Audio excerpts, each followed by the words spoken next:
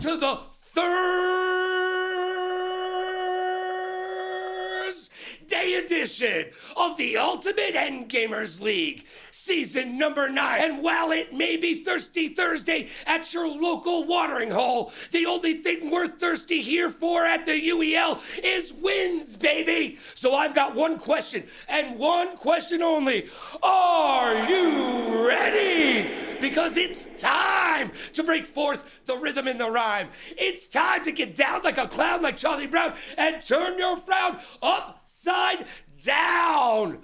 It's time for the UEL to shine. So let's get down to that UEL beatdown. Hey, log in games, we lit the squadron. Here we go. BNB shot! BNB scores the goal!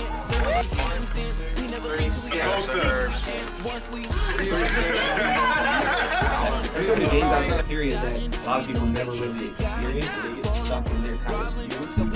But Ultimate Endgame is the person that is defined as a person that pushes past just beating the game and instead completes the game. As you guys know. Did you miss it? All right. So they went ahead and did a timeout. I got lockdown on my team, man. What do you want me to do, bro? I need help. Mike needed Scotty. Carolina Reapers go back to back on the strength of Jekyll. Traded, journeyman, disrespect. Ourselves as like pros. I'd probably say 10K. Yo, boys, no rush. Ultimate Endgamers League, so tough. Go capture that trophy. You can't win enough. It's the UEL, UEL, UEL, UEL, UEL, UEL, UEL, UEL, UEL, UEL, UEL. This is the Ultimate Endgamers League. VA the Grand Rapids and out overseas. You don't got a clue, come and get up to speed. Hey, what's going on? I'm Ryan. This is the UEL, and we got the Blaze with us today and the bots. It's going to be a crazy game today. I'm super excited to see what happens here. There's a lot of doubt about what Blaze can do. The bots are definitely a formidable contender. I'm interested to see what they can provide. What do you think's going to happen, Garto? Hey, look, all I'm going to say is that the bots, they do have a really strong team, but for the past couple of games, they haven't been having a good show out, personally, in my opinion. We got 4 rookies on our team that are still working on their way to become some of the greats in the league. And personally, I think the dedication and the hard work we've been putting in, I think we should take this one. Okay. So what's your response to that, Mordecai? I think it's going to be a great game. Like, I haven't played it's been a season, but I always enjoy playing with Garrett. Garth is back. I think it's going to be a good game. Okay. I don't think it's going to. Okay. Time will tell. Now what do you feel like gives you guys the advantage then? Like I think we're just more seasoned. Okay. Like no matter how good a rookie is, like okay, I'll speak up. But like I think with the rookies, it's like your first game in here. It's so jank. It's so jank. I don't care how good you are. You're gonna set up. Hopefully, it doesn't happen today. Yeah. The chance of that happening is more. Yeah, there's definitely a learning curve when it comes to the rookies, especially the first game on stage. It's a different pressure. I think it's something that a lot of people have to get used to, as well as learning how to get ready for all these games and then play one after another. They're really not, I think, used to that in their general settings. So let's see what we got with these rookies. Back to y'all. Welcome, everybody, to Week 5 of Season 9 of the UEL. We have an action-packed game for you today between the bots and the Blaze, B versus B. I am Speedy, joined here today by Strix. And, man, we've been hyping this one up. I know you and I have discussed this game lately, and there is a chance for both teams to really start to push their way ahead of the other in this one. Yes, I think it's really important when we see games like this because it shows why the UL is so different. We do play 33 games across 5 categories. And in the cases of each one of these teams, they have their own strong categories, but they have the ability to challenge in every single one. Yeah, the Blaze are going to be real tough today, probably tougher than we've ever seen them. We know that they've been figuring things out behind the scenes, starting to get their roster together and understand what they're really good at. The bots, on the other hand, a solid lineup that are making a few changes that might really work in their favor. Already a tough team, and now maybe these swaps can either make or break them. I think we're finally in week 5 seeing teams start to experiment. And you mentioned that on the bot size, we don't see Big Red. But before we go any further with that, let's go ahead and get into RPS powered by SurfThing.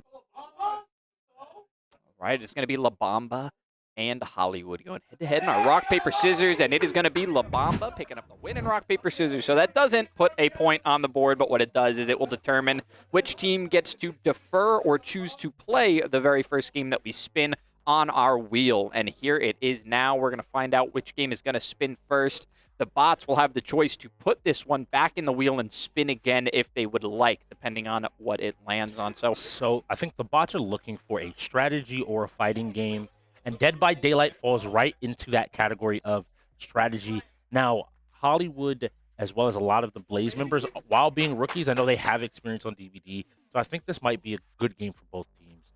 The other thing that winning RPS does is if you choose to play it, you get control of this initial wheel spin. So you get the choice to pick whether or not you want to be the killer or be the survivors in this game. Yeah, curious to see what the bots are going to pick. They are a strategy-based team, as you mentioned before, so they've definitely got an idea already of what they want to do, and with their full roster available as well, they have their pick of the litter, so it's going to be their ideal setup for this one. It's a nice way for them to start off. Yeah, I think that you always, I don't know, it's like breaking the ice in any conversation or any situation. You want to get off on your best foot, and so getting one of your games in your category will always end up working out. So we mentioned 33 games, 5 categories. Now you see these 7 players on each side down below on the screen. They'll pick who goes in. So if they pick the killer, they pick 1 person to go in. If they pick survivor, they pick 4. And that's the other interesting thing. It will disconnect these lineups. Normally, everything is even. People are kind of matching player for player. You can say, oh, my best sports player can go against their best sports player. But once Dead by Daylight rolls, you now have to really start weighing out and thinking about possible outcomes and where you can move. And so I think that will give the advantage to the more veteran team in the bots. Yeah, we'll have to walk some of the viewers through it as well, because it's not going to be a singular thought process through the entire thing. It's going to be back and forth between both teams. They're not going to be on the same page. It does look like bots are going to elect to play the killer, as we can see. Yes, and they're sending in Ragin Cajun. This is one of their new additions from the season, but has been able to come out. I've heard talk with them. They're really confident and really appreciate his skills in the game. And him going on killer is something different. We normally see him, especially on Survivor gameplay, so I'm happy to see that he gets the chance to show out. On the other side, it looks like the Blaze are sending in their entirety of their top 3. And one thing I do want to note is that Napkin, one of their rookies, now breaking into that tier 3 spot, along with Weeping Jade, now moving up from the 7 to the 5. Yeah, we've seen that the Blaze, everybody besides Hollywood on that team has a very consistent scoreline. He's been doing his best to push this team as far as they can go, but oftentimes he's less pushing and more pulling. He's kind of working from the top of the tug-of-war rope, trying to pull his team back into success and keep them out of the pit. Unfortunately, for one of those games, that did not work. It was the start of their season, so there were things to get used to. Their second game was a close one, but they did come out with a win, and that's a start. That's where you're going to begin. Now we have to see if these roster changes are going to bring them a win against such a top team like the bots, or honestly, if they're even able to compete closely. There's been a lot of talk about the Blaze being a playoff contender, and this would be a great moment for them to step into that conversation, taking the 2-1, making the bots 2-2. In that playoff run, it's top 3 in each one of the conference. And since both share, every one of these games is going to matter. We hear 1 minute called from the floor. If you're wondering, every team is given 4 minutes. If it's the initial game or if you're going from PC to console, 2 minutes to get set up and get into game. This challenges people to not only know the rules, but to be able to get in the game and implement their strategies as quickly as possible. Right, and clearly the bots have a strategy. They have set themselves up for success. It is interesting to see how deep this roster is. We know that there are several talented strategy game players on that team, and they went all the way down to their tier 6 for this one, finding him to be the best player to play killer on this Dead by Daylight. So I think it shows the confidence that they have in their roster depth. It's really interesting that I don't have had a conversation on air about how people value different tiers. And I think some of those niche game players are going to find themselves in that 5 to 7 range where you're really good, but maybe not at the entirety of the wheel. But situations like this let you show out. And everybody at home seems to have the same confidence we do. And the bots having 100% of the predictions going their way. I wouldn't count the Blaze out just yet. I think they have something to say this game. Yeah, I think with Hollywood and Garto both being very experienced players, they're going to be able to kind of tag team this game as the survivors, and they probably have a strategy that they've already set in the past, but they've also no doubt been working on it. Then Napkin, their new tier 3 coming up from that that bottom 4, new tier 3, the first rookie, maybe the first rookie we've had, the highest placing rookie we've had in the tiers so far. I believe so. Wouldn't surprise me because the Blaze does have the largest composition of rookies on their roster. You see Napkin there, and then as well as Jade, 6 and 7 tier. They are all rookies, so it doesn't surprise me at all. But yeah, Napkin in that number 3 spot, we're going to have to see how he lives up because there are a lot of expectations that come with those top 3 spots. And we get our next wheel spin, so if you at home are wondering what's coming up next, it'll be Overwatch 2. Now, one thing this is surprising, wasn't who I was expecting Cajun to play. Raging Cajun normally plays a different killer. Again, I'm not going to give all of his tools out here on the screen. But he's playing Vecna. This is a character with a lot of different abilities, kind of a jack of all trades. He doesn't isn't singularly as strong as some of the other killers, but is able to find the information he needs, deal damage from afar, move quickly around the map. All of these different abilities are kind of pieces of his kit, and so he's a little bit more complex to play, and you kind of need to know the right tool for the right time. And as you can see on the timer there at the top, this will be a 4-hour match between the bots and the Blaze, playing 33 possible games across 5 different categories. We will have to see what we come out with at the end of this game, but we've got you for 4 hours, so be sure to stick through. There's going to be a lot of games played and a lot to enjoy. So this ability that he just used, his flight ability, it allows him to traverse the map really quickly, and now switching over to his Dispel Orb. This is going to check, and any of the survivors, any of the Blaze that he finds, he'll be able to know he'll get a heartbeat on his screen. We're seeing all of his abilities in quick succession. That is, the skeleton ability is a way to deal damage. These skeletons, if you come in contact with them, will deal damage to you. But he's gotten in the chase now and is able to get his first hit, and it seems to be onto Napkin, which is already a good start getting some damage out. Is putting some pressure onto the Blaze. Yeah, the Blaze don't want to take too much pressure too quickly, but when you have these killers that can move around the map so quickly, oftentimes we see them come out with a very aggressive playstyle, something that Hollywood himself is actually a fan of in many games, so we'll just have to see how it goes here for Ragin himself, and he does already have it down, so he's going to be bringing this player to the hook. Now, if a player gets hooked 3 times in a match, that will be an automatic kill. However, their teammates can pull them down during those first 2 hooks, so we'll see if they're able to pick up on that player. They were actually very close to the hook that Ragin opted for, so now he's going to be able to get damage down on one of these other players as well. He's going to keep chasing him down.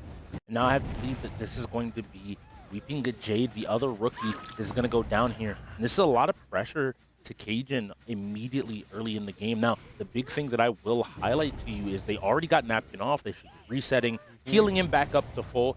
After it takes 2 hits for you to go down and ultimately be put onto a hook. So taking this time and realizing somebody took some damage, how can we recover really quickly is going to be important. They have to get 5 generators, though, to get out of this game. Not having one done yet, and he's unable to find a hook in time, which means Weeping Jade's able to jump off of his shoulder and run away, isn't able to find another tick of damage, and now has to find out where exactly he went, chasing these scratch marks you see on your screen on the bottom floors of the game. Yeah, we can see him moving around this map pretty efficiently. He's already got himself locked back onto this player, so going to be able to get that down already, this time hoping to be able to find the hook on Jade here.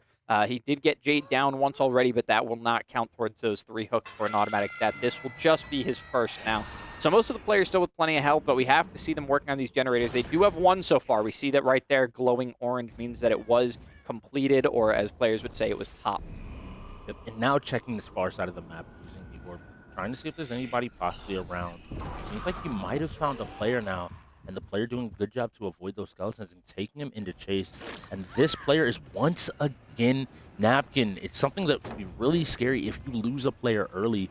It's kind of the simple answer. If you're not able to pull his attention as many ways, you go from 4 to 3. So I would expect one of his teammates, if he gets hooked here, to have to start showing up to pick up chase. And that is the 4th ability, is an anti-chase ability. So normally you can throw those pallets, we've seen it all game, to protect yourself, buy yourself a little bit of space. But by using Mage Hand, he's able to hold that pallet up or pick it up and to keep pursuing as fast as possible. Takes a little bit of foresight, but a good job by Cajun, showing that he's really put some time onto it. Yeah, and as he gets that player down as well and hooked, he's making a little bit of progress on his side, but more progress comes out from the Blaze as they pop the second generator. So 3 remaining, almost past this halfway point. It does become a little bit more tricky when more generators have been popped because the killer knows which one he has to keep an eye on at that point. He gets damage down on one of these players here. It looks like it's Hollywood, but he's not able to keep the chase going. The pallet comes down. It looks like he's not too sure where he's going. Tries to use that anti-chase ability, but that pallet's already down, so already going to be a blockage. He doesn't seem to know where Hollywood has gone. This may be him again, though we are back on the chase, and he's closing in. He gets that damage, and it will be a down. That will be Hollywood going down. And this is kind of what I expected. After the first 2 rookies were the first 2 in chase, you have to have some of your experienced players start taking chase. They know these maps. They know the safe places to loop, to run the killer, so they can hold them as long as possible and create as much space. Now, it does look like in his perks, you have the ability to bring some extra perks.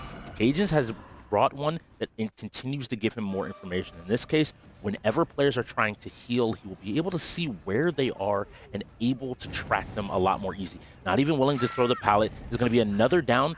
This one is on Weeping Jade. This will be Jade's second hook as well. And so now we have 2 people that can't be hooked again for the rest of the game. Yeah, that is unfortunate for them, but it seems like every time Ragin makes a bit of progress here, the Blaze managed to make progress as well. They are past the halfway point, 60% of these generators done. They only need 2 more, but Ragin will know what to keep an eye on. There are far less generators now to be looking for, and he already has chase on one of these players, so he's going to make contact. And this should be Napkin's third hook. If he ends up making it to a hook, Napkin will be out of the game, I believe. Here's the hook right here. You see him get put on there. You hear the results of that third hook quicker than anything else. And so now Cajun is moving around to these red highlighted generators, trying to check and find out whoever might be here. And this is Garto, who we haven't seen all game, doing a good job of sneaking around, getting as much progress as possible, avoids these by, it looks like, jumping out of the window, and now has made a ton of space for Cajun to have to catch. Cajun's now using some information, trying to use this Dispel Orb to find out exactly where he went, following the scratch marks as well.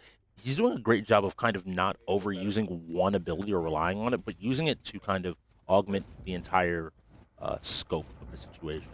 Yeah, and it looks like Weeping Jade has gotten himself up to full health, so we've seen him take a lot of damage. He is on his last, what you would call, life here.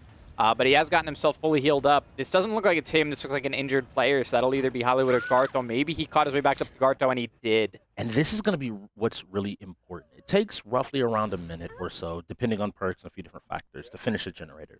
So you're trying to essentially keep the killer in chase for a total of 5 minutes to win the entire game. Then you open up the door and run out and leave.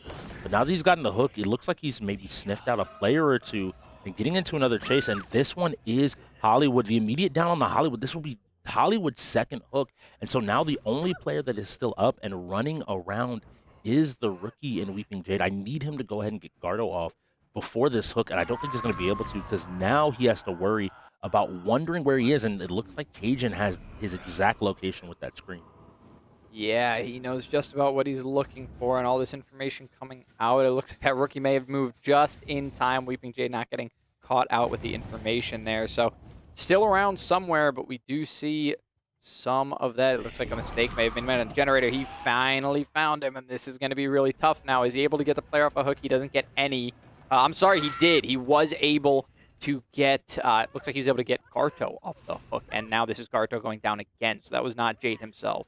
So what's important about each one of these states, you mentioned specifically 3 hooks. Each one of the hook states lasts about, I believe it is, a minute.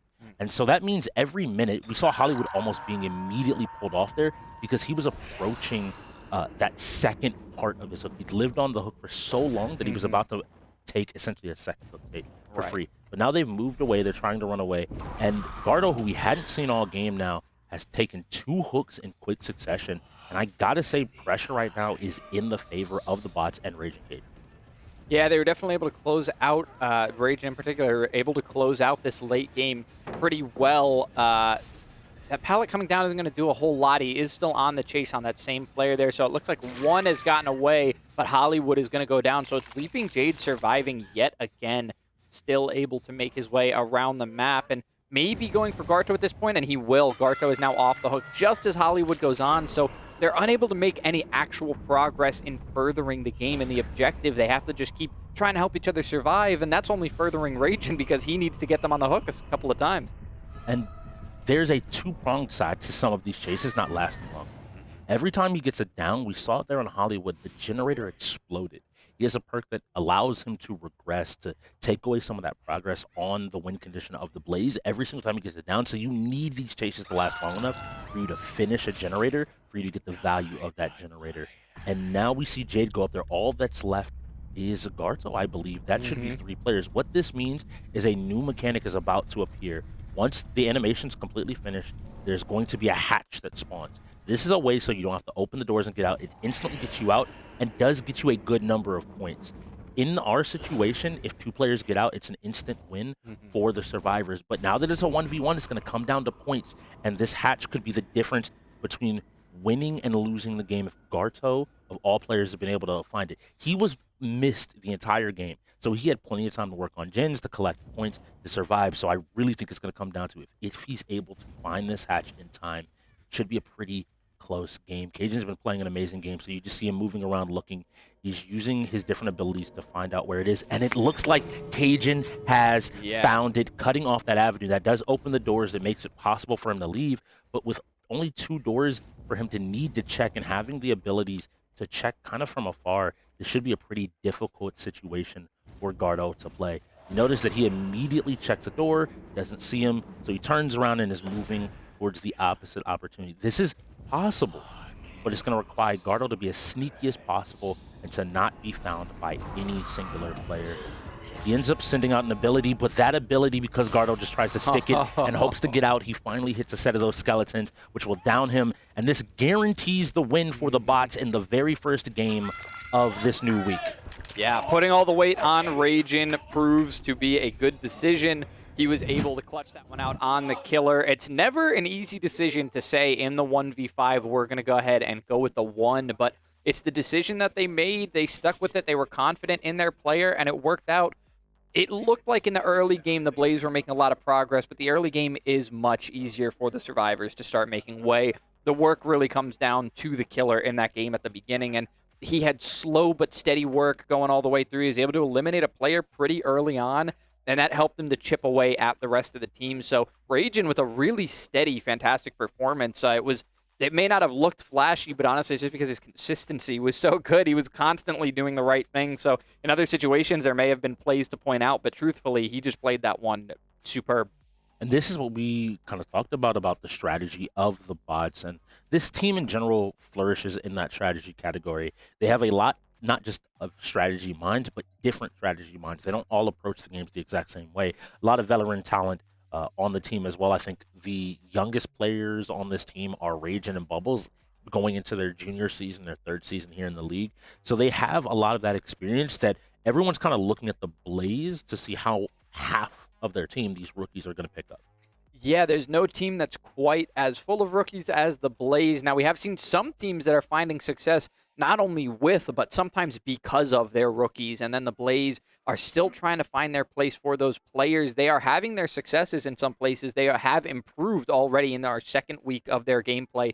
But now in week 5, their 3rd game now in the season, we need to see them starting to steady out if we want to see them later on in playoffs. This has to be a game that they're able to take a win to show that the top teams, the top 3s in each division are not, in each conference, are not going to be able to take wins over them guaranteed, because they need to pull a couple of those if they want to have a higher placement in this season.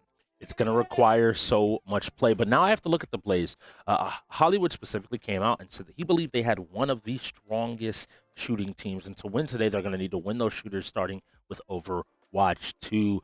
And Hollywood should be acquainted at least with one of the bots play, that being Dictator Chicken, his teammate from last season, and for multiple seasons back on the Reapers, him, Garto, and Dictator Chicken, Garto, and Hollywood all having played together for a good bit of time. But now we're looking at a situation where I need Milk, who's still returning to the league, still kind of getting back up to speed and getting comfortable in his space, along with Rejane and Mari to step in with, I'm going to guess, Hollywood and Gardo to find a win. Yeah, I think it is worth pointing out the fact that not only are there 4 rookies on the team, but there's also a player who's a bit out of practice. He's taken a step back from the league for a little while, and he's only just now returning. So getting caught up with a lot of these games, not just the ones that we've added in this season, we're going to have to see how he's able to perform because he wasn't up to snuff with the rest of the veterans in his first and second game. Now, Hollywood says that this is a very strong shooting team, but Hollywood is the only player on his entire team that's positive in the shooting category this season. Besides that, it is only sports games that the rest of the team is positive in. And I would say that right now that's their specialty is sports. And it's not a bad specialty to have. There's not a lot of teams that really are specializing in that category. So it's a good place to start at. And I think it's the reason that the Blaze still have a shot here in this season, honestly, is because they've started in a place where they can take probably the weakest category. It's either between sports and racers across the league and utilize that to have a guaranteed category of their choice, just like a lot of other teams do. Their problem so far has been rounding out the other categories. They still have to get their feet wet in all of these other games. So they've started in the right place, but we have to see if they can play catch up in time in every other category. I agree with you. You have to do it here in the bots.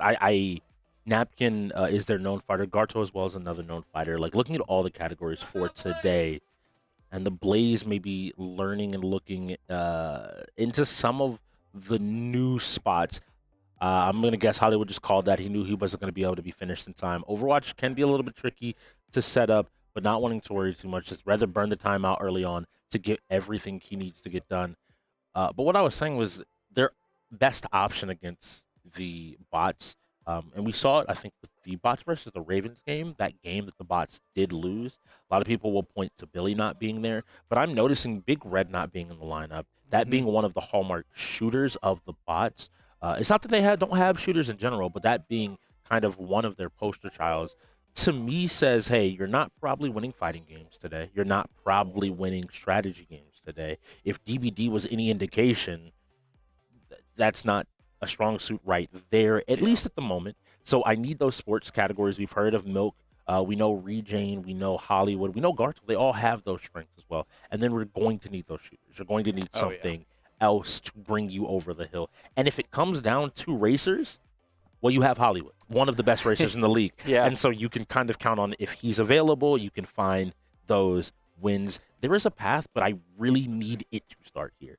I agree that I don't think that it's easy, and someone has to help Hollywood at this point. And I think, regardless of how maybe you and I know we spoke about it, but I think we have to start looking at that tier 2 in Gardo, and maybe now to the rookie Napkin, seeing as they promoted him as those becoming the backbone of this Blaze team. Yeah, I mean, I'll be honest with you, it's it's really easy for us to change the direction of who we're looking at from Milk to Napkin because there's not a whole lot for us to analyze on the side of the Blaze just yet. We've been finding a lot of weakness the further you get down their roster.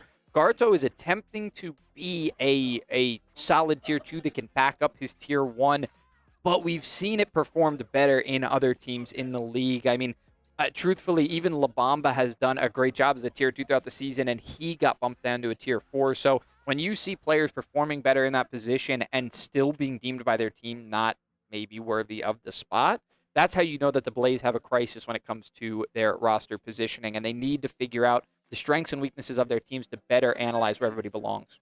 Well, if you're looking to analyze the strengths and weaknesses, the first thing I would check out is the PC and the hardware that these gamers are playing on. And so if you are at home looking for a strong PC yourself, one of the best PCs, in fact, I would recommend checking out our official PC sponsor, SurfThing PCs. They keep us powered, jumping between all 5 different genres we play, all 33 games, no problems, lickety-split, we load up, we jump in. They are the end-game approved hardware. Please go ahead and drop over to surfthing.com to go ahead and grab yourself one today. Couldn't have said it better myself. And now we're going to use all of them at once and jump into this Overwatch game here, our 5v5. We are loading all of them up, getting ourselves into this game, and we're going to see another timeout used by the Blaze. There is something about this Overwatch that isn't clicking for them. They don't have their setup ready, and this is something that comes with having so many rookies on your roster. There are 5 PCs to set up, and only 3 veterans on the team. I'm going to go out on a limb, having been a rookie not too long ago and looking at it. It has to be logging into your BattleNet, making sure everything's good, especially because I know a lot of the Blaze players are console players, not PC players. If you're just used to maybe turning on Xbox, PlayStation, getting into the game, and you're not necessarily used to logging in, maybe that takes you a little bit of time. Do you know your key bindings? Do you know how everything is set up? You want to make sure that everything is right. And now that you've burned 2 timeouts, you want to make sure that this is a win. Yeah. This is going to be important. And it looks like we're seeing the top 5 now going in for the bots, anchoring Bubbles, their racer sports player, in that 7th position. Just somebody that's going to have to match up well today. And if he's able to take some of those games, it'll be really important for him. I think we might be getting in here shortly into game, though. Now, I think that the name of the game here in the UEL has been GOATs more than anything, not just Billy the GOAT over on the side of the bots, but in Overwatch specifically. Yeah. GOATs is a strategy. For people at home, that is 3 tanks, 2 healers. We play open queue here. What do you hope to see maybe from either one of these teams in terms of, I always ask you about compositions, but in terms of moving to counter GOATs, what do you hope to see? So there is a style of GOATs being played right now. Honestly, it's not solid. It's not set in stone. It's not always exactly what it should be. Now, there has been a lot of tank mix-up in the league, but I have to say, this might just be my old man Overwatch brain speaking, but the classic GOATs composition, I think, works now better than ever. With, obviously, you can't have 3 supports, but being able to have Reinhardt, Zarya, and D.Va as your tanks. The D.Va with the defense matrix, Zarya with the bubbles, and Reinhardt with the shield would offer a defense that is almost unbreakable in modern Overwatch. So, and we're looking at the bots players, which is really interesting to me for a major reason.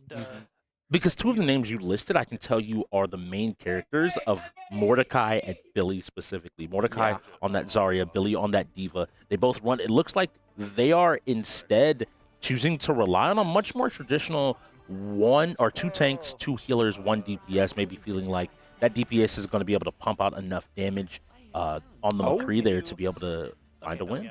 Okay, and I believe we just got a swap to a very... I'm not sure if this is going to stay, but this would be a very ranked ladder style, professional Overwatch style composition here. I don't know about maybe the picks in particular, but they are going with double DPS, double support, and 1 tank, so they are not going to stick on it. They might have just been doing a little bit of scouting with the Widowmaker, and now they're swapping it up. So we're going to see this Sigma Junker Queen, which is really interesting, playing Sigma as, I think it's going to be somewhat of a main tank position, and then having this Junker Queen as a bit of an off tank to put out damage. And you can see her already speed boosting them toward the point, giving them a little bit of overhealing. You can see there's a D.Va up there on the high ground, and they're going to be running themselves into a Sigma as well. So a lot of ways to cancel out these hit scans that the Blaze have opted to go with. Sorry, that the bots have opted to go with. Now the Blaze D.Va here being collapsed on this Junker Queen, Mordecai boosting them in. And now they're on this Sigma who's very low, but you can see him using that ability there that will grant him a little bit of shield. He will be healed by his supports, and now it is the bots that have to turn around and get out because plenty of damage coming out on this Junker Queen with few ways to defend herself. All she has is that shout to get herself some healing. And the supports on the bots really coming in clutch, getting the healing out super quickly on all the targets they need to. Unfortunately, Mordecai unable to land his shots on these squishier DPS. He could have gotten some of these kills, but it'll only be 1 lost for the Blaze so far. They're still on the back, and honestly, they can drop down and run in on the bots here. We're going to see the soldier up front. Maybe not a great position for him, but a lot of these shots going to get eaten up. That D.Va very, very low. A lot of bleed damage going to go out as well. You saw the Sigma push up Hollywood. They're going to be going down, and then we're also going to see Zolo on that soldier go down too. It's just going to be this Sojourn here. And even if they're missing their shots, I have to just once again compliment the strategy there of the bots, whereas the entire Blaze kind of opted to go into Mordecai, were unable to pick up that kill. It gave them the time to push this payload all the way around the corner and get to this first checkpoint relatively unfazed. Yeah, I have a lot of questions when it comes to the composition of the Blaze right now. It seems they're running a double DPS, double tank, and single support composition. I don't know if that's going to work out for this team. I'm not sure what they think they're going to be able to get the healing out of. It seems like it's a Moira for AoE healing right now, but they do have a lot of ways to mitigate damage. No, and we do see the Juno ult coming out as well, so it is double support. I believe one of those switches was just for the speed to try to contest the objective. I don't believe it's staying. So we do have the Juno and the Moira, and now we'll see this D.Va here in the back line getting the kill onto that McCree, onto that Cassidy, excuse me, and then the D.Va bomb going in. Not going to find any kills, surprisingly, despite the setup being there. So all of the bots able to get out of the way very quickly, and the bots will actually capture the objective with this D.Va stuck in the back line.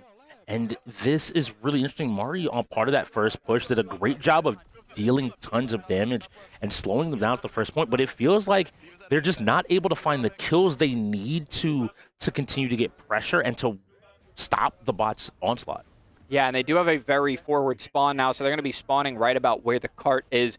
Any fight that's going back and forth will end up eventually going the way of the bots. It's just the advantage that they have with being so close to the objective. Now we see Hollywood here respawning, coming in on this Moira. So it's Hollywood playing a little bit of the healer for his team right now, and he's going to be able to get some damage out, but he's in the back line, unable to support his team. They've noticed him now. Yeah, very quickly able to notice him. He does have his fade, but he's not able to get out, gets stuck on terrain, tries to ult with the coalescence, and wastes it. So unfortunately not going to have that. If his team can win the fight here, it is the fastest charging ultimate in the game, so hopefully he can get it back. But speaking of ultimates, we're going to see right now the bots going insane. And Ceviche here on the mortar, on the Cassidy here. Thank you. Trying to find his name. Yeah. I have a few questions because it's not necessarily what you would think in a heavy tank meta what to see, but it ends up working out, putting in a lot of work. Ceviche is playing, I believe, his second game now coming back into the league, but the Blaze do get the opportunity to play on offense as well. Yeah, and one of the reasons that Cassidy was able to work out, I am surprised that it was able to work into a Sigma and D.Va composition, because there are a lot of ways to mitigate hit scan damage there with the Void that you see Sigma using to take in bullets and turn it into shields. And then we also see the D.Va with the Defense Matrix, which is able to eat up any kind of projectile coming her way in that large area. So very surprised that Cassidy was able to work, but with Overwatch doing so much work, with Activision Blizzard doing so much work in Overwatch to cut down on CC in this game, we're finding that the Cassidy having the ability to slow and do a little bit of a stun is actually more significant than we thought it would be. Just that small ability is cutting down the movement of supports and DPS and allowing them to be killed a lot quicker.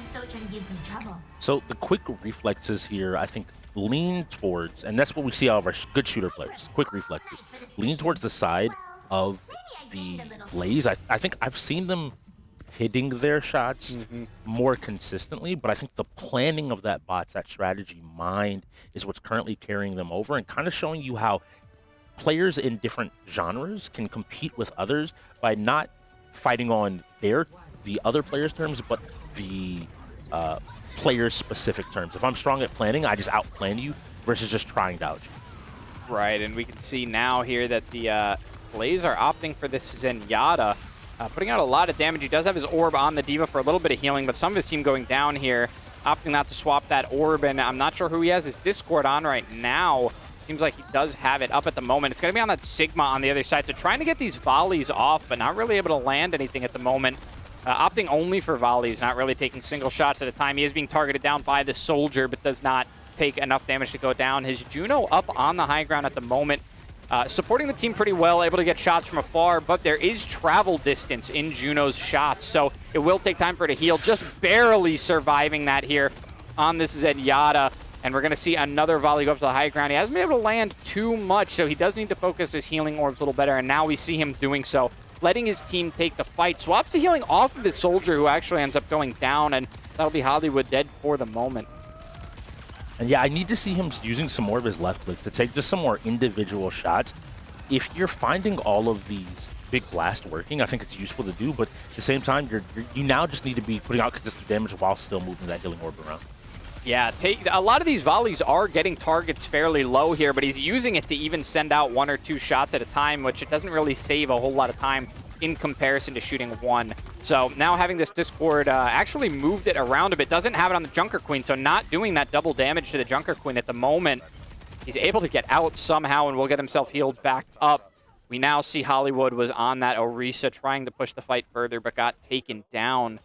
At the moment, this Soldier here, Ceviche, on the high ground on this Soldier, you can see he's got a large crosshair, unmoving. He has edited it to make sure that he's landing his shots directly in the center. He knows what settings he wants in this first-person shooter, and he's landing a lot of these shots from afar. Juno putting out a little bit of damage on him, but he's got self-healing, and he's going to use it right there. The Sigma with the ult going to combo here with Ceviche's, but he goes down, and that was a great Juno ult as well, able to heal everything within that Sigma ult. So now we see this on to the last chance Dictator Chicken, but the Blaze are finally going to get a solid hold and push this cart further on the first point. I have to just note the difference in the first two corners, though. We saw the bots almost walk through that first corner to this first point, whereas every step of the way the Blaze had to fight. I'm happy to see them take that space, but now Orisa's burned both of her defensive abilities that normally keep her super safe. Yeah, she does still have a few more seconds, but they come back up. She's going to be anti-healed right now, as is most of the team, so that damage is not going to be healable. And that Junker Queen Mordecai goes on a tear through the entire team. Good shot for play of the game there. Looks like he may have been nano-boosted as well. Does he have the on? He does, so I believe he was nano-boosted through that. So the ult, the bleed damage, everyone was anti-healed on contact with that ult, so the supports on the side of the Blaze were unable to cover for their team. All the damage that came out was unhealable at the moment. You could see how much damage it did. A lot of Junker Queen's attacks do bleed damage as well, so even after she's done hitting them, it will still do damage over time, and that'll be a kill on the Bastion, a quick down there. Now gonna have to kill Hollywood, who just ulted their Soldier 76 and killed him, but he does end up going down. It's 2 for 2 at the moment. Control on the cart. The cart's really not far from finishing. We see this Juno playing around the objective at the moment, actually putting down enough on Junker Queen to make her hide behind the cart at the moment. So Mordecai trying to get himself situated. Juno just flying around the objective. Really, really difficult to hit with the way a lot of these players are aiming. Sigma is not easy to hit moving targets with. And Axe will not connect, almost unable to get the kill, but Billy will finish it off. And now we're going to see that Ana going down, so less healing for the side of the bots here. They're putting down damage, but that Bastion is doing a ton. The Wrecking Ball is contesting the objective. This Soldier 76, Hollywood here. Maybe not Hollywood anymore if he's still on that Orisa. Either way, the Blaze will take the first objective. Now with 2 minutes, 20 seconds left on the clock, they have 2 more they have to get through, and I need to see them consistently pushing. We see the Wrecking Ball rolling forward to continue to put pressure and maybe buy his team some more space. And he did get put to sleep there, so good work from that Ana, getting the sleep dart to connect. And now we see Milk Zolo on this Soldier 76. He does shoot into that Sigma's Void, so going to be actually healing him up a little bit, giving him a little bit of overhealing and shields. But Milk Zolo does his ult. He's going to pop it immediately as soon as it comes out, connecting with some of these targets, but gets a shield right in his face. He's going to try to go around, but he's going to find that there's nothing over there. Takes the speed boost from his Juno, trying to connect more shots, and the damage is there. The Moira on the side of the bots will go down. More damage is coming out, but the Wrecking Ball is going to die. We're seeing deaths now going the way of the Blaze. Yeah, very good ult from Zenyatta to heal up his team, but they have to put out this damage. Sigma was able to put up his shield and just cover his team through that ultimate, so they couldn't be comfortable. And now, with very little health left, Milk Zolo is going to end up going down with the rest of his team. They're going to get sent back to spawn. It was really good. And once again, clutch anti-healing there, I think, is the name of the game. We even see Milk slam down his heal on Soldier, hoping to heal himself, but the enemy team knows to just step around the corner and drop everybody that's already low because they can't get any healthier. Yeah, and it didn't even cost him a Junker Queen ult this time. It's that Ana's Bio Nade. When it connects with a teammate, it heals, and when it connects with an enemy, it anti-heals, so they are unable to receive healing. Now Bastion ult going to come out. Most of the team able to get away from it, so the damage will be healed up. But they're able to push forward. This Zarya now going to be able to do damage through Sigma's Void, so even when he puts it up like he is right now, he can collect health, but he'll take damage from the other side. Now it's the Moira Coalescence going down on the entire team. 3 ults at a time. Billy... Oh my goodness. Billy and Mordecai covering that entire team, and then we also see a Soldier 76 ult coming through to help wipe that up, but that's 3 ults spent. There is still going to be another fight here. We'll have to see if the Blaze can answer back with ultimates of their own. And I think this is another welcome to the UEL moment for the rookies. It's one of those big things I think everybody has to play the bots at least once. When you play the team, you kind of get this different feeling because all of them are veterans, because they know how the UEL works. And a nice rock there to stop Reinhardt. They are able to almost feel overwhelming. Like, how are they this good at everything? Very coordinated, a lot of strategy minds on their team. This time is going to tick down, and they do get the first kill. Mordecai able to pick one up. Now this Reinhardt very low as well, so they're going to have the tanks down. It's only these supports in the back that are going to be left alive, and they're going to be unable to contest. So it will be the bots taking another win. That's 2 in a row, this time in the shooting category that Blaze claim to be good at. Maybe that wasn't their game. I'm a little bit nervous to say and to worry. Milk Zolo picking up play of the game, though, was able to help out his team here. Looks like he had a big ultimate. It looks like this is when they were pursuing them down following the payload, it looks like, or how they got that first payload push, actually, to get down onto the point. So a good play, but not enough to find the win there as we move towards FC.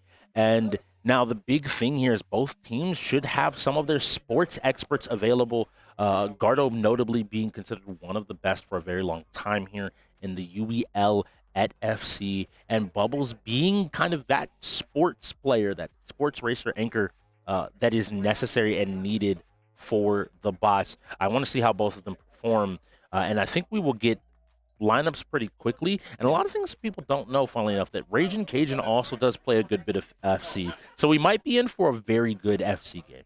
Okay, definitely an opportunity for it, but the bots will have their pick of the litter because of that first game that we saw, that uneven, asymmetrical game, 1v4 Dead by Daylight.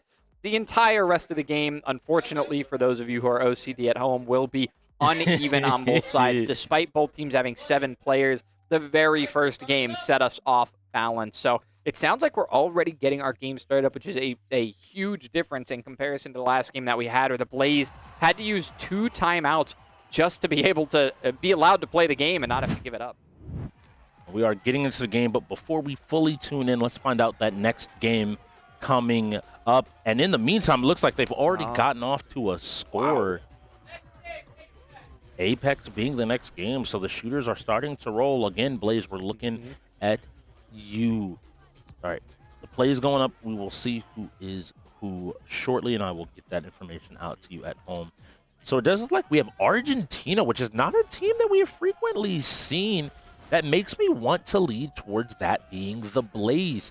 If somebody really plays this game and really understands, they have like these different nuances and things that they know that they like about a team. So you might see them play something a little bit different. The standard in the UEL, though, is France. Usually Mbappe being the best player. A lot of teams kind of default to whatever team he's available for and on. They're able to get a little bit of pressure, but ends up losing the ball, but they manage to maintain after it goes out. But a quick challenge here from Argentina leads to another score. So yeah, it looks like we do see let me see. So on the side of the bots, we're going to have, that is going to be the Argentina team, actually. So the bots' frustration on their side for a moment there was clear, but now they are starting to come back in this one. So it is going to be 2-3. The bots seeming situated now, a little bit comfortable now that we know who they are, which side they're on. So it will be Messi there scoring, which is the clear reason for Argentina being chosen. They wanted a very, very frontman offensive piece on their team, but they're going to have to play mostly on the offense if they want that to work out, because the most well-rounded teams are the likes of France and PSG. They both have Mbappe in the front on their offense, but they also have good players for defending that goal. When looking at these two teams, by the way, I think this game is the perfect example here of their strengths and weaknesses. We have their 2 and 4 going in for the Blaze, where it's the 6 and 7 for the bots going in here. And currently, it looks as though, you know, that strength in sports is coming through with a 1-point lead, although that could easily melt away with one more score, especially with the offense that it seems that Raging Cajun as well as the Bubbles have found. A lot of passes, working the ball around, trying to find the open man, and an opportunity is stopped, leading to an open goal. Nobody back to defend means that they're going to go back up by 2 on the side of the Blaze. Yeah, and that was Garto making the pass to Napkin there to score that one. Now, for the moment, we're going to see it in control of Ragin, who sends it over to Bubbles with a very nice header into the corner, and they're going to answer with another goal of their own, but they are still down by 1. Notably, we are playing with walls off, which is why we see these players taking a lot more calm shots, because they know that they can slow down the pace of the game if they don't, if they take too many wild shots. So Garto in control here for a moment. Maybe going to try to cross it over to Napkin for a play here. He does, but it is blocked by the goalkeeper there on the side of the bots. Now in control of the bubbles, is going to make his way up and tries to put it into a corner but goes a little bit wide of the net.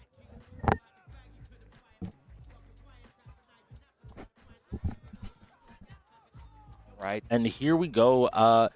So far, this game is relatively close. We usually see these games get away from one team or another pretty quickly, but it looks like both these teams came ready to play FC and to put some pressure on between the two. And now moving up the field, it looks like we send the shot over. Whew.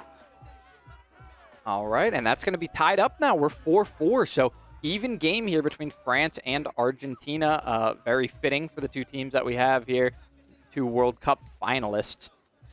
We do see it in control of the Blaze for the moment and able to sneak it through two defenders for the goal to put them back in the lead. So Blaze still with a bit of control. All right, let's see. I need them to find some control. They're losing this ball on these passes super consistently. Yeah. It looks like Blaze is just living in the pass grounds, realizing how the pass-heavy game that the bots want to play and are just stopping or just taking the ball like that for another quick goal. It's 4-6 now. Yeah, I talked about Hollywood having an aggressive play style. His teammates are absolutely going to step into that slot as well and play their team that way. I'm sure we saw it with the Reapers. They do still have that style of play, overconfident and often for all the right reasons. Now we see that Blaze team, Hollywood, maybe carrying it over to his team, and a shot from far almost goes in, unable to connect, unfortunately, but the Blaze will be able to regain control, and they've got a little bit of passing going, but they're not comfortable. We'll see if that cross is good, and it is, and that'll be Milk Zolo putting in the goal. And here we go now as we move on. I need to see some life out of the bots here. Otherwise, the Blaze will find their first win. Yeah, and that'll be the end of our first half. So Bubbles making a nice pass there toward the end, but they were unable to close on the goal, unfortunately. So I believe it is 3 up now for the Blaze. A lot more comfortable than either team has been in this entire game. The bots have been able to tie it up, but never able to take a lead. The Blaze now with the most commanding lead that we've seen in this matchup. We'll have to see if they can keep control of it. They will start with the ball, but they will also start by giving it away. A really light pass from Ragin means that they'll give away control, and now it's the Blaze with another opportunity to score, and they will. This is starting to look messy. One thing that, no pun intended, one thing that I do want to see is with them using this 1-2 formation with 2 defenders back, I need to see them dealing with this like pressure on offense a little bit better, because right now Gardo is putting on a show. I think knowing why he was seen by many as one of the best players in the league here at FC. Yeah, both his passing and shooting are fantastic, and now we see control from Milk Zolo, who he's going to cross it over to Garto for the moment, tries to go with some fancy footwork, but it's going to be Bubbles there sending it out to the side, so a little bit more control. Back to the Blaze just for a moment. Ragin is able to intercept, but the ball will go back to the Blaze, and now it's going to be Milk Zolo taking a shot. He gets a second, and it goes in the back of the net, up to double digits for the Blaze before the bots are able to reach 5. Not wanting to be outdone there by his teammates, says, let me get one on the board as well and put up a little bit of effort. I think that this game is not going to change the France domination that we've now seen time and time again come up. And Milk Zolo with a shot. I think he just took it from far out because he realized it was an open net, wasn't able to find purchase. And some of these kick-ins and some of these starting plays, I need manual control to come back into the bot's hands. They're kind of autopiloting and just kicking the ball out, and each time it's being immediately taken through these routes just by existence. So pressure here. Notice he didn't even continue the pressure up. He drifted to that pass route knowing that under a little bit of pressure they want to stop, and wasn't able to get the pass off, but they're able to push the ball forward, another out ball. And now with 4-11 with a minute and 58 seconds left, they got to start now. There is no more time to waste. You're going to need each and every single point you can get. Yeah, they're going to need 7 goals here, and Ragin does have control of the ball. Puts it over to Bubbles, who's able to get the shot off before the defender can get in his way. And, I mean, what else can you really expect from Messi? So that's for the reason they chose this Argentina team. The only problem being that they haven't had that many opportunities to utilize it. They're going to have far less going up against a well-rounded team. So now when Blaze have control, they have very little to challenge them with. And I think it's a mix of both this Argentina choice and also, truthfully, the roster. It doesn't seem like Ragin really knows how to keep a ton of control over the ball. And as I say that, he's going to go ahead and prove me wrong. Going to go ahead and score. So finally seeing something big out of him in this FC. It's nice to see him put in a goal of his own, not even, utilizing Messi for that one. So the passes need to be cleaner for him. He puts it up in the air far too often. If he can keep it on the ground and just trust his lanes to get to an open bubbles, they'll be able to make a lot more passing, scoring plays, but they started too late. The Blaze are just going to be able to come back with one of their own every time the bots are able to put one in. Eric Gotto taking the ball for another quick score. Yeah, it's too heavy of a lead right now for the bots. It's an impossible mountain to climb. Sorry, for the Blaze. It's an impossible mountain to climb. I would have loved to see that ball go back there. He got into 3 players and just reset and let kind of maybe space the field out a little bit more as well. But let's see where we're going to next. Boom, moving the ball around. Each one of these players ends up almost being taken by the Blaze, trying to continue to extend this lead, get it further and further along. And almost unable to be stopped there by the bots for a moment. Goes back to the goalkeeper, but taking these slow shots just has not been working out for them. Now we see Milk Zolo try to put it in the net, but a little too slow. The second one will be good, and they will up their lead to 9. They now have 15 points to the bots 6. So, as you said, I think you were the one that kind of prophesized this. They are a sports team. They have been looking good in sports. The Blaze have kind of used this as the category to build a foundation for this team on. They have a lot of different sports players and a lot of different positions that can play other games, but feel confident in their ability to play here. And we see this Argentina team starting to get aggressive. Bubbles with a wild shot, though, from a distance, and it's back in the hands. If that pass had gone through, I got to say that might have been the move, but Bubbles, looking to do some fancy footwork of his own, is unable to find the shot. Ball still in play, finally goes out, back to control of the Blaze. The Blaze send it down for a quick... I think that they're having a little bit of fun and starting to show off a little bit. One man to beat, but unable to beat him, and now the ball is going back once again into control of the Blaze. Yeah, let's see what they go for. They're going for rainbow flick headers with their goalkeepers, and oh my goodness, what a play from the Blaze. Heading that ball down the field into another header from Mbappe into the corner of the net. What a team play. They clearly have team control over this game. Like you said, they're just going for fancy points right now. 1 second remaining on the clock, and that one's going to close it out. It's going to be the Blaze taking their first win in this matchup against the bots. The score is now 2-1, not getting out of the Blaze's hands just yet. I think a nice try there from the bots. I think it's really hard to be on a team in any genre here on the wheel with just one player. We talked about Hollywood and how for this Blaze team to find purchase, we need somebody to step up. And then I think in a similar situation on the bots, they have a few people that maybe touch a few sports games. They're not bad at them, but they don't have the roster to always compete with some of the better sports teams. In the case here, the Blaze. Good job finding your first point of the board. Now let's see if you can't turn it into another with Apex, but it's going to be off the back of these rookies, not off the back of any veteran talent, while on the other side of the board, you're only looking at veterans ready to come and teach the rookies a lesson. How are you feeling? What do you hope to see?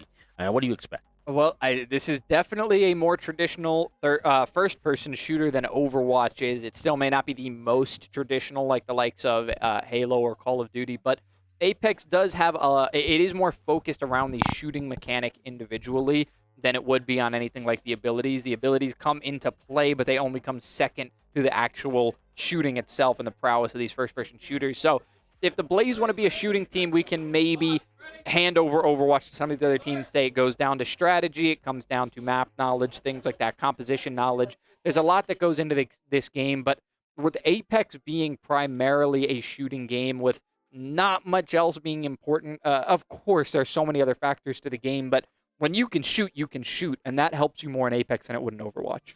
That is true. So I'm looking at these rookies to come out and prove the point, and we're jumping right into game right now. As another wheel spin, it'll be Gun Run on Estates. This is a game mode I think that tests a lot of your knowledge of more than anything.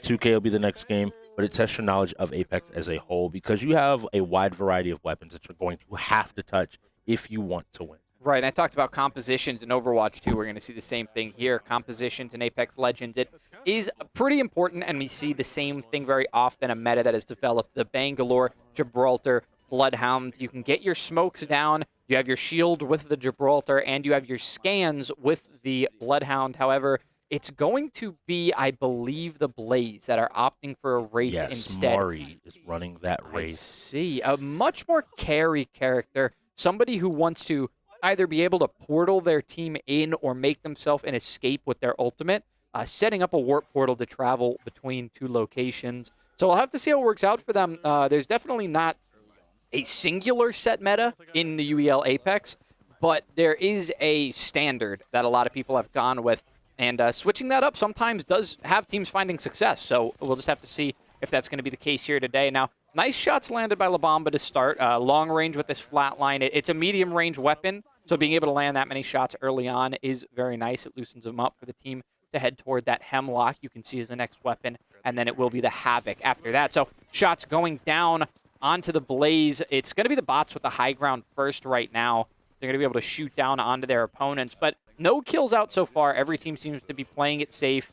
You see that Gibraltar bubble going up, that large Samoan character there that hides behind that bubble. He's able to put it down for his team to take cover, and a good first use of it, but as it goes down, this gives a lot of opportunity for the bots to jump down on them now. They can get damage from whatever angles they want, including jumping down, and we see La Bamba's going to open with a kill, get this Hemlock, which is going to do even more damage if he's able to land his shots, and he does get quite a few there. I do want to highlight for the people at home, you mentioned La Bamba as a name. If you are ever wondering, you can look at those beautiful webcams off to the right side. The one lit up in color is the player that we are currently watching. So that is La Bamba if you're ever looking to put a face to a name.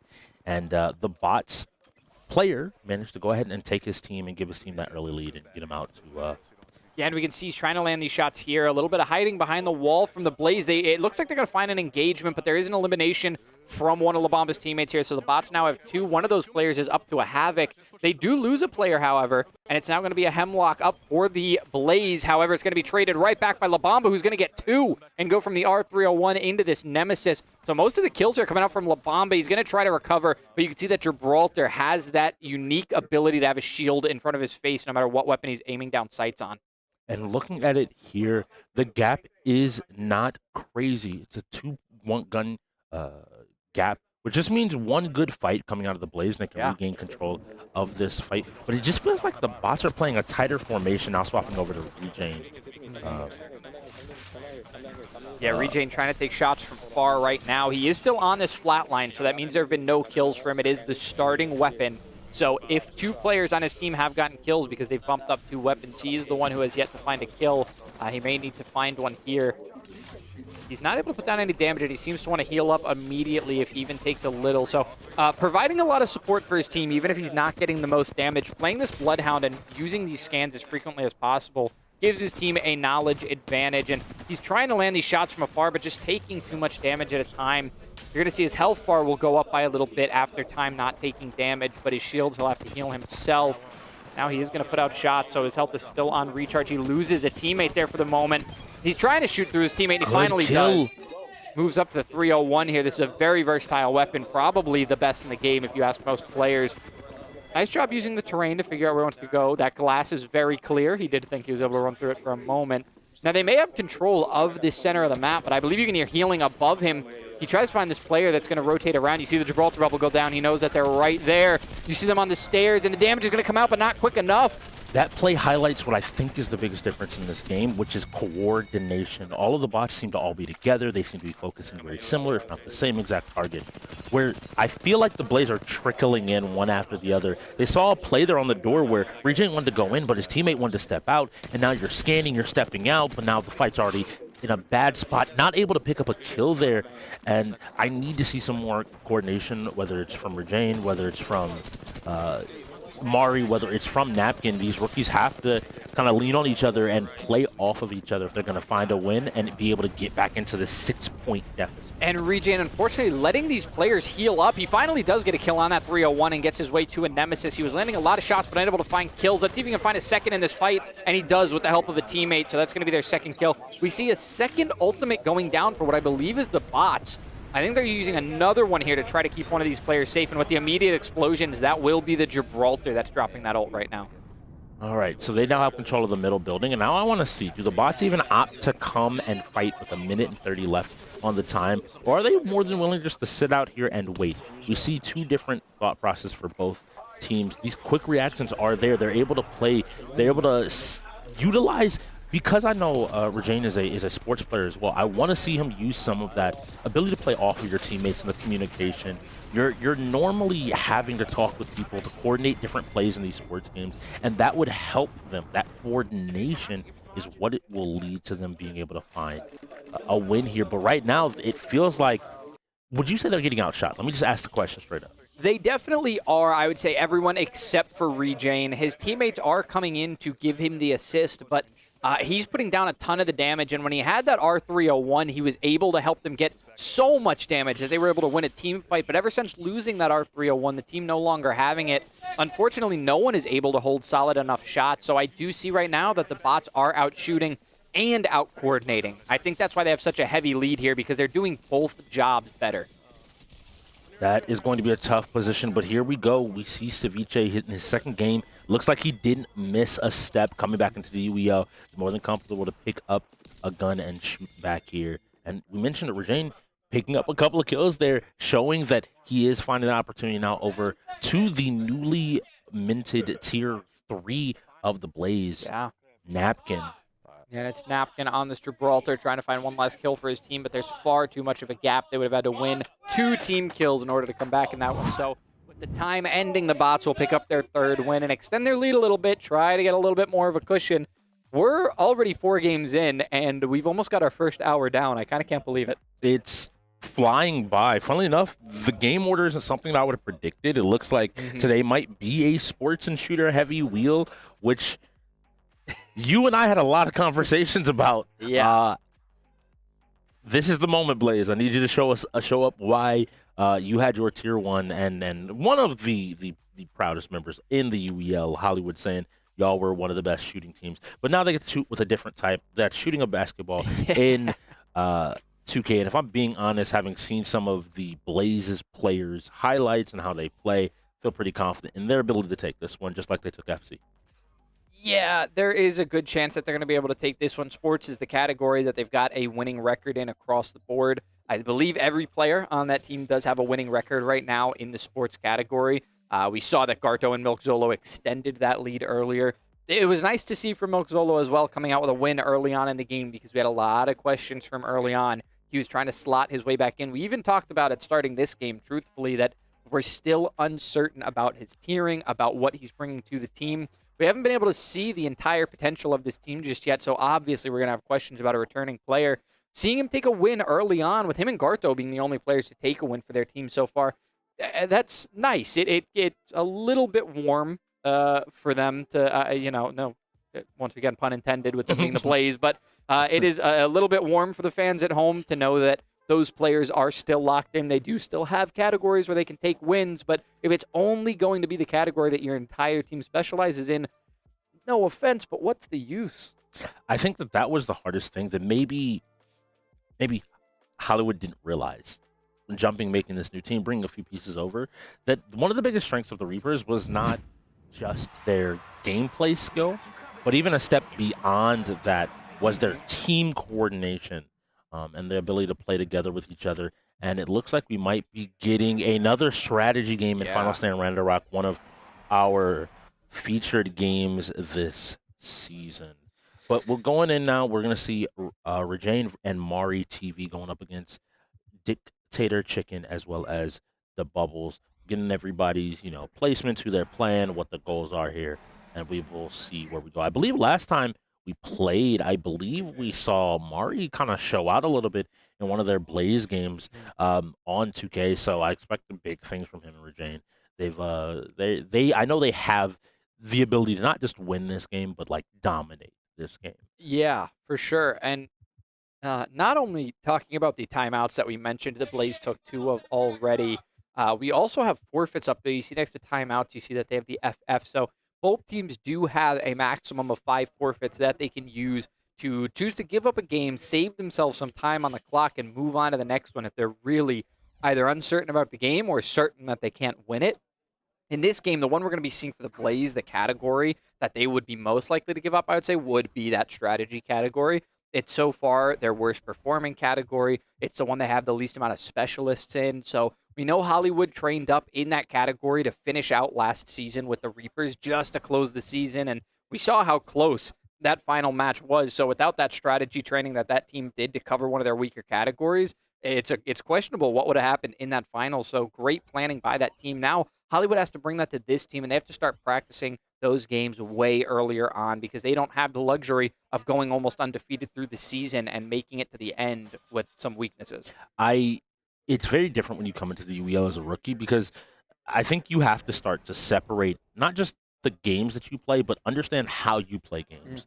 If you use your brain, maybe you are a strategy player. If you're planning a lot, maybe you watch a lot of theory. Oh, what's meta? What's strong? Why is it strong? How does the game work? Yeah.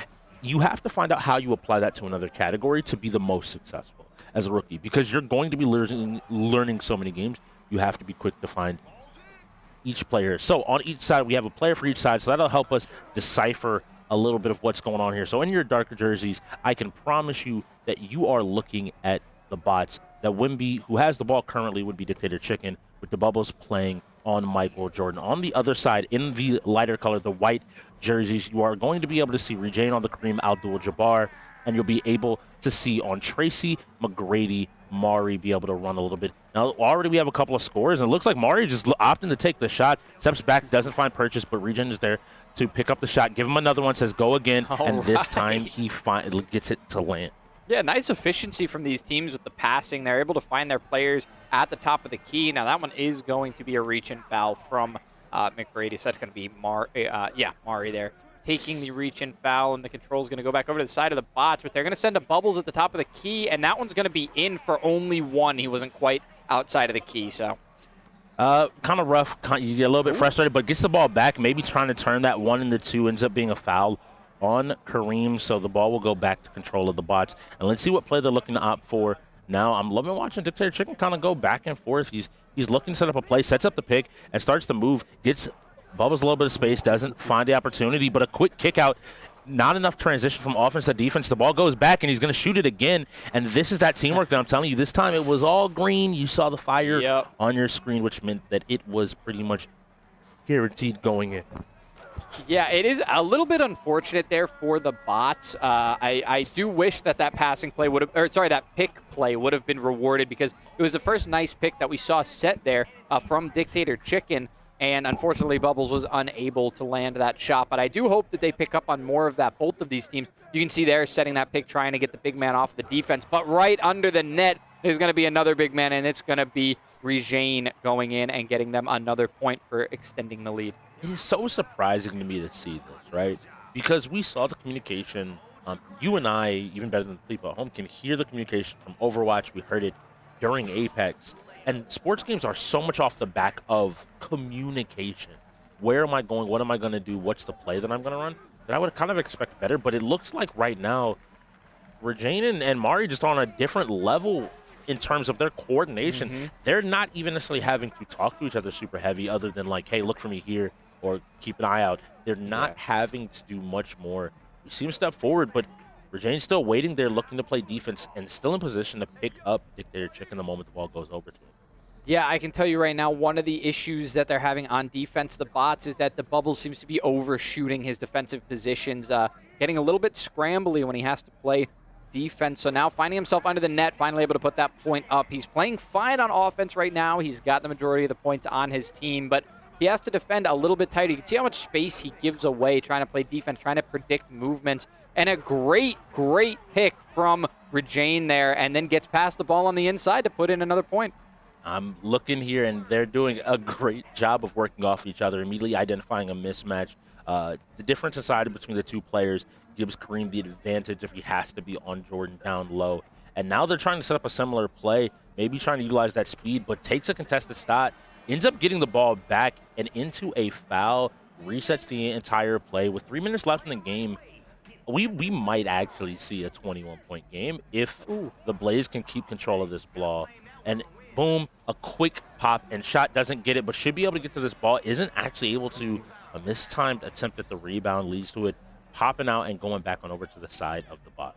Yeah, Dictator Chicken going to start with control here, and it looked like he was going to try to go for straight approach to the net, but he does have some coverage on him. So finally finding a position to set up a pick, but unable to really stop this player, just trying to set picks in the same spot at the top of the key, and now it's Bubbles unable to put in a shot from the three-point line.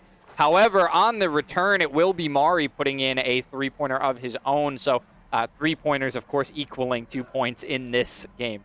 On the side of sports games, one thing I want to highlight, again, 2K is the one where I bring it up the... Okay. All right. Talk about it the most. But I need both players to be able to shoot pretty consistently.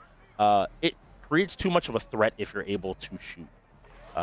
Even if one person's good, if Dictator Chicken could take a few of these shots from outside or maybe a little bit further outside of the key, he forces Regine to step out and defend him and not just wait down here for him to try to push in and to make a play. It gives Bubbles more space as well. But Bubbles, as soon as I say that, finds a way to down the shot there in the corner and keep his team competitive. They still have time, but each one of these plays, you see the Blaze get the ball, and it's an immediate score from them, and they're continuing to maintain this 5-point gap. Yeah, it might be another situation where one of these teams gets a lead. In fact, just like FIFA, where the Blaze get too much of a lead by the time the bots catch on and they're able to get an advantage. Bubbles not able to sink that one. It would have been 2 in a row. Would have been nice to see for a little bit of a comeback, but he's not able to get it in, so it's going to be a possession here for the Blaze, who are going to get blocked. But no, he isn't able to find it, but ends up getting the rebound, so he'll get another shot, another chance at it.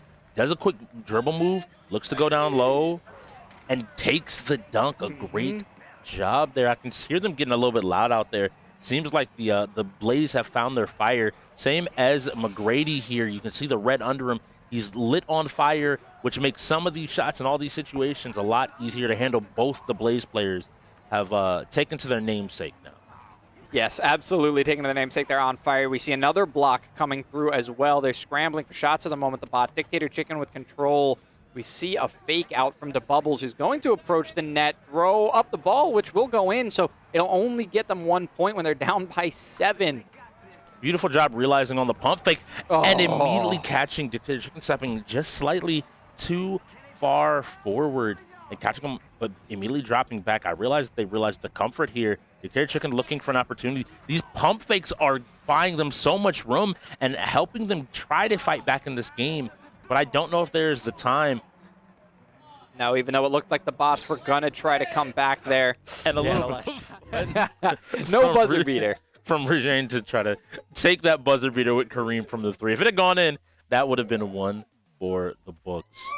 Yeah, we're going to kick it over to our Tier 1s for the moment. We're going to have our Hollywood and Billy matchup. And right now we see Billy at the 2-0, or maybe 1-0. We'll have to see. He's either 1-0 or he's 2. I don't think he's played 2 shooters so far, right? That he played the Overwatch, but not the Apex.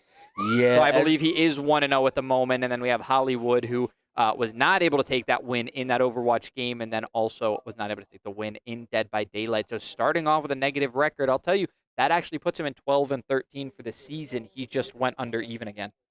That's going to be the difficult part. It's going to be a lot of him trying to carry. There's a few teams that are having the situation where their Tier 1s are playing on a different level. On the flip side of that, I think everyone is looking for Tier 1s to perform like Billy the GOAT. He is sitting at something ridiculous, like a 15-5 record, if not greater, over the course of the entire season. And I think the best way to highlight why Hollywood's record is fluctuating as much is by taking a look at the Tier 2s as well. These Tier 2 matchups might tell the tale. Mordecai now stepping up from like the 4 or 5 where he'd been for a few seasons. He's 2-0. And Gardo, unfortunately, is sitting at the 0-1. Actually, should be 1-1. He is 1-1 at the moment. He did take a win in that FC. Yeah. So he does have a sports win at the moment. Unfortunately, in the strategy wheel side of things, he ultimately did end up taking a loss. But you can see here, Mordecai just saying, hey, bring it on. I'm in the Tier 2 now, where I should be, and I'm ready to take on any and all contenders. I love the personality that we get to see out of some of these players. That is the most Gardo thing in the world. My man said, look down, huh? Yeah, the Blaze certainly do have some of the best player cam footage. So player cam footage, intros. They are a very personality-based team. You can see why Hollywood and him work so well together. A lot of personality between those two players. I need that personality, though, to right now turn into strategy as they go into Final Stand Ragnarok. This is one of our featured games, and what makes it most different than any other game on our wheel, and from one featured into another with Rejected Rivals coming up next. But like I was saying, for Final Stand, what makes it so different is this is a PvE game. This is a game where 8 players are going to load in, and they're looking to secure as many points as possible using, funnily enough, characters very similar to Overwatch. They're characters with abilities. They have kind of nebulous roles in terms of some are tankier than others, some deal more damage, some support a little bit better. But you're looking to gain as many points. Now, it looks like we are going to be playing, I want to say this should be, it's one of 2 maps. I'll tell you here in a second, the moment we see the name here. I believe this is going to be Defend the Tower, I believe, yes. The Final Stand Arena, we're going to be defending the tower. So enemies are going to spawn all around the area. You see everybody using buffs on everybody and people glowing. But they're going to run around and kill enemies. This first wave is going to be, I believe, skeletons they have to deal with. And a little bit of yapping on your screen. Yeah. Fun story in the game, just a little bit of yapping. Yeah, the Mindless Dead will be popping up right now for the starting game. Yeah, we can see them kicking it off, and we are going to kick it off there with La Bamba. Once again, you can see in the top right of your screen where it says live now. You can see that he's lit up with color at the moment. So we're going to be live with La Bamba once again, starting off with his point of view. Now we do see this character being played most frequently in the league. So tell us a little bit, Strix, about what this character provides and why it's so popular. So Ayala is a fire archer. I'm going to use those 2 terms because I think that will define her the most. She's a ranged character, as you can see. I noticed shooting a lot into the air. I wonder why, interestingly enough, but shooting a lot into the air. And what's able to happen here is she does AoE damage. She drops a ton of damage. Now, they're pairing this up, I believe, with a Gwen. And what that's able to do is Ayala is able to deal a ton of damage. Gwen's able to finish them off. This is the redhead with the spear. And every kill she gets, she ends up building out these clones, which you saw back and forth. And so I'm hearing them, both sides, try to figure out exactly where they want to play and how they want to play and what they want to shift. So instead, it looks like La Bamba doesn't seem to be dealing out a ton of damage. So I know exactly what they're doing. What? They are hoarding enemies together to either build kill streaks of their own or give kill streaks to their teammate. They're trying to build the kill streak on one teammate to multiply the amount of points that they're gaining at a time. That would be the most bots thing in the world. To have now, and I've mentioned it before, trying to break down and really understand this game, they're working together to get as many points as humanly possible onto one player. We've seen singular players dominate this game. Yeah. And now it's a matter of, is this going to work? Famously, last week, I got a little bit of a ribbing because they're like, oh, like you did bad. And I was like, trying something different. And I think the bots might be doing something similar, taking a little bit of damage and doing their best to try to get as much for their team. All you have to do is get into the area to be able to I'm sorry. It's really just, I need heals. Oh, no. You can hear him calling out, I need heals from the floor sarcastically. Clearly just goofing around with the mitigating amount of damage that the enemies actually do. Now, I do hear I'm down from the other side. So these players actually on the bots are taking damage. I think trying to hoard, you could see just how many they've made attempt to hoard here. That was really smart nice usage. Stun. So you're able to stun into picking up, and this ends up being... So what is... this is something that I'm really interested in. I believe there are a good number of points I want to see given back for healing actions in the game. Yeah. I can't move my mouse, he says. Yeah, so I think the idea is healing, and I think they're trying to maximize points throughout the entirety of the game, which is exactly how they should be doing. And if one team is going to build the strategy, it's going to be the bots. This is exactly the team where, truthfully, the Blaze are forcing them to give away a strategy here today, because if this were any other team, they may not even play the game against them. Yeah, this is really funny because I think if you're a strategy player in the league, you kind of are more willing to show your hand because you always know something else to do. And that's just wave 2 with 4 minutes left on the clock. These teams are going to end up taking as much damage as possible. I think somebody on the floor might want to tell LeBron that we're watching him, just in case he doesn't realize. But, oh, look, another revive. Wow, crazy. I want to see these point totals because depending on these point totals, this may dramatically change how Final Stand Ragnarok is played in the league. Yeah, I'm curious if they've already labbed these numbers and figured out just how significant the lead will be, or if perhaps this is just an easier way to get some of the similarly high point totals that we've seen in the past. I'm not 100% certain if this is completely maximizing points or just ensuring a certain amount. The healing tower. Use the healing tower, he said. Now, this is going to be an opportunity for them to be a little bit more careful. These Shadow Race, these floaty guys here with the knives for hands, do deal actually a good bit of damage. It's very easy for you to take a ton of damage. And as Ayala, you can actually drop this AoE down, and then usually you could probably still die while still dealing out a good bit of damage. But it looks like they're just kind of mitigating it to the best of their ability. This is really interesting. Okay. They do very clearly have a plan here. Everybody is a lot lower than historically you would have seen. Now all popping over to the rookie Napkin, and we see him playing a little bit more of the traditional role we see out of Ayala, dealing a ton of damage across the board. And going from there, now we see Raging Cajun. We saw him in Dead by Daylight bring the win in for his team, and now looking to maybe do the same. Yeah, this is the player that I thought they may be bringing the kills toward, feeding the kills toward, because there were 3 Aylas on the team, and then just this one Gwendolyn, so I was thinking that change in composition might be a sign of where they want the damage to come from. And because they're hoarding all of these enemies together, all these waves of enemies, they're hoarding them toward one person, it is very possible that it's this Gwendolyn who works better at the close range. We're just going to have to see how it works out for them when we get the point totals. There's really no way for us to know if it's working or not, but either way, it is a very interesting strategy. Perhaps if it doesn't work today, it's unoptimized and there's still work to be done, but I'm not sure how many teams would want to take that risk. So if this is a significant win for them over the Blaze, with the Blaze playing just a standard way of grabbing as many kills as they can, this might be a strategy that other teams start to pick up on later on. It's why I just tell people, watch every game. Keep an eye out. People will try different things, and if there's a handful of teams that I would tell people to watch, I think the Bots and the Reapers, and now the X-Gods, funnily enough, throwing them in there as well. They tend to experiment, I think, the most and be willing to try things, even troll a little bit here and there. Not at the cost of winning a game, but definitely win a game at the cost of winning a championship at the end of the season. Yes. They want to best know how to find wins for all of the game types. Now they're looking to do the summoning portals, so let's see what they're able to do. Boom, a nice kill.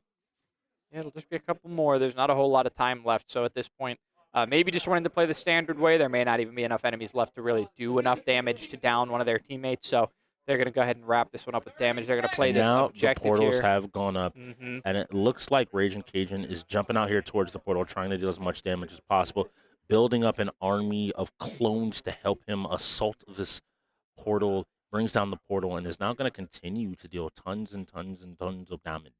Yeah, and we've also seen that this Gwendolyn, if she has enough clones up at the end, can get a little bit of damage after the timer runs out here in the UEL, so there might be some extra points coming out here. Yeah, we're going to see Raging even run away to a position where he's not going to go down quite as quickly, so his ghosts, his clones, shadows, whatever you want to call them, they're going to be running around. You can see one of the green ones popping their head in the bottom left corner every once in a while. They're doing damage as long as they are alive, and we'll just have to see how long it takes them to run out. He could have been a little bit more optimized right before that timer got called. Pop all your abilities, get everything up as possible. But as you can see there's still some there, so we're going to have to skip the epilogue and take a look at some of these scores.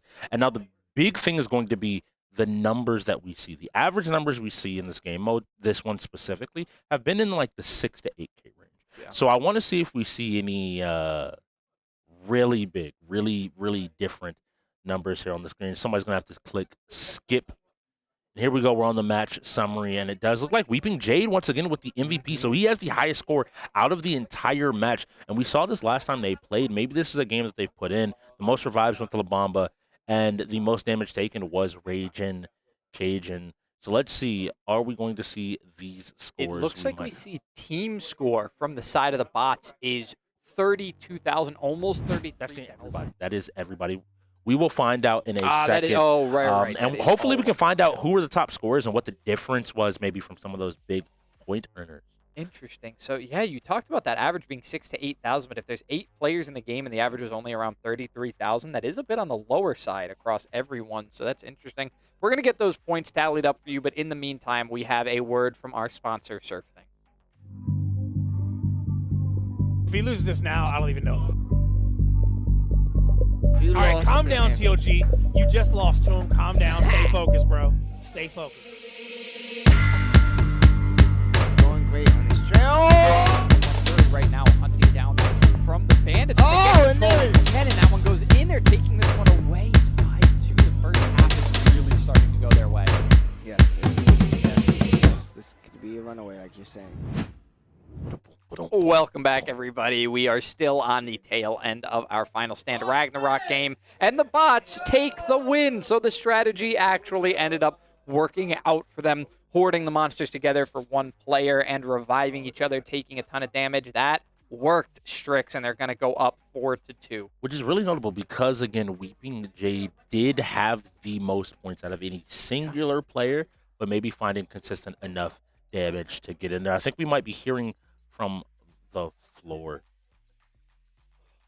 1,000 points. At that point, you have to start looking at your lower end players and saying, what were we doing to not maybe get that just a little bit more of damage to possibly find a win? It's going to be super important there. 1,000 damage in that game is not as much as it may seem. It's a few small choices over the course of each one of those waves. Yeah, and I can tell you what kind of counter I can see coming out of that as well. So this is some free coaching for all of our teams out there. In this game in particular, the counter to that strategy is to just see if it's happening and kill everything that they're gathering. If they're gathering hordes for their teammates, typically you won't get in the way of somebody's horde because it means that you're giving up enemies on the side just to interact with somebody else. But if they're wrapping up that entire team into a ball and they're trying to get all those kills at once, not trying to get all those kills and separating them, you can come in and break that up. So that's an easy counter strategy that if you see it happening, it could come out. We'll just have to see. Speaking of jumping in, though, I want to jump in with AV with some news from the floor. AV, what do you know? What's going on with the people out there?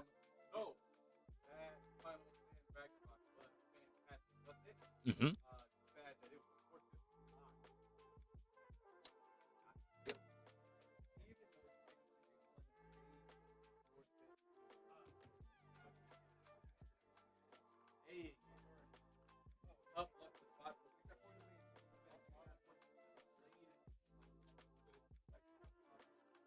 Wow. We have ourselves a tie game heading into Checked Rivals. Just in case you thought it was done, I'll save you some more time, Logan, over on the side. You can fill in one part of maybe a couple of sentences, maybe a couple of ideas already ready to go for next Wednesday on Technical Timeout. This is our show that we do debut every single Wednesday over on our YouTube channel, UEL Esports, at 6 p.m. PST, 9 p.m. EST. Go ahead and check it out.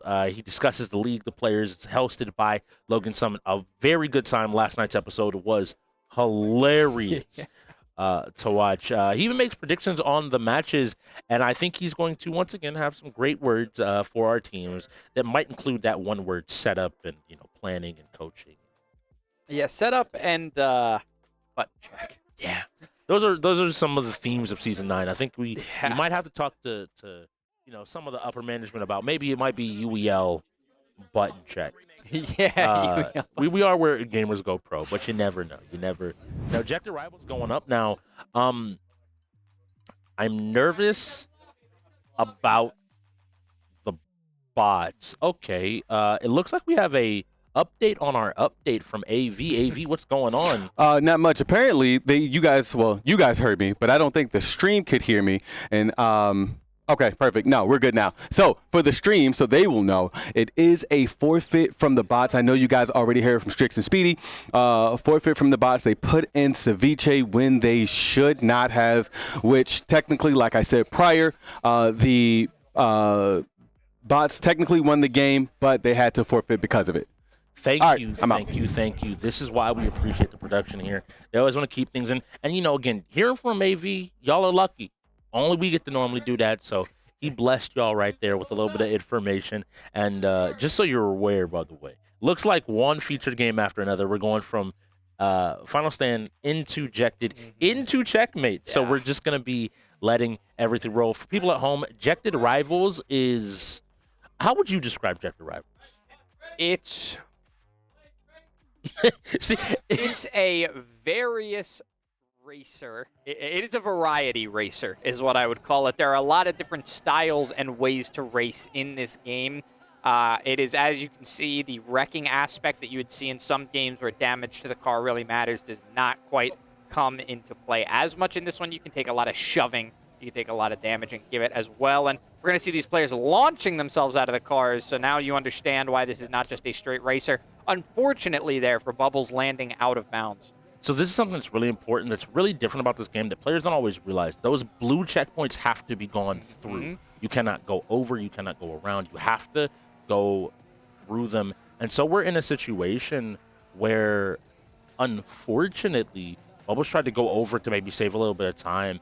And if you're practicing, the game doesn't hold you to the same standards before you start an official race. Now, this door does like to close, and it looks like Bubbles might have been locked out there for a second. Jumping back in, using this to gain some momentum. Now, we are on Grand Finality. This game normally functions like a game show with multiple races. This is the final race in the game. We've seen it actually a few times now from teams. And so here we go. And now we get to see the other aspect of the game more in detail, where you're able to glide on wings. And we see he missed it there. The way you know is the ring did not turn blue in front of him. So if you see a yellow ring and you know you just passed one, you did not get credit for it down below. But here we go. He's doing his bounces. He's doing a great job here, burning a lot of his nudges, those little flips in the air. And now we are racing across the waves. Yeah, able to get that pack, luckily, set himself up to not need any more nudges. He able to get through that ring, just touches the edge of it, and now he's back to the course. We'll be going back into this car here. So back into the standard racing. He's decided to take the right path here and the furthest right path, and now hits his first checkpoint, going all which way, going to the left side now, and then finally meeting here in the middle, getting through that checkpoint, finding a little bit of contact with the wall, so giving an opportunity for other players to catch up to him. He is in the second place position right now, so he does have competition. He has someone to catch, but he really has to be more worried about the people behind him because second place is not a terrible position to be in. Yes, unfortunately, the victor is decided by who gets first place. And whoever is in first got here a good 10 or 15 seconds at that time. So I can't help but believe we're going to see a winner here of the race decided shortly if they made it through this jetpack session cleanly. Now, these items do use battery, as you see him grabbing them there. And now over to Milk Zolo, who seems to be stuck on foot at the moment as he moves through and is just riding and gets his car back and now jettisons forward as the race is finished. I think the worst part of that entire thing might have been the fact that he wasn't in last. I can tell you, because that was a bot's win, that means that Ragin was in first, Bubbles was in second. If Milk was in third, that puts the historic top racer of Hollywood in fourth there, which is not something you want to be seeing in a situation. Yep. We, unfortunately, may see Hollywood sticking to the standard racers and not having himself warmed up on the variety. We know he's had to coach these players through a lot and get them caught up on everything he knows in the UEL, along with the help of Garto and Milk Zolo coming back to the UEL now. So a majority of their roster that their starting lineup, has a lot to learn, and maybe Hollywood not having as much time to do learning himself. It's the... It's the trouble of being a GM, owner, player, coach, tier 1, plumber, mechanic. You kind of have to throw your hat into every ring, and that means something falls to the wayside eventually. And the issue with that is the Blaze need Hollywood to be playing at his best. It's okay for him to lose 1 or 2, but now he's lost today Overwatch as well as ejected rivals, and so he usually gets 2 to 3, at most 4 losses a game. And if they're looking to win, I guess getting them out the way early is the best way. He lost Dead by Daylight as well, so 3 categories now that he's taken a loss in, and racing is not the one that you expected it. He has his team already well-versed in sports games. We saw that Milk Solo and Garto, the 2 other veterans on the team, were able to take the win in a sports category game. And I want to highlight the 6 and 7, Regine as well as Mari, also going ahead and finding wins in 2K. Yeah, so ultimately, this team is fine on sports. I will give them that credit. And the bots burning a timeout. This is something that's pretty important. That was a 2-man game, and not having Checkmate Showdown necessarily set up is a little bit surprising. But they're also willing to burn a timeout. We are 45 minutes out from half. For people at home that wonder how those timeouts and forfeits, you see right below my hands here, right there, underneath the Blaze. You can see them in pink over there on the bot side as well. You have 3 before half that you can use. You're guaranteed to go down to 2 after that 2-hour mark. So use them or lose them. You got to be prepared to put some time in and to use them. Yeah, this timeout's going to last just 3 minutes. Checkmate Showdown is going to have every player from both sides involved. So it's going to reset the lineups as we see them now. Exactly what you see right here is exactly what they're going to be next. So whatever we spin, we're going to know that Billy and Mordecai, the Tier 1 and Tier 2 for the bots, are ready to go into whatever comes next. And so this is something that's really small, because I think people at home might be asking, well, if everybody's going in, your lineups are fine, how did you lose a timeout here? One thing that's key about how we play Checkmate is every single person has to be designated a piece. So it's not just the amount of sending a player in instead. But what's supposed to be happening here is you have to make sure everybody's piece is known to the game master ahead of time so that people aren't swapping pieces. And, we want everything to be above board. Now, we don't see that same problem from the Blaze, and I think that might be due to the recent addition of Lockdown. He's brought in pretty much straight up as a GM just to handle the lineup situation and to handle the out-of-game stuff. Hollywood early on realized he wanted to take that out of his own hands. He doesn't need to be doing that. Someone else can yell about getting into setup. Someone else can put the lineups in. His job more than anything else is to be playing the games as the Tier 1. And so I think after that little debacle we saw at the very beginning of the game where they lost a timeout, the Blaze have been good, so I think they kind of got it figured out, and it shows we're having that person outside of game that's just able to focus on the game. And maybe some of that criticism we leveled at Hollywood, he realizes himself and is trying to fix. Yeah, and honestly, it may have been game-specific as well. Overwatch 2 does have a lot of setup to it, a lot of game mode options, a lot of settings that you have to go through. So depending on what they were and weren't familiar with, it is a complicated game to set up if you don't know what you're looking at. So I can understand why maybe they weren't prepared right off the bat. And if you're going to spend timeouts on a game setup, that might be one of the ones that's tricky enough to have to use one. Using 2, I don't know about all that. That was a little bit rough. It does say that they have 4 timeouts remaining, but I believe it's 3 because they did use 2 on Overwatch, unless one of those was determined to be a technical. That would be my big guess, is that after that first one, the second one that was called, because usually the big thing here is for a lot of people at home that don't know, once you call a timeout, you can then request the game master to verify stuff. You just have to burn that timeout.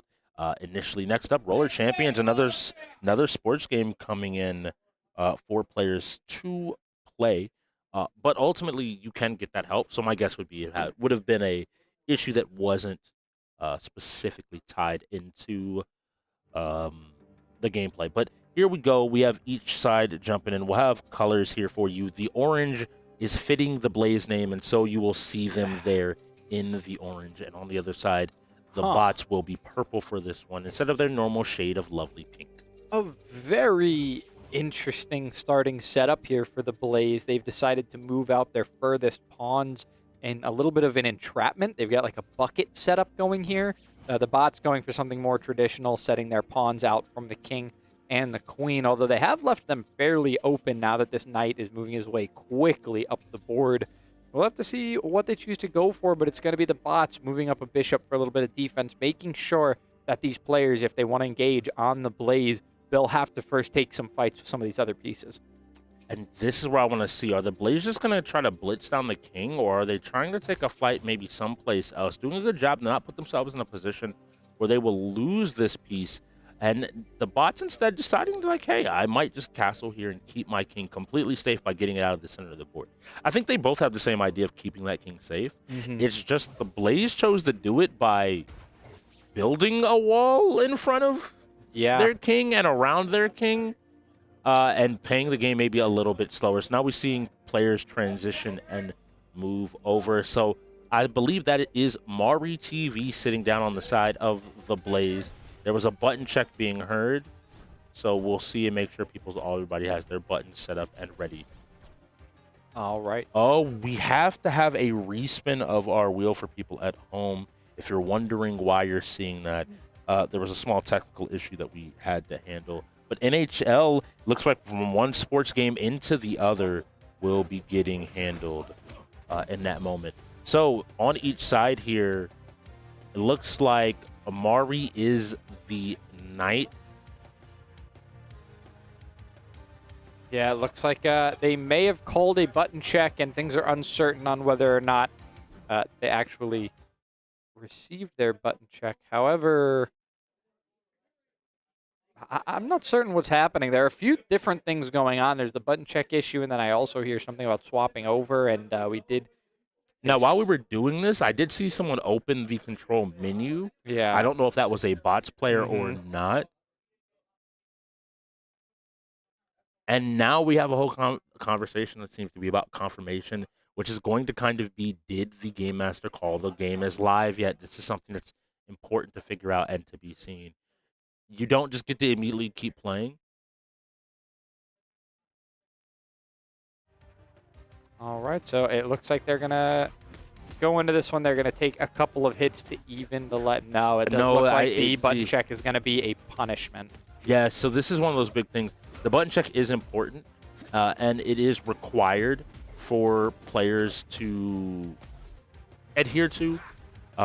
Biggest thing I can tell players is just let the game master say live. I've done a ton of button checks. A lot of players have. Get into the habit of basically looking at the game master and saying, is this live, before anybody presses start or you start doing something. At the very least, that keeps you safe. Unfortunately, that means Mari's going to be out of this game. And that's no other way to say it. It's a rookie mistake, but it's an understandable rookie mistake from a rookie. You could even see Hollywood there as a longtime veteran champion and Gardo both being like, they had their button check. What do you mean the game wasn't live? They unpaused the game. Right. Why wouldn't you just wait until after? Why are you unpausing the game if you're not ready to start playing? Yeah, and unfortunately, the Blaze were punished for that. So we do hear a button check being called, and I think I did hear somebody not calling a button check as well. I think specifying that they aren't calling one. So being very diligent about it, thankfully. So now, of course, with seeing chess on the screen, that does get you in the strategy mindset, but this does have so much of a fighter element to it as well because of the pieces actually interacting with each other differently in this game, as you can see right now. And I want to highlight the big difference here. So this looks like this is going to be Cajun, is going to be my guess. Ragin Cajun here on the knight sitting down as well. The ultimate here coming out of Ragin to get some more damage on and to put pressure on to the Blaze, and Rajane trying his best to get some damage out, but it looks like he's kind of being overwhelmed here by the pressure of Ragin Cajun. Each one of these shots coming out, these ghosts working for the knight, allowing him to fight from afar and get in, and without getting even touched, that's a perfect. Yeah, perfect KO. We could see Strix was not stepping on his own words there. That was Ragin and Rejane in the game. Those are not the same person. They do have similar names. It is going to get confusing if you're following along, but that is Ragin on the side of the bots and Rejane on the side of the Blaze. So Rejane, unfortunately, unable to even get a touch in that game, went down completely. Ragin is still full health. He will take any fight. As those bars go down that you see for the HP, each one of those bars lost will not regenerate other than the one that you're still currently in when the match ends. So if you are in the very middle of the health bar, you will regain the rest of that third bar.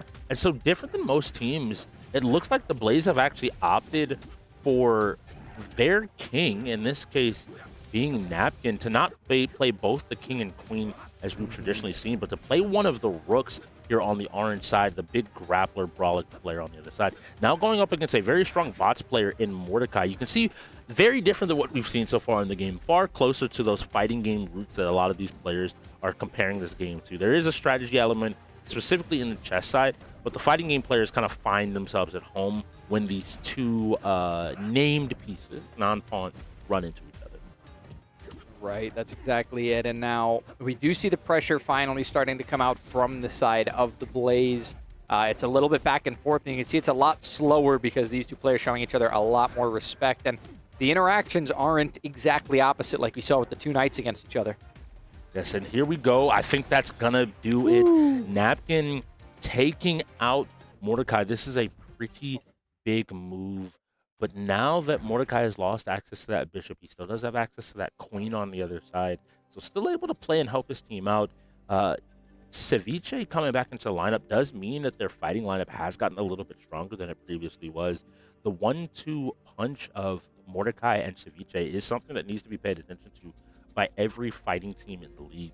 They are normal practice partners with each other. They grind consistently, and both have at various times been the top fighting game player in the league. So I'm going to have to look to see how they work together and how they're able to maybe threaten. The funny thing about the Blaze's formation is it makes getting in very tricky because the diagonals are incredibly safe and guarded by various pawns. And so you kind of have to navigate your way through the space to find each fight that you might want. Finding an opportunity here, this is going to open up the king on the Blaze, though. And so Napkin might find himself immediately into a fight here after the fact, and that would be the Bubble sitting down to make a play. Yeah, the Bubble's actually going to be playing this one out this time. They are live.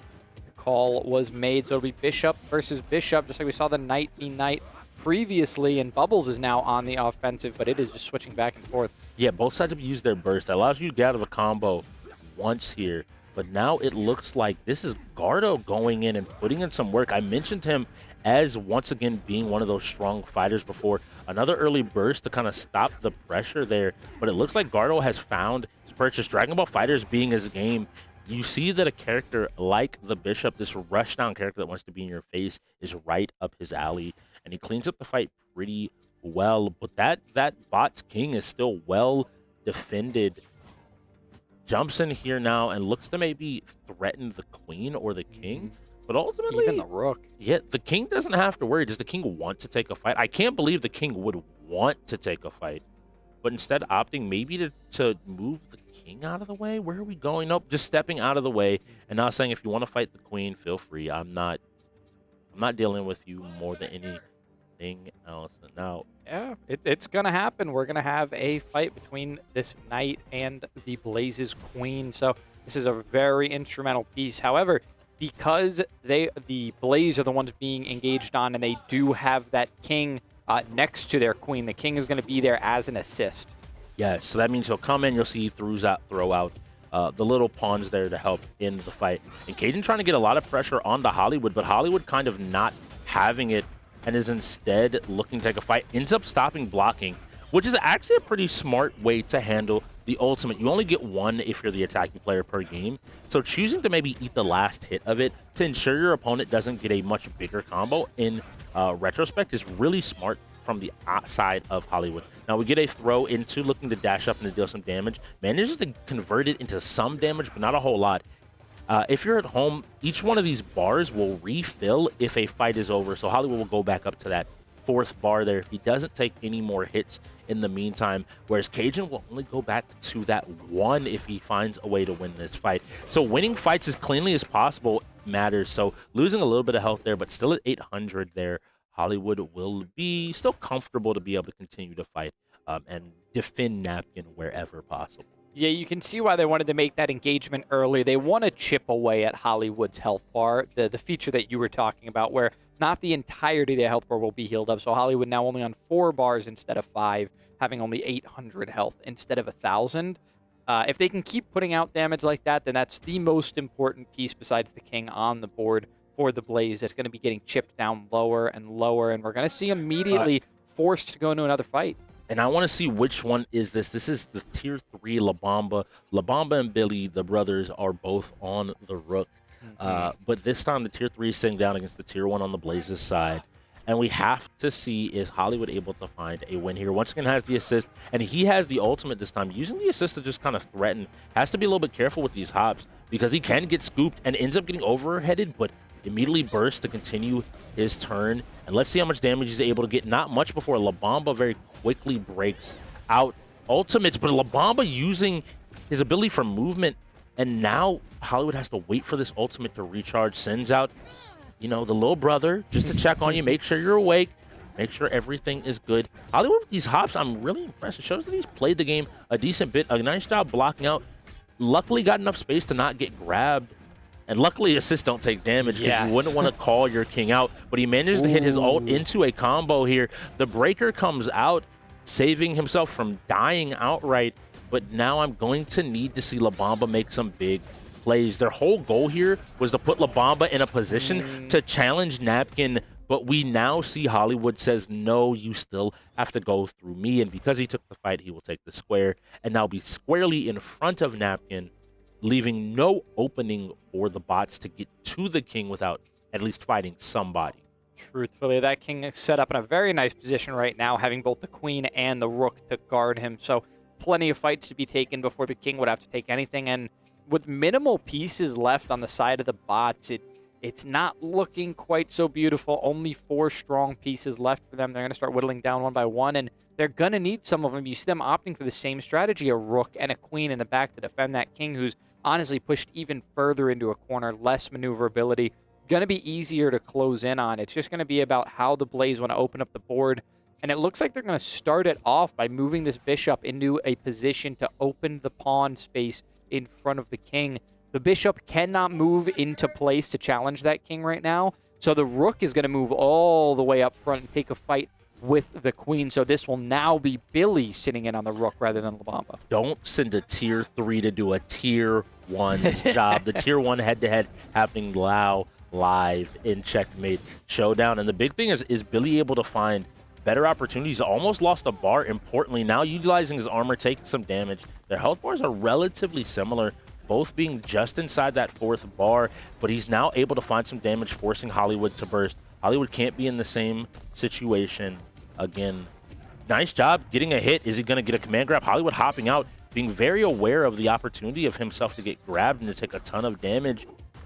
Uses the assist to keep himself covered, and the super there doesn't end up grabbing anything because Hollywood just backed off, and now Hollywood trying to get his damage. No side, neither side. I need y'all to work on your combos a little bit, just a little bit. Yeah, Hollywood playing very slow and patiently. Things working out for him better that way. Finally, we see the assist really working out for him. He's going to break out the burst as well, but it doesn't connect for much. It was really smart of him to jump up and air dash in. He avoids the grab once again. And we're going to see Billy looking for this, utilizing this armor to maybe challenge Hollywood and to find his ability to damage. Hollywood catching him for jumping so much. And here comes the grab. Hollywood ready to jump away, but Billy now willing to just stomp his way to victory. Both sides are now within that last bar. Never mind, Hollywood might have just made it so that he can keep 2 bars up. And with the slimmest of margins, Hollywood has now taken out both of the rooks. Napkin has not had to go into a fight as the king specifically. And they're ready, I think, to go on the offensive themselves now. Yeah, and you can see why. If they're able to take out this knight right here, it's going to be only 2 strong pieces remaining for the bots. They do not have a ton of wiggle room here. There will be an assist for this bot's knight. They'll have the queen, which is a very, very strong assist to have. The players that we have sitting down at the moment, it's going to be a tricky matchup. This is going to be important. I want to see how each one of these players play. Doing a good job. So now Dictator Chicken on the other side, looking at Gardo. Both these players strong in their own right. They're both tier 2 and tier 3, looking for the fight. Dictator Chicken ends up getting punished here. Gardo not able to really convert, but throws him back towards the corner to keep his power up. Blocks the Queen assist, forcing a burst out of Dictator Chicken. Now both players are moving in. They're just both trying to find their opportunity, find their space. And it looks like Gardo found his combo because that's a ton of damage into the super to bring him below 1 bar. Meaning at this point, Dictator Chicken will not have more than 200 health for the rest of the game, even if he finds his win. But that win isn't on the horizon, possibly. Let's see. He's still alive. Each one of these moves matters. He's holding his space. He's trying to keep the pressure up. And finally, Gardo just rips off the Band-Aid and says, we're here to play. Nice job. Yeah, very nice cleanup on the side of the Blaze there, opening up even more space. All they have to get through is the Queen and the King. They are the 2 strongest kits in the game. In chess, you don't really have to worry about any kind of power balancing. There's a reason that the King and Queen are stronger than everybody else. They are the most significant pieces on the board for a reason. So you want to put your strongest players on them typically and stack all of that talent into the largest kit so that they can pick up the most wins for your team. Now, really interesting positioning idea here for the Queen. I am curious what this is supposed to be aimed at because now... And this is where I didn't want to say it, I was worried about that movement. The Queen was kind of the only thing safely presenting, but kept himself up for the defense. And now it's going to come down to Mordecai versus Hollywood. And Mordecai is going to be at a lot more health right now. Hollywood only has 400, and he's going to go down to 320 right off the bat. The damage starts to come out quick, but Hollywood answers back with 100 of his own off a grab, but he's going to keep taking that damage. Not under his first bar yet, but a lot of that damage blocked by Mordecai. In fact, both of them seem to be. The grabs coming out from Mordecai are just doing more significant damage right now. And so if I'm a Hollywood, I'm just trying to deal as much damage as I possibly can. I probably lose this fight and the super to take him out. Valiant attempt from the tier 1 of the Blaze. He took out plenty of players on his own, but finally his opposing Queen steps in to ensure that he can't threaten the King. I think that was the other option as well, with the low of health, being willing to just step in and finally take a fight. Now going to continue to run along this edge, and this has to be what you do. You just chase him slowly into this corner and not letting Napkin get away for free, because now Napkin's kind of put himself in a bind. I don't think he has one square that he can move to and be safe if he would like to, or he can opt to take the fight himself so that he has control of the ultimate. It's going to be a 50-50. You either move to this corner square and recognize that, hey, the Queen's going to step in, or you have to step in otherwise. Now, this is the sneaky thing. I think they're trying to bait him to step possibly into a rough spot. This is an interesting decision. They're going to engage with this King into the Queen. They just set the bot's Queen in a position for the Bishop all the way on the top right of the board to be able to pull back and engage with the Queen. I thought that was the strategy and the reason they wanted to pull her into that corner, but instead they go straight into the fight with the King, maybe not trusting their Bishop player to be able to get the job done. My guess, would have to be that you want your best player in the situation.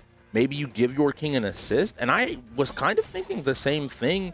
I was just trying to bait him into a bad move, but I do agree with taking the initiative yourself. But the unfortunate trade means that you're losing a ton of health. Uses the super here just to get as much damage out as possible. Let's see how low he can bring Mordecai with these pawns, down to 350. If he gets another touch, he should be able to win.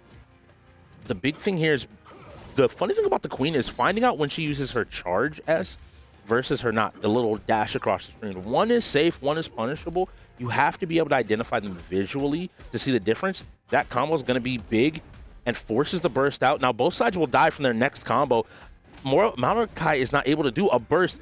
Now it is guaranteed we will see an end on the next major hit of this game. A nice block doesn't convert it into more damage. Napkin has to keep fighting here.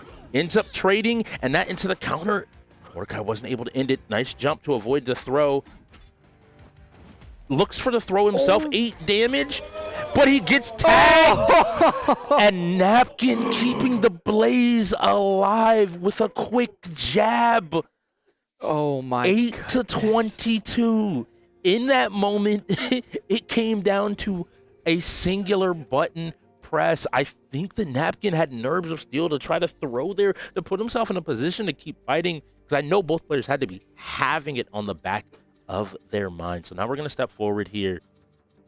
But importantly, in this entire conversation, that was the last named piece of the bots. All that is left is Ceviche by himself, and now we're going to see the fights begin. Yeah. So,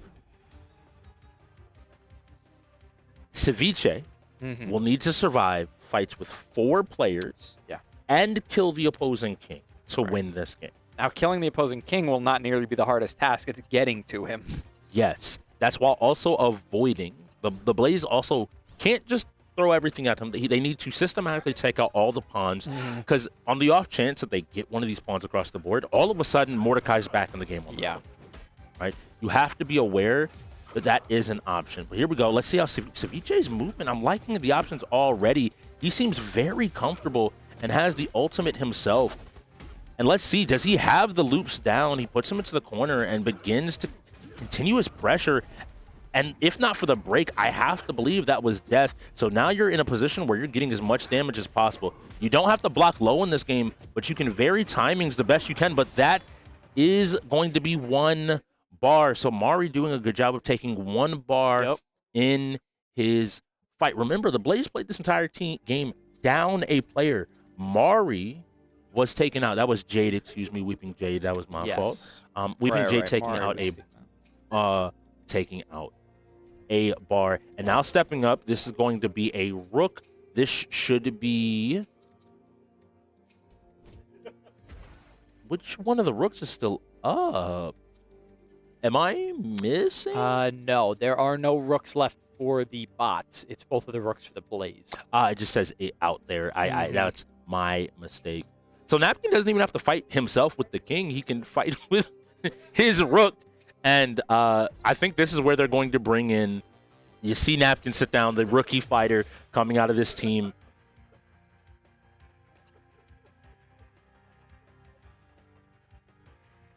Are they going...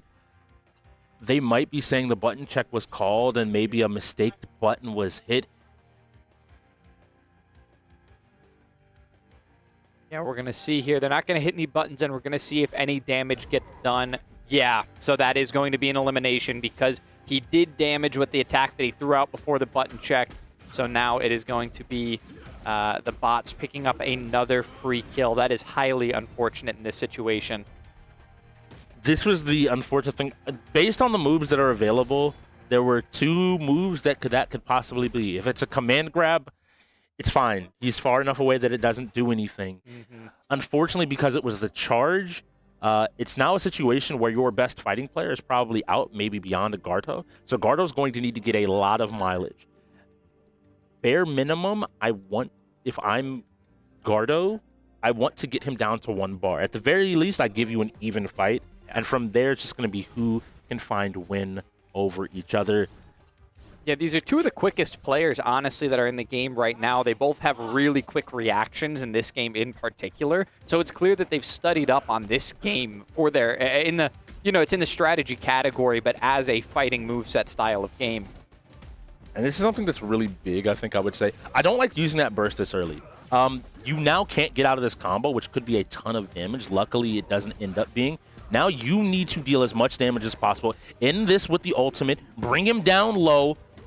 You got 1 more rep into it. Boom, ultimate. You love to see. He's below 1 bar. Gardo could save the game here with a throw, 12 health. Yeah. Oh, yeah. Ceviche, and he baits out the counter. Beautiful play from Gardo. There's a reason he is in that tier 2, and I think today we are starting to see it. In that moment he went in, I was worried. He found his moment, and when he's on offense, he shows that he can close out the game. And with NHL next, we might see the first Blaze lead of this entire day. It's very possible. We have a sports game coming up for the sports team of our league, probably in the Blaze right now.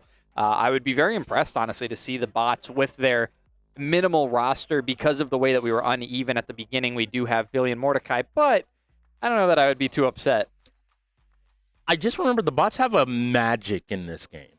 They don't have a whole lot of experience, but somehow They find a way, and usually Mordecai and Billy are a part of that magic. So having them go in here, there is a world, but I don't think Hollywood's going to allow that to happen. I will speak briefly to the Blaze rookies. It happens. Let this be the one time you need to learn the lesson going forward. Don't carry this into future matches and make the same mistake. Again, button checks can catch anybody off guard there.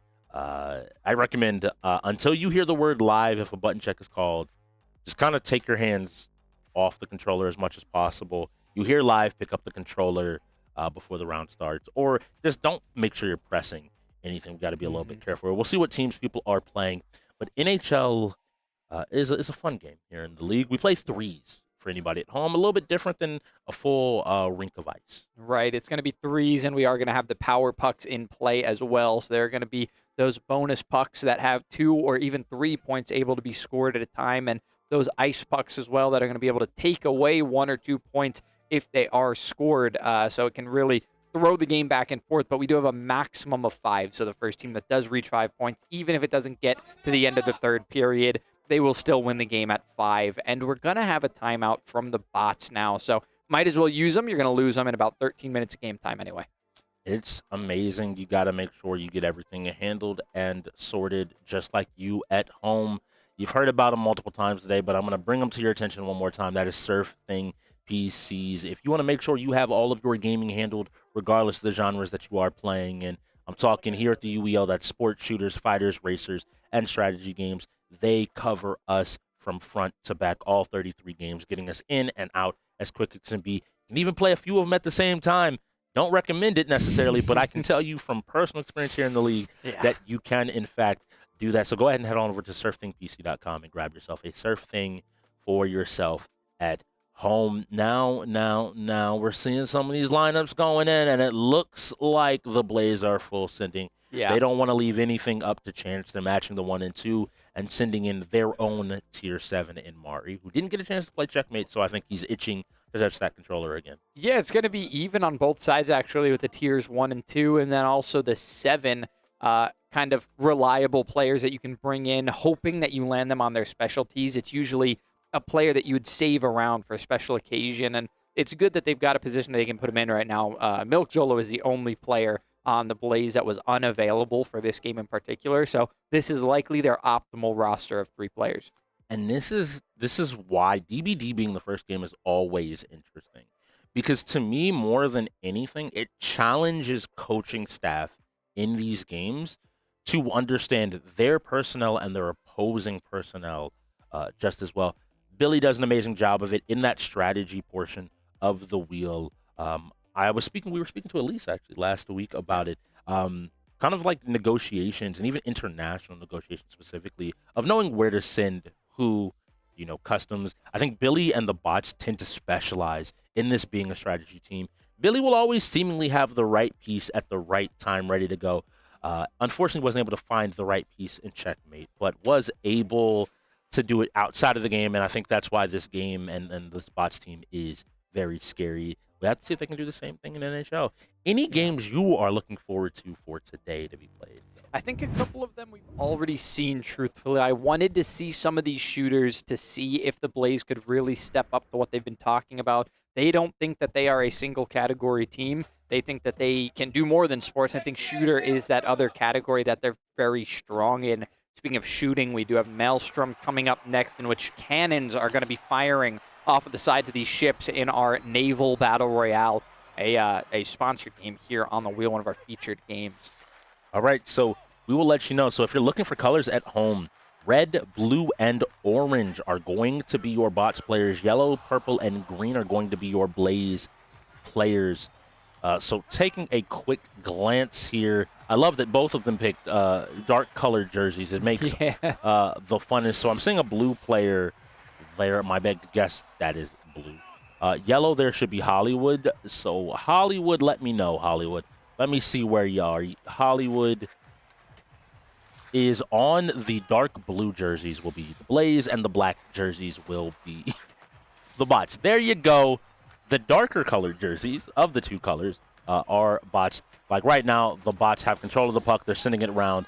They were on defensive, but now are moving into an offensive position. They managed to send it across, aren't able to find a score. Now, having Bubbles available for this is important. This is one of Bubbles' stronger sports games, and now is moving around trying to find an opportunity for his team to take the advantage. Yeah, we see a lot of aggression coming out here from the bots, which is something we usually find synonymous with the Reapers or Hollywood and this Blaze, but it's the bots this time that feel pretty confident and want to take a lot of aggression to start. So we see once again, they're going to make these passing plays, not quite landing them where they want them, so losing a bit of time, but off the back of the stick, almost goes into the back of the net there. And now we have the Blaze with a little bit of control. A nice passing play, but it is going to be stopped short. A nice stick dive as well from the bots to get control. I mean, you really had it coming from your own goalie already, so I don't think it was that necessary. But a 1v1 at the goal, and that's going to be a score for the Blaze to start them off. They're going to go up by 2. And I was going to tell people at home to keep an eye on that bar below the goalie. That's the goalie's essentially stamina bar. And being a money puck, that's 2 points towards the 5 they need for a win. Already coming out early. But to keep an eye on that stamina bar below both goalies, they can block him many shots. But as that bar goes down, it becomes harder and harder for them to stop these shots. So that's actually going to be the bots in the blue jerseys, it looks like. The blue jerseys being the colors are a little bit confusing. One of us is definitely colorblind, but I believe in the blue jerseys, that is actually the bots that have just gone up by 2 because you see that the red player right there, that would be the Bubbles. If at home, I just want to say to EA, if you could be a little bit more clear on some of these distinctions. Yeah. Yeah, so it is the blue that's going to be the bots. So it is the bots that are up by 2 right now. And it is. So the aggression that we saw from the jerseys, the black jersey team, which would be the Blaze, does make sense now. It is Hollywood bringing that aggressive play style with his team. We saw it last year with him and the Reapers in this game in particular. Now control again going the way of Bubbles. He gets a light pass to his teammate, similar to what we saw in FC. It doesn't control any space, doesn't really get that far. The goalkeeper's going to hold on to that one, and what that's going to do is it's going to send it back up the ice and give control back over to the other team. So if you are looking for Hollywood, just to keep an eye on him, he is actually that light blue circle. So the black jersey with the light blue circle under him, trying to get started here. But now it looks like the bots are instead stepping forward and looking like there's going to be an adjustment of buttons. Again, I appreciate players starting to use this, just making sure things are in the right place. You're allowed to do this between periods. I do have a question because there was some discussion of possibly changing some of the rules around of NHL. I don't know if those rules have gone into effect yet, so we'll just have to wait and see. I'll keep y'all abreast of the situation if it does become relevant. Yeah, one thing I want to point out here is that the time of possession for, I believe, the Blaze is currently, so possession on attack for the Blaze is currently a total of 10 seconds. So they have had full control of the puck with one of their players for a total of 10 seconds while on the bots side of the ice. That also is coming with a barely above 50% passing completion as well. I think this is really surprising because, again, this isn't the sports game I would have maybe thought that the bots had in their wheelhouse, but it looks like they now just have to find that opportunity. If the bots score these next 3 pucks, the game just ends. And if the Blaze score these next 3 pucks, they find themselves in a position to also win with a money puck coming right after it. So both sides here are looking for these opportunities with each one of these shots. Yeah, it was a long shot there from the bots, but the Blaze are able to defend. And now I like the passing game. They try to take a shot from afar, but it was a pretty solid defense already set up by the bots, who are all on the same side of the ice and not able to set up for an attacking play right now. The Blaze get a little control again, and they're going to try to approach, but it's not going to be for anything because the bots regain control. They're starting to take their time, and all the Blaze players are clustering up to attack the player with the puck. Might not end up working out for them at some point if they focus too much of the same area of the ice, but we do see this player right now skating around, just taking their time for the moment. I believe that was Billy taking his time trying to set his team up, but really nothing out of it. The Blaze just get control again. They're going to try to attack, and they're able to keep control even through a little bit of interference from the sticks. However, finally, the bots will regain control, but they give it away almost immediately, and the Blaze able to just scrounge together some more time with this puck, trying to pad their stats a little bit. They haven't taken many shots on goal, but that one was close, and it will No go goal. in. Was that a goal? I thought the referee was doing. No, looks to me like that was a goal. That one went in off of the. No, the no, referee, it was not. I happened to see the referee wave his hands, maybe being too close there, and the goalie wasn't able to actually contest the puck in any way. Or the puck, it wasn't shot in. It was just happened to trickle in there. Ooh, another great opportunity. That open side of the net was completely open had he been able to get control of that puck. And now it looks like the passes that were looking kind of good in helping the Blaze keep pressure are starting to go a little bit wide. But they still find themselves in control. Nice shot over. Isn't able to find it, but that goalie's now down to half of their stamina. And so you're going to find it a little bit easier. Now on the other side, the Bots goalie looks comfortable. He looks happy. He is enjoying himself. Yeah, he's doing just fine. The Blaze goalkeeper at full stamina at the moment. They're going to make their way back up the ice, and it's not going to be anything yet, but he does keep control of the puck, which eventually goes into the hands of the goalie who's going to sit on it, and the Blaze are going to get control again back down from the bottom of the ice. Yeah, okay. Real light blue Hollywood sends it forward, isn't able to find anything, and we have to move forward. Do we see a first shot of the second period with 15 seconds left to go on the time feature? Let's see, 5 seconds. Are we going to see anybody take a goal here in the second period, or will we move forward? Done. And so this was that rule change that I alluded to that I didn't want to say because I didn't know exactly. I know it had gone out. We are playing 2 of the 3 periods now. So they needed to make a comeback right then and there. There wasn't any more room just yet. Again, rule changes are frequent. To be a good player in the UEL, you have to be flexible. You have to be able to not only just play one genre, but play multiple genres to be able to handle with very open rule sets is what I'll say. These aren't some other leagues that like to really lock down, this is the quote-unquote right way to play the game. This tests your ability to play games of so many different types in so many different ways, and you have to be flexible. So in that case, the Bots were able to find, I believe, their footing in NHL faster. Yeah, it only took one. I think that is a sports loss to the Bots by the Blaze was not some words that I thought I would say today.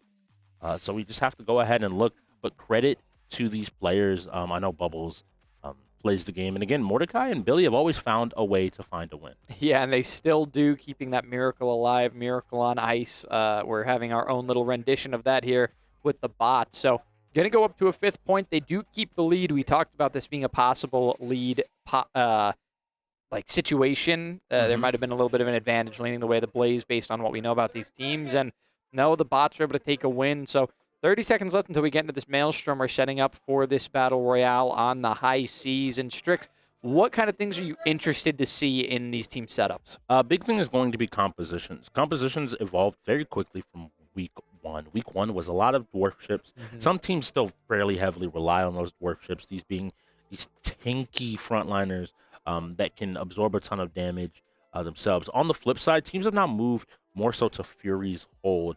This is almost like a sniper's-like ship. A lot of the shooting players here in the league seem to like the ship. You're able to send these huge volleys from afar and then a ton of damage to hopefully build up high point totals. But I want to see some teams maybe continue to experiment more. We've seen success on any number of the factions, different types of ships, some of the smaller ships, the faster ones. Some of the ships built maybe more for ramming and for getting in your face and boarding you. It all comes down to what these teams have decided. And after the Bots play in Final Stand, I have to believe they've cooked up something different for Maelstrom as well. The strategy category is where they live, breathe, and eat. Yes, they have strategies for strategy, and they've got strategies for everything else as well. So they're certainly going to be on top of it. We'll have to see if they've locked into what everybody else is kind of focusing around, or if they have a strategy of their own that they want to pull out. I'm sure that they've been practicing this quite a bit. So we're currently in our game, and they're getting themselves set up. We're going to be heading our way in pretty soon. Now, my big worry here is, again, this is a PC game, and the Blaze don't have a ton of PCs. I'm hoping they're able to show out that maybe they put some time and effort in here Well, on the flip side, I know Dictator spent some time in La Bamba and Raging. It all seems like up their categories and alleys. So we just have to see who is going to take a win. So do we see a tie game, Speedy? I need you to let the people know.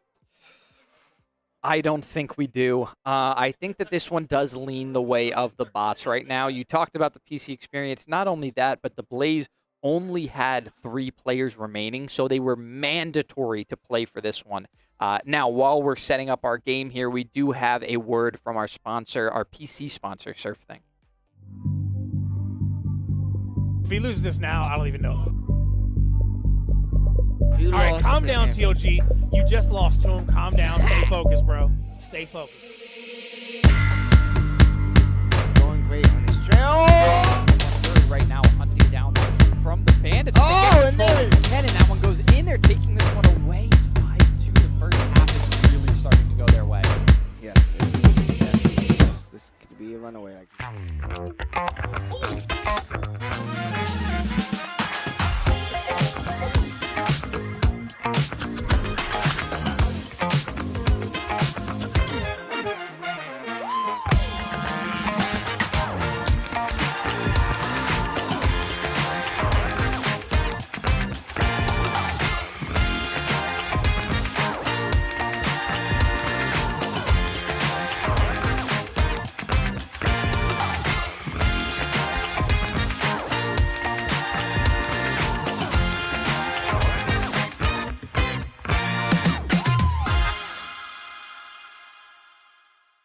Did you know poor posture while gaming can cause serious neck and shoulder pain?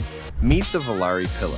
This pillow is designed specifically for gamers. It gives your neck and shoulders the support they need, reduces strain, and helps you sit comfortably for hours. It's extra comfy and hey, you can even pick your style. It comes in rare, legendary, and epic levels. Match it with your setup by choosing from a variety of colors and designs. Don't wait for the next ache to hit. Level up your comfort with Volare. Use code UEL15 at checkout for 15% off your order. Grab yours today and feel the difference in your next gaming session.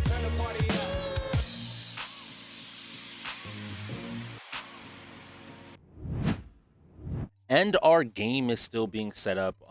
Getting everything together. We're making sure our players are nice and comfy. You got to make sure everything is handled so that y'all have the best experience here. In the meantime, I want to take a look back at this game, maybe what we've seen so far, because I think it's a pretty different game than what we had seen prior. We've seen mostly strategy shooter and sports games over the course of the game, with the only exceptions being Jected Rivals as a racer, and no fighting games so far, which is, yeah, I think if you're the Blaze, you're kind of happy about that. But DBD went over the way of the bots off of the back of a great set of plays from Raging Cajun. Overwatch 2, dominant team play all around. But not to be outdone, Gardo and Mugzolo and FC came out to keep us fairly even. Apex, the rookies weren't able to hold off the bots' onslaught. But 2K and a mistake by the bots in Final Stand Ragnarok led to us being in a tied situation. One Jected Rivals and then Checkmate Showdown later. We were 4-4 and only NHL. The bots, as you just saw, found their purchase to go ahead and take a win. And now we're at Maelstrom. You're caught up with the game. I hope you joined us. I appreciate. And if you're just joining us, welcome to the UEL. We play 33 different games across 5 genres. Right now, we're jumping into one of our strategy games featured for this season, Maelstrom, which is a boat battle royale. Yeah, there's a lot of 3v3 battle royales on there, but I think most of them take place on land with very little water in them. So it's really cool to see this like original style of game being played. It's definitely not as quick as just landing a sniper headshot and taking someone out of the game. You have to do a lot more work than that. So it does require more of a team effort. Battle royales already require you to coordinate well. This especially so because you have to do it for a much larger period of time. Yeah, it is very different as well because rather than just some of the normal movement that we see in some of these battle royales, the use of maelstroms themselves, these giant whirlpools, for being able to position, you can't ever actually sit still in this game. Even at 0 speed, you drift just like you would on the water. And so really understanding the movement tech, I think, ends up helping being able to lead your shots, aim your shots, and find where you're going. Now these teams are looking to get into game. But before we get into game, I'm going to ask y'all to take a look at our Tier 1 matchup for the day. Billy the GOAT versus Hollywood. These are two long-time standing players, but it looks like he's asleep because of how easy this game is for him at the very least. This season, actually, so far, Billy has been performing well, finding 2 wins in shooters, a win in sports, and only finding that loss there in the strategy category, putting him at 3-1. Yeah, I believe that may actually. I think is Billy 3-1 or 2-1? He went in It is hard to remember. for 8. He went in for Overwatch. He did. He did end up going in for that loss in Final Stand. He was available now just for NHL. Yeah. And then Checkmate. Yeah, so it looks like Showdown. he is only 1-0 in shooters, so he is 2-1 at the moment. He's 1-2 actually, because they lost Checkmate, and he would have had to have gone in for Checkmate. They've lost both Checkmate and Final Stand. Interesting. They did also lose Final Stand Ragnarok, so he's at about 2-2. So we are going to end up skipping Maelstrom now. I believe the Game Master made a call. Right, the Game Master made a call on the floor that we were going to be our moving first on to the next fighter game, of which is, the day. No, No. it's not going to be. It looked like it was slowing down, but Lethal League Blaze. Okay, So close the enough. second time we've gotten a non-fighter fighter. This is Yes. a very. All of the fighting game players really enjoy this game. It has a lot of the same 2D platforming mechanics, a lot of the same movement. However, it is a sports game. It isn't played primarily on the fighting side. It's not all about contact with enemy players. It is contact with an objective. And so it does fall into the sports category. So something that I really wanted to highlight just now, this is our 4th strategy or sports game of the first half. There are only 2 more left, that being my brain's gone. So for the moment, I'm going to go ahead and ask that AV come in and let us know what's going on with the floor.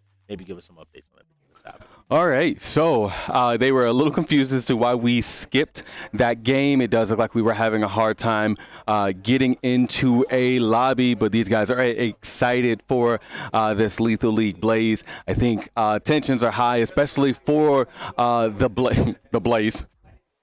And that's just because they are one behind the bots right now, and Hollywood, I think he's sweating out there just a little bit. Hollywood sweating is a little bit different than we normally would see. He's normally the one having fun and making people sweat. Yeah, he's also usually winning every game of the season. So I think that this is a little bit of a different having to fight for all of these game wins that he has to scrap together. He's taken very few losses in his time with the Reapers, and so it's been a long, successful road for him, and this is a new journey for him. He's going to have to not only mash a team together of a majority rookies, and I mean, they've already been able to take a win, so that's impressive enough as is, but now he also has a player returning to the league that he has to get caught back up, and he's got the assistance of one single player in Garto, and we also talked about Lockdown coming in for management to help with the team aspect and just getting everybody locked in together, locked down together, if you will, getting them all situated on this team. The rookies are a very, very important part of our teams. They can be make or break this season. Yes, and Hollywood, again, I think he scouted well, but I think he was very realistic in talking with him. He didn't expect like him just to have a championship team from week 1, or to like just coming into the season, but he does think that he can build them up to a playoff caliber team and to be able to compete. And I think he found a lot of very good players. They're showing signs of being skilled players in their own right of video games. Just now we have to kind of help them start their road to becoming end gamers, so really starting to master all of these genres. I'm going to bring the focus back to the sports games here for just a second. I mentioned this was our 4th sports game. Only roller champions as well as college football remain unplayed along with Lethal League Blaze. If I told you that coming into today, they are now 2-1 in sports with another to be played and 3 left on the wheel, where would you put the Blaze's chances, or how would you feel about the current state of the game, this just being the first half? Really, I wouldn't even expect it to be a 5-4 scenario if you told me that. If you told me that in their specialty category, they were almost going even, they only had a 66% win rate, I wouldn't even think that the game was this close. So perhaps that says a bit about their expansion into other categories and the practice they've been putting in, maybe neglecting just a little bit of the sports category, knowing that that's where their talent lies, and expanding into the other categories. You can't take a win in this league without being a well-rounded enough team. Yes. So the fact that they've already taken a win means that they're starting to round out their team. Now being this close contesting with the bots, I mean, it means that they've come even further. I think that being able to go head-to-head with this team puts you in a pretty good position. I would say that they're pushing their way into the middle of the league already in their third game. I want to give that compliment to the league as a whole this season. I think we moved to a $1 million prize pool. Players are getting paid per game, win or loss. And I have seen an absolute step up in gameplay from every single team and player. Every single week to week, a team will look, I'm going to use numbers. I don't want to just say bad, good, whatever. A team might look like a 3-1 week, but they'll come in and look more like a 5 the next time they play. Maybe they look like a 6 or a 7, right? We have this situation where players are able to improve, and they are improving. And so I'm really happy to see where some of these teams find themselves in week 12 of the season as opposed to just week 5. The Blaze definitely have room to go, and the bots do as well. The bots, I know, are chasing a championship, bringing a lot of new pieces. And with Ceviche and Raging Cajun going in up against Napkin and Regine, I don't know who to give the edge to in a Lethal League Blaze. Because like you said, the fighting game players, we love it. We like it. Yeah. The sports players, I think, also kind of like it. But they're like, why is this in the sports category, though? This doesn't feel very sportsy to me. Yeah. But that's the thing. The blurring of lines is what really defines in-gamers. You're not just defined by this box that, oh, yeah, of course 2K is a sports game. Of course college football is a sports game. No, Lethal League Blaze, Roller Champions, these are all sports games. And you have to be able to, like, figure out what skills you can, again, use to succeed in those genres. Yeah, and it is interesting to see on that side of the bots. You had mentioned their championship ring before that they're chasing down. I can see all of those players lit up right now, not currently in the game, are definitely eager to take a ring. They've been contenders high in playoffs for a long time. They've been some of the most significant pieces. Now, Dictator Chicken, notably previously with a very championship caliber team, took a couple of wins home himself. So I think that he would love to prove that, although we don't say his name as frequently as the likes of Cat, Cutters, and Hollywood, he would love to prove that he is just as much of a significant piece of that team and that the bots picking him up was a calculated and intelligent decision. He was like the quiet top player over on the Reapers. Like, I constantly had him in my, like, honestly top 3 players on that team. Cutters came in, showed out, and has shown a lot of time. But it looks like we're going to be restarting it, and now we're going to get a full-on live game. Wanted to make sure everybody was in, they could move, controllers were right. And so we will get started with these players. Looks like everybody's looking for similar plays. Tekken being the next game, I know, is a happy call for both of these squads. They both have the potential to be great. Green squad going down there early on. It looks like Raptor finding his purchase. So now we have to see. Green is the bots, so that means the bots losing the first round, I believe. But we have to see now, are they able to keep up? Each one of these hits matter. Using the spin move right there to equal the score out. The yellow dice player is almost out, maybe putting his teammate in a 1v2 situation if he's not careful. Yeah, you can see that a lot of these players have opted to go for smaller characters. Obviously, you want a small hitbox as well, but you get a lot of coverage here with each hit playing the Raptor. You can see now he's getting those hits and is able to take out a final player in that burst. And so now this Raptor is by himself going up against 2 players. Now, his hope is that he's going to be able to take out the opposing dice player, but he has to find where he can hit the ball and was unable to touch it. And I think that should do it. Yep, the bots went ahead and took that win pretty handily. That's another sports win, evening up the sports games on the day as we start to finally see a fighter role in Tekken 8. Yeah, that was an interesting round. I think it's really satisfying to play that character Raptor. He's got the bat, so it's like, why not? I'm playing sports. I might as well hit the ball with the bat. But unfortunately, in that situation, the reaction timing was just not there. We saw some really fantastic reactions from the side of the bots. They were really, really quick to even pick up off of each other's volleys as well, to pick up the speed a lot quicker. And the bots are going to call an immediate timeout, I assume, to get enough time to get this set up before the half. And this will be the last game that we play before we go into the half. For everybody at home, the clocks in and out of game sometimes disconnect ever so simply by a minute or two. Everybody on the floor is pretty good, so that timeout being called is to get us in before half. This is a game that the bots want to play, and this is what you see out of teams that feel like they're stronger overall. They want to play more games. The more games on the wheel you play, the more opportunities you have to catch, especially rookies out of position. If Hollywood could choose the wheel, he would play maybe his best 10 games at all times with optimal lineups.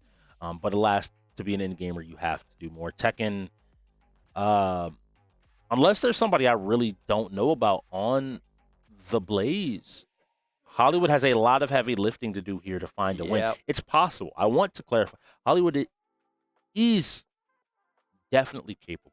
This is his best fighter, in my opinion. Oh, I think by a country mile. That's not to say he's bad at the other ones, but he is able to challenge a lot of the strongest Tekken players in the league and to at least force them to play what would be seen as more traditional Tekken. Not just kind of, a lot of people will come in and you kind of use as much energy as you need to, right? If I'm picking up a 5-pound weight, I don't need to use the same energy as if I'm picking up a 50-pound box. I can kind of, just kind of haphazardly do it. Where if you do that with Hollywood, especially in Tekken 8, if you take him haphazard and just like, I can win this for free, you might find yourself on the losing end of the matchup way before you can even blink. But let's see here. Weeping Jade has to go in now for the Blaze. And on the flip side, it'll be Billy, Mordecai, Dictator Chicken, and La Bamba. I can tell you that Dictator Chicken and Mordecai are two people they want to send in here. And given the opportunity, I think they send in Ceviche as another fighting game player there to round out their lineup, giving them as strong of a lineup. And this is the 5-man that I think a lot of people would have expected in previous seasons. You see the bots running. Yeah, some names maybe move here or there. Dictator maybe swapped out for another player. Sometimes Ceviche as well. But at the end of the day, this is a quality set of players and the core backbone to me of the bot strategy. They've always have 5 incredibly strong players and try to bring in players that fit the situation otherwise. Yeah, it's going to be a 5v5, and that gives us a couple of different situations here. The situations are that both teams are going to go with their top 5 players. So having several 5v5 fighters on the wheel and having your top 5 players all be fighting game players, or at least at the top on your team, I think that benefits you in that category overall, not having to reach down further into your tier list and pick up the players that are a little bit more uncertain. Sometimes you have to wait for them to be available, and if they're not, then you're in a difficult situation. It's nice to be able to have your top 5 freed up and available to play. The bots had much more of a force to play their 4 players here, whereas the Blaze only had to put in a single player before they can get to their 4 other ideal players here. So both teams seemingly having ideal lineups within their top 5 positions. And that means that the tier 6 and 7 on both sides will have to anchor for whatever we spin next. Yeah, and so this top 3 from the Blazers are going to have to come out and do some heavy work. And I don't know what I would want for these 3 rookies. I think I saw when we got here, I think Weeping Jade was practicing some F1, so maybe some racing games under his belt to help out Hollywood in that category. Y'all apparently at home feel like the bots are gonna win it. 92K. Y'all got channel points like that? Okay. Make sure you hold on to them, because if you lose them, I know Hollywood gonna take them all the way to the bank. Yes, absolutely he will, and he would love nothing more. He loves to be the underdog. So definitely could have been one of the reasons that he wanted to take this tier 1 spot on the Blaze, be an underdog, be a team carry. In this game, we're seeing him have a difficult time. He's going almost even, or he may be 1-3 at this point, actually. So struggling in that tier 1 position, but his team has been able to pick up the slack where he is trying to do the heavy lifting. It's no fault of his own, really. His teammates are being put into positions in which they can win in these sports games, into their specialist categories, whereas Hollywood is putting himself in for just about everything, or possibly Lockdown putting in these lineups, putting him in for just about everything as the most well-rounded player on the team. Seen most of the tier 2s be the anchors for their team. With the occasional tier 1s, I think for both of these teams, they fall into that anchor position, both Billy and Hollywood. And I think it always makes your stat line look a little bit worse as well. And next up will be Dragon Ball Fighters.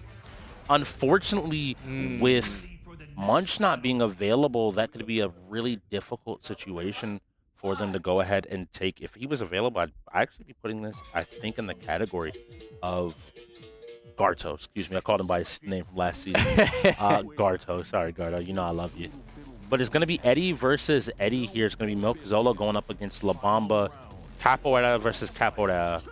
Who will find victory? Oh, and they just come out swinging. Player 2 is the Blaze. So on the right side, this is Milk Zolo taking tons of damage. And on the flip side there, La Bamba always willing to fire back. Pops in the heat, getting his own advantage. Heat burst does a ton of damage. And the super here, I got to believe he blocked it. And is he ready to deal damage back? No, gets launched. Is he able to find a combo? He does. Okay. And Milk is showing some life here, ready to play the game and find an opportunity. Maybe just took a second to get comfortable and might just bring this back. I question the game. And Milk Zolo finds a win, giving an early lead out to the Blaze. Next up is their tier 1 Billy the Goat sitting down, I believe. No, Dictator Chicken. Yes. Sitting down. And well, to see him, is he also going to be playing this Eddie and just go for a button check? Yeah, it looks like he is. He's just going for a button check. No re-choosing of the characters.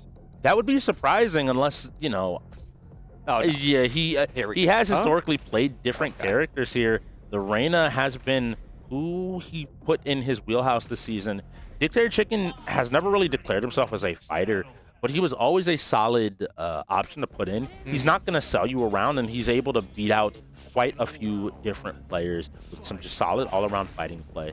Now this Reyna into Eddie, you'll see how much time. He has an Eddie on his team, so hopefully he's had the opportunity to maybe play against it and be used to it.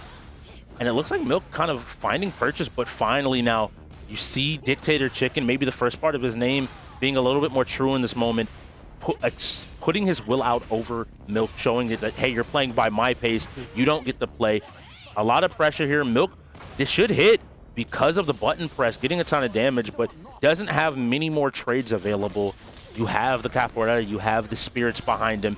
Eddie dealing a ton of damage. This round is still winnable. He's just going to have to find a way to open up Dictator Chicken, and he might have just done it. That's 2 for Milk Zolo. Milk Zolo picking up a second win, this time against Dictator Chicken. A very, very tough matchup for him, and he works so well off of the momentum. He seems to know exactly where to pick up his hits on the get-up frames as well. So just a great job, really good game knowledge. He's able to carry momentum from 0 HP, able to pretty much eliminate the entirety of Dictator Chicken's health bar. And yes, of course, that ultimate connecting there was significant, but he had to pick up the connection and the combo on the tail end of it, and he did. So the consistency for him, winning him 2 matches in this one so far. But now we see Ceviche sit down. Ceviche has put in work before. He's been on the edge of a sweep against the best Tekken team in the league before. So it wouldn't surprise me if they send him in here to try to handle maybe the problem before they go too deep into their bag with Billy the Goat and Mordecai sitting on the backside. Now, who do you play? My guess is going to be King, and my guess is right. He is a grappler man in the game. So King, the man in a leopard mask? Cheetah? Jaguar? Jaguar. That's the animal that I was looking for. I believe that's the one. Thank you. I was trying to figure out the cat in question. Jaguar mask here, looking to put some stress on. And you see he was immediately ready, looking to duck and go into a combo. Oh, and this is an example of why they brought him back. To have another strong fighter ready to perform, ready to fight, and ready to play. Tons of damage. Has only taken the smallest bit of damage here and is still looking for his chance to play. The music sounding out. Hits him with the big knee and is now looking for his next play. Blocks the damage and ends Milk Zolo's run. But Milk has done his job. Milk got out to an early lead and helped this team take out 2 players really quickly. And now seating down next seems to be Weeping Jade. Okay, I'm interested to see what Jade is able to bring. Also playing the Eddie. Yeah, locking in that same character. Now, King, we see a lot of players kind of fall back on when they're learning the game because grappling can do a lot of damage very quickly. I think it's clear that that's not at all the case for Ceviche. He is playing this character in a much more all-around way. He's playing him as an all-around fighter and not just a grappler. He's turning his the bounces off of his grapples into more connections, and we're going to see if he can carry it through with this matchup against Jade. I love the mix-up immediately, where Milk was using a lot of the mids and the lows. It seems like Jade is far more willing to just go into straight-up lows and challenge if you're ducking. But Ceviche said, cool, I'm going to respond back and hit you with a ton of damage and really challenge what you're going to do. And this throw is going to kill. Yeah. That is the end of your life bar. Nice try. You got him down to 25%. Yeah, Ceviche answers right back. Honestly, he did just as much for his team as Zolo did for his, so now both teams with only 3 players remaining. Ceviche undoing all of the damage that Zolo put on his team. This is, I think, the benefit of having a deep fighting game roster at the end of the deck. Who do we have sitting down? Napkin going in here. All right. So maybe trying to match fighting game player against fighting game player, and what we've seen a lot of players going into the Dragunov. A lot of players have been faulting Dragunov being an exceptionally strong character with just a lot of oppressive offense. The ability to kind of constantly force you into more and more difficult situations and to make the gameplay at his own rate of play. I'm interested to see here. Now I see Napkin kind of trying to get his buttons together, figure out exactly where he wants everything, make sure things are in place, and to go from there. Now, both of these teams have also anchored their tier 1 and 2 in this match, so we may see them going back and forth, or we'll see which side has the stronger, higher tiers for Tekken. And so immediately, I like the sidestep. He's trying something, finally using Heat to just take his turn back and to look for an opportunity to play the game. But Ceviche immediately responds, catches the jump, and you don't have a whole lot of options here anymore. The down 2 ends up whiffing into a ton of damage. And this is the issue of dealing with King. Hey, yo, check if he knows the grabs. Funny fact, a lot of King players don't know how to counter grabs themselves. Grab them, scoop them up. I'm joking because I'm pretty sure Ceviche, you might actually be in a more dangerous situation. We see the Jun now coming out. This should be Gardo sitting down. And let's see if we have the call. Do we have a button check? We'll see if Gardo is good or if Gardo isn't.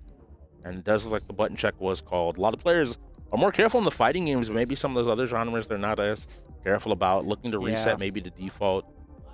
And there we go, and now we can get into it. The game playing, Gardo starting his overall gameplay, looking to find a few opportunities and already getting some good damage out. But now takes the knee, and this is where the dangerous part of the game comes from. Nice job on the break, gets a launch. You're going to need to hit that combo. You weren't able to, but nice job not letting it phase you. You have him down to 25%, and he finds a win. Gardo dealing with Ceviche, stopping his run before it goes too much further. Now all that's left is Billy the Goat and Mordecai. I can promise you we will see at least one more King today. Billy the Goat is my question. Mordecai does also play the character of King. So it is coming down to these ones and twos. Yeah, and it's going to be Billy sitting down first, so keeping their tier 2 right there in the bottom anchor position, putting the weight of whatever will be left on him. At the maximum, he'll have to get through 2 players, but very possible that Billy makes some more space for the team and puts them in a nice position to win this. We thought this was guaranteed toward, maybe not guaranteed, but heavily favoring the bots here, and the Blaze are keeping up nicely. And here we go, Billy sitting down with the victor. Doing his buttons first, though. Sorry. Oh, of course. Always have to call those button checks, otherwise you will be made fun of on Technical Timeout on Wednesdays at 6 p.m. 6 p.m. Pacific. I almost call it Western. You're fine. That's close enough. 6 p.m. Pacific, 9 p.m. Eastern. It's funny how we get Eastern and they got to be called Pacific. How come we're not Atlantic? Huh, wow, Atlantic time would be nice. Yeah, that would sound a lot Well, cooler. then how would you define, Britain and that whole thing? Oh, non-existent. Easy. To our British audiences, or and Billy now coming out with a lot of big moves. Gardo's throw breaks have been on point, but Billy's buttons seem to be finding purchase now. Him not getting touched, he might be able to get away with a perfect here if he finds one opportunity, but no, Gardo finally answers back, brings out a ton of damage himself, heals up a little bit, and is now not going to have an opportunity. That heat should do it there, taking it out. But if I am Hollywood, I am thanking you, my team. Yeah. You've got me to the edge of the promised land. Let me bring you home as the tier 1. I heard Hollywood say button check myself. I can promise you at home, he's not going in random. And you see her herself, the coffee queen, Azucena, standing before you. And we have the button check that's going to happen here before this round gets underway. For those at home that are wondering, yes, we do play one round. It's 5 players. Every player has 1 life. They have 1 round to do as much damage as possible. When you lose, you move.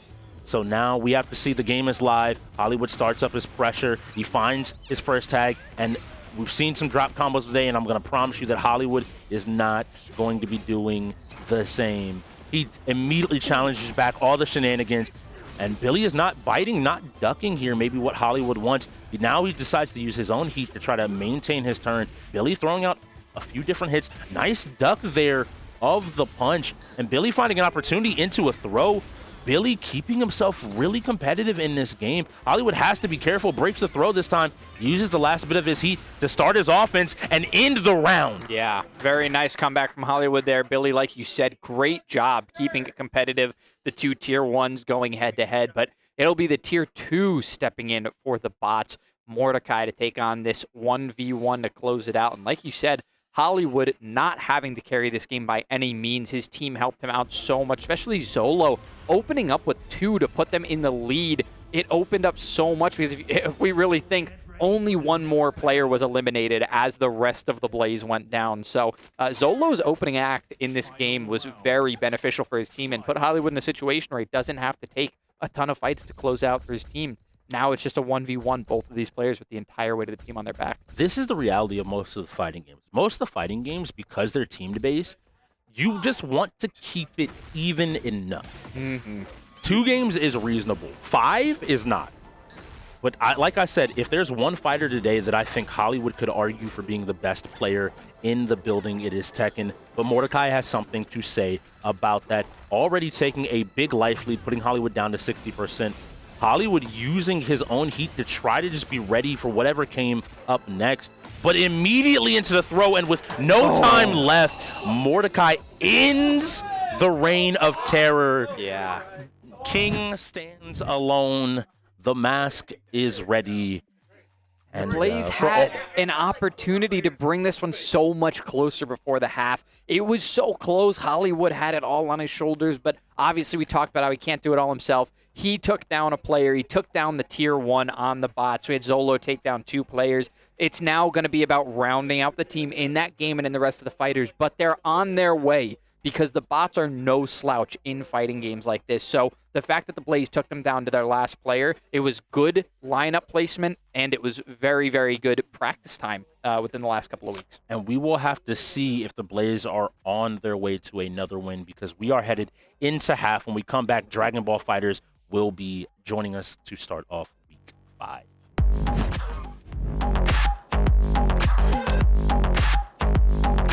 Welcome to Gracie University, and thank you for checking out our certified Gracie Jiu-Jitsu Training Center in Fredericksburg, Virginia.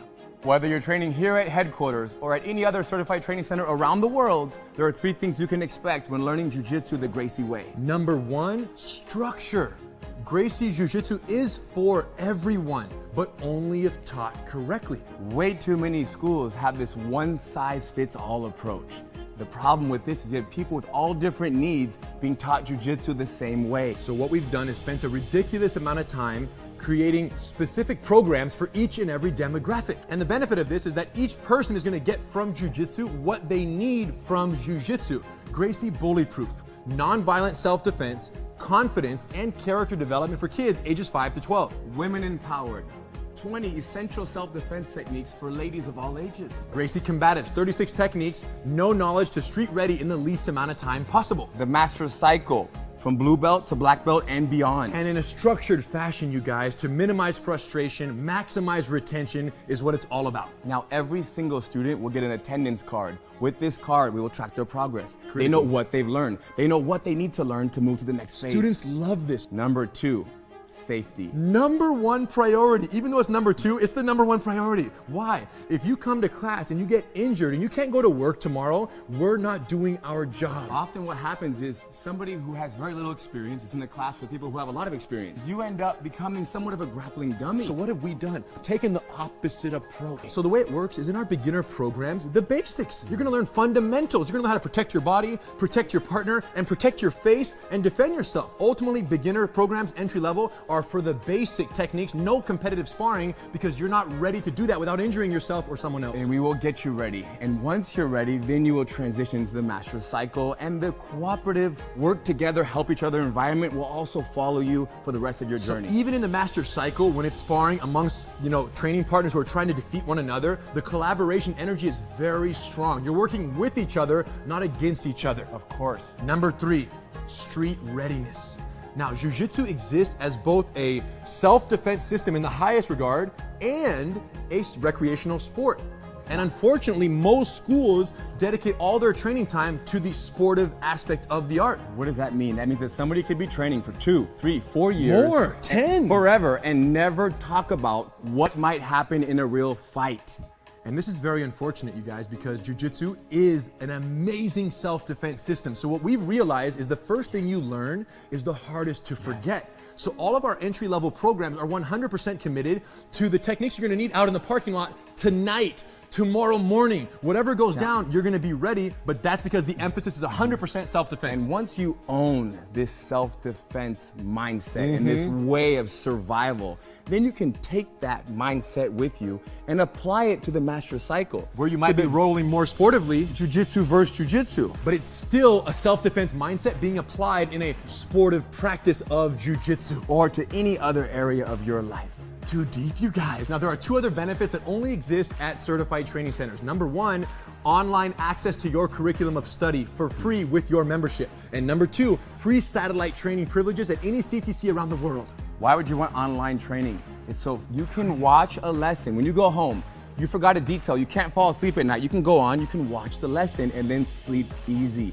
Or you want to come to class the next day, but you don't know the lesson, you haven't learned it yet. Or you want to prepare, right? You show up already speaking the language because you watched the lesson. And we found that students who watch their online lessons during the week, in addition to coming to class, grow at twice the rate of progress than students who just come to class. It's all about time and energy. There you go. So online access and satellite training privileges, which means you can schedule the rest of your life's vacations or business trips around certified training centers, because nothing worse than going on a vacation and not being able to keep up on your jiu-jitsu. Nothing worse than that. And when you do a class, wherever you're vacationing, when you do a class there, what do? You do class number 7, you remember, you take note, and you bring that back and you put it on your card, your attendance card at your school. Home. So any classes done remotely count on your attendance card back home, because the curriculum is identical for all the beginner programs at CTCs around the world. The bottom line is this.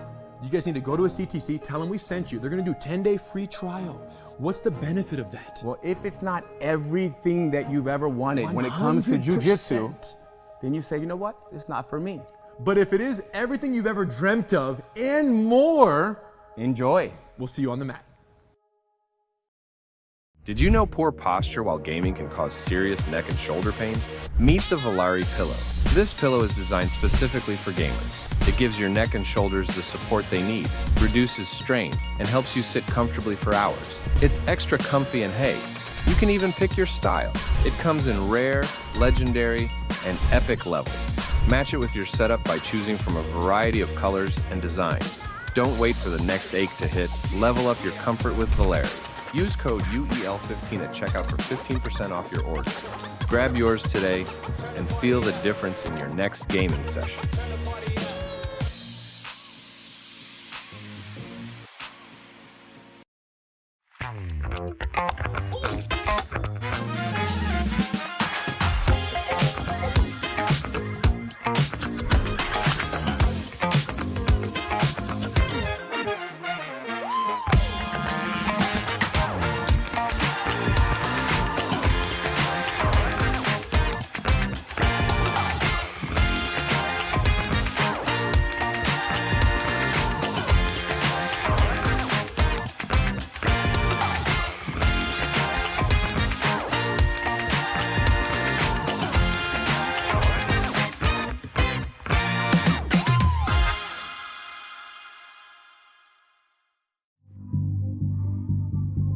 If he loses this now, I don't even know. You All right, lost calm to down, him. TLG. You just lost to him. Calm down. Stay focused, bro. Stay focused. Going great on his trail. Oh! Right now, hunting down that kill from the Bandits. Oh, and there. Ken, and that one goes in there, taking this one away. It's 5-2. The first half is really starting to go their way. Yes, it is. Definitely. Yes, this could be a runaway, like you're saying.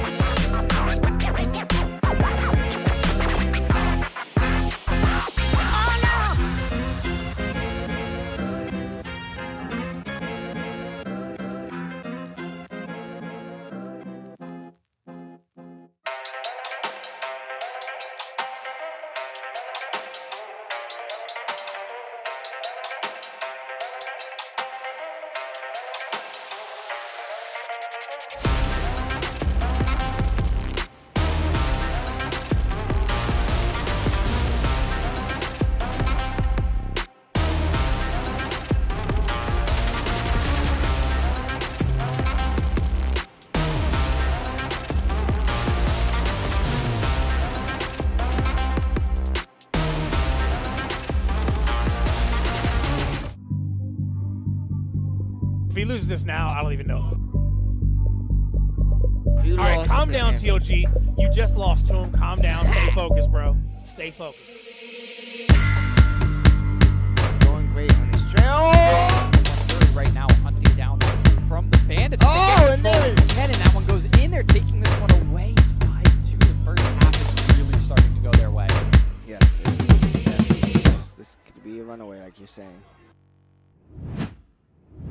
Welcome back, everybody, from halftime to this UEL match between the Bots and the Blaze. It is Thursday night on week 5 of Season 9. My name is Speedy, and I am joined here by Strix. Strix, we were real close before the half, and the Bots started to pull away. So why don't you give us a breakdown of what we saw before halftime?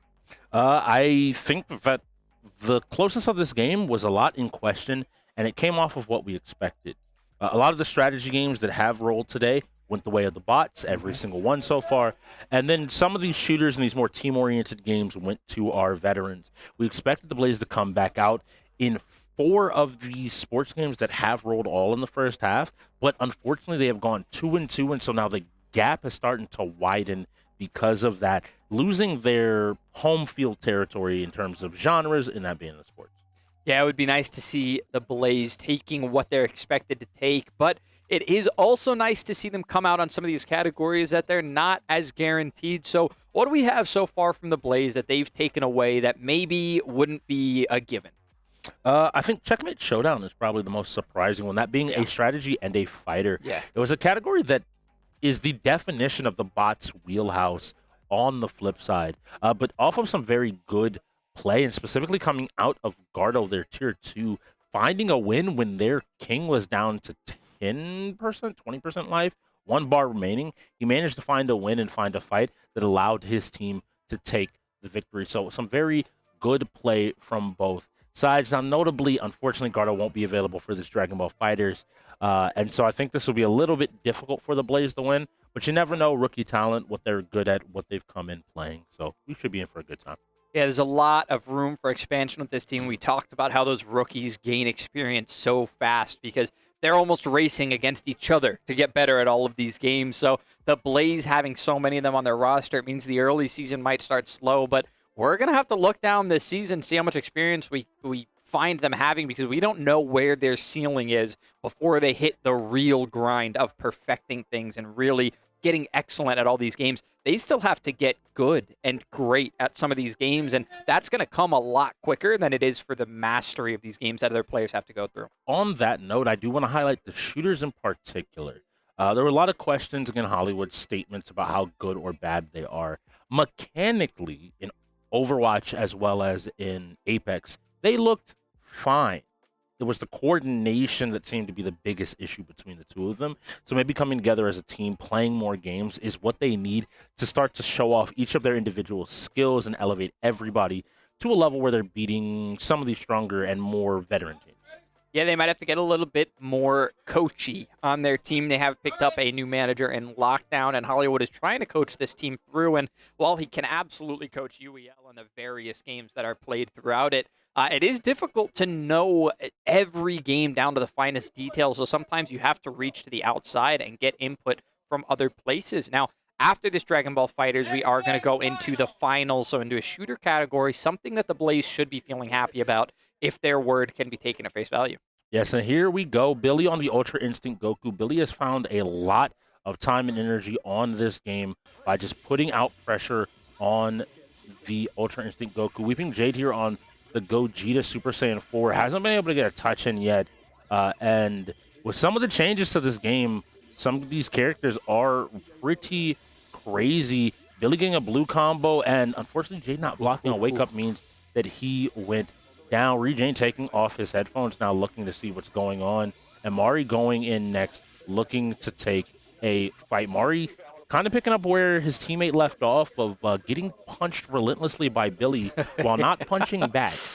Yeah, unfortunately taking just the brunt of this damage, and all of these combos bring him down to about half health. Now he's being made contact with again, and not a lot of blocking coming out. It seems like a little bit of frustration out of the Blaze. Rejane very not happy about what happened And there. rather than killing him off, instead opting to bring in Rejane to get some more damage on Rejane as well, and to keep the pressure up. Rejane trying, but again, very much this might not be his wheelhouse. A blue combo, so he could have escaped it. But now finally we see somebody on the Blaze starting to hit some buttons and trying to get something done.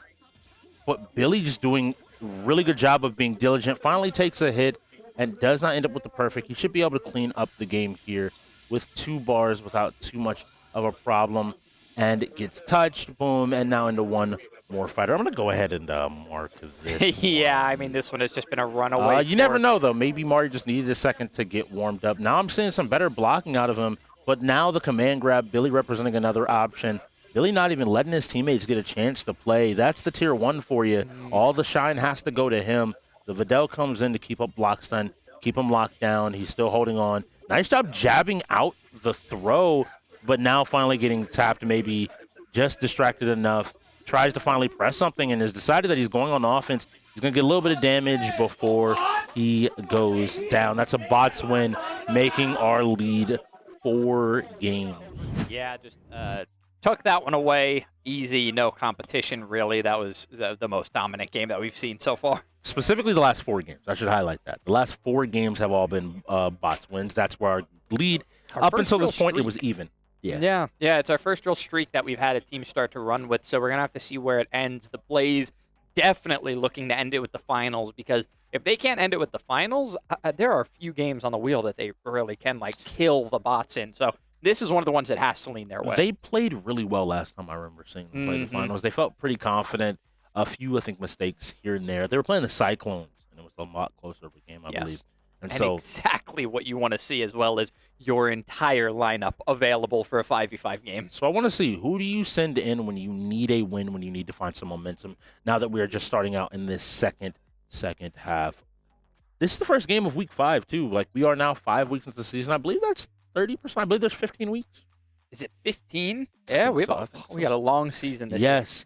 A lot of people and a lot of teams don't necessarily realize how many weeks we have ahead of us, how much time they have to invest, and how much time there's to grow ultimately. Some of these teams won't be looking at playing playoffs until end of December, going into January of next year.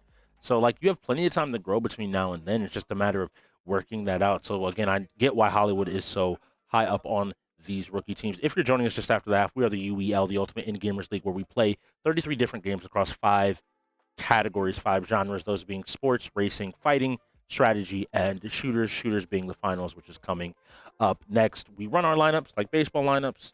Everybody has to go before somebody comes back. So when we look at the finals being a 5v5, the bots have to send in Dictator Chicken, Raging Cajun, and the Bubbles before they can pick between anybody else to go in this game, and they have to pick 2 more. So you have to be well-rounded. You have to be able to compete in all genres. You have to be able to grow and to develop well-rounded players. We see players that are good, but not always great because they have those weak categories. Yeah, they definitely have notability, but maybe not known as the best endgamers that we have in the league because they haven't rounded out their entire playing set just yet. So if you really want to be able to master 33 games across 5 different categories, you're going to want to get yourself our official PC sponsor here at the UEL, SurfThing. An absolutely amazing PC company that brings you the best technology you could ask for as a pro gamer. So if you want to game like the pros, you want to go ahead over to surfthing.com and get yourself one of the UEL approved PCs. Yes, it is amazing. So it does look like Hollywood sitting this one out. Yeah, a shooter. I'm going to say the guess here is not that he doesn't want to go in, but maybe realizing he has to start anchoring himself more, and as more of these fighters, which haven't rolled, come up, napkin more. So this tier 1 and tier 3 are going to have to pivot.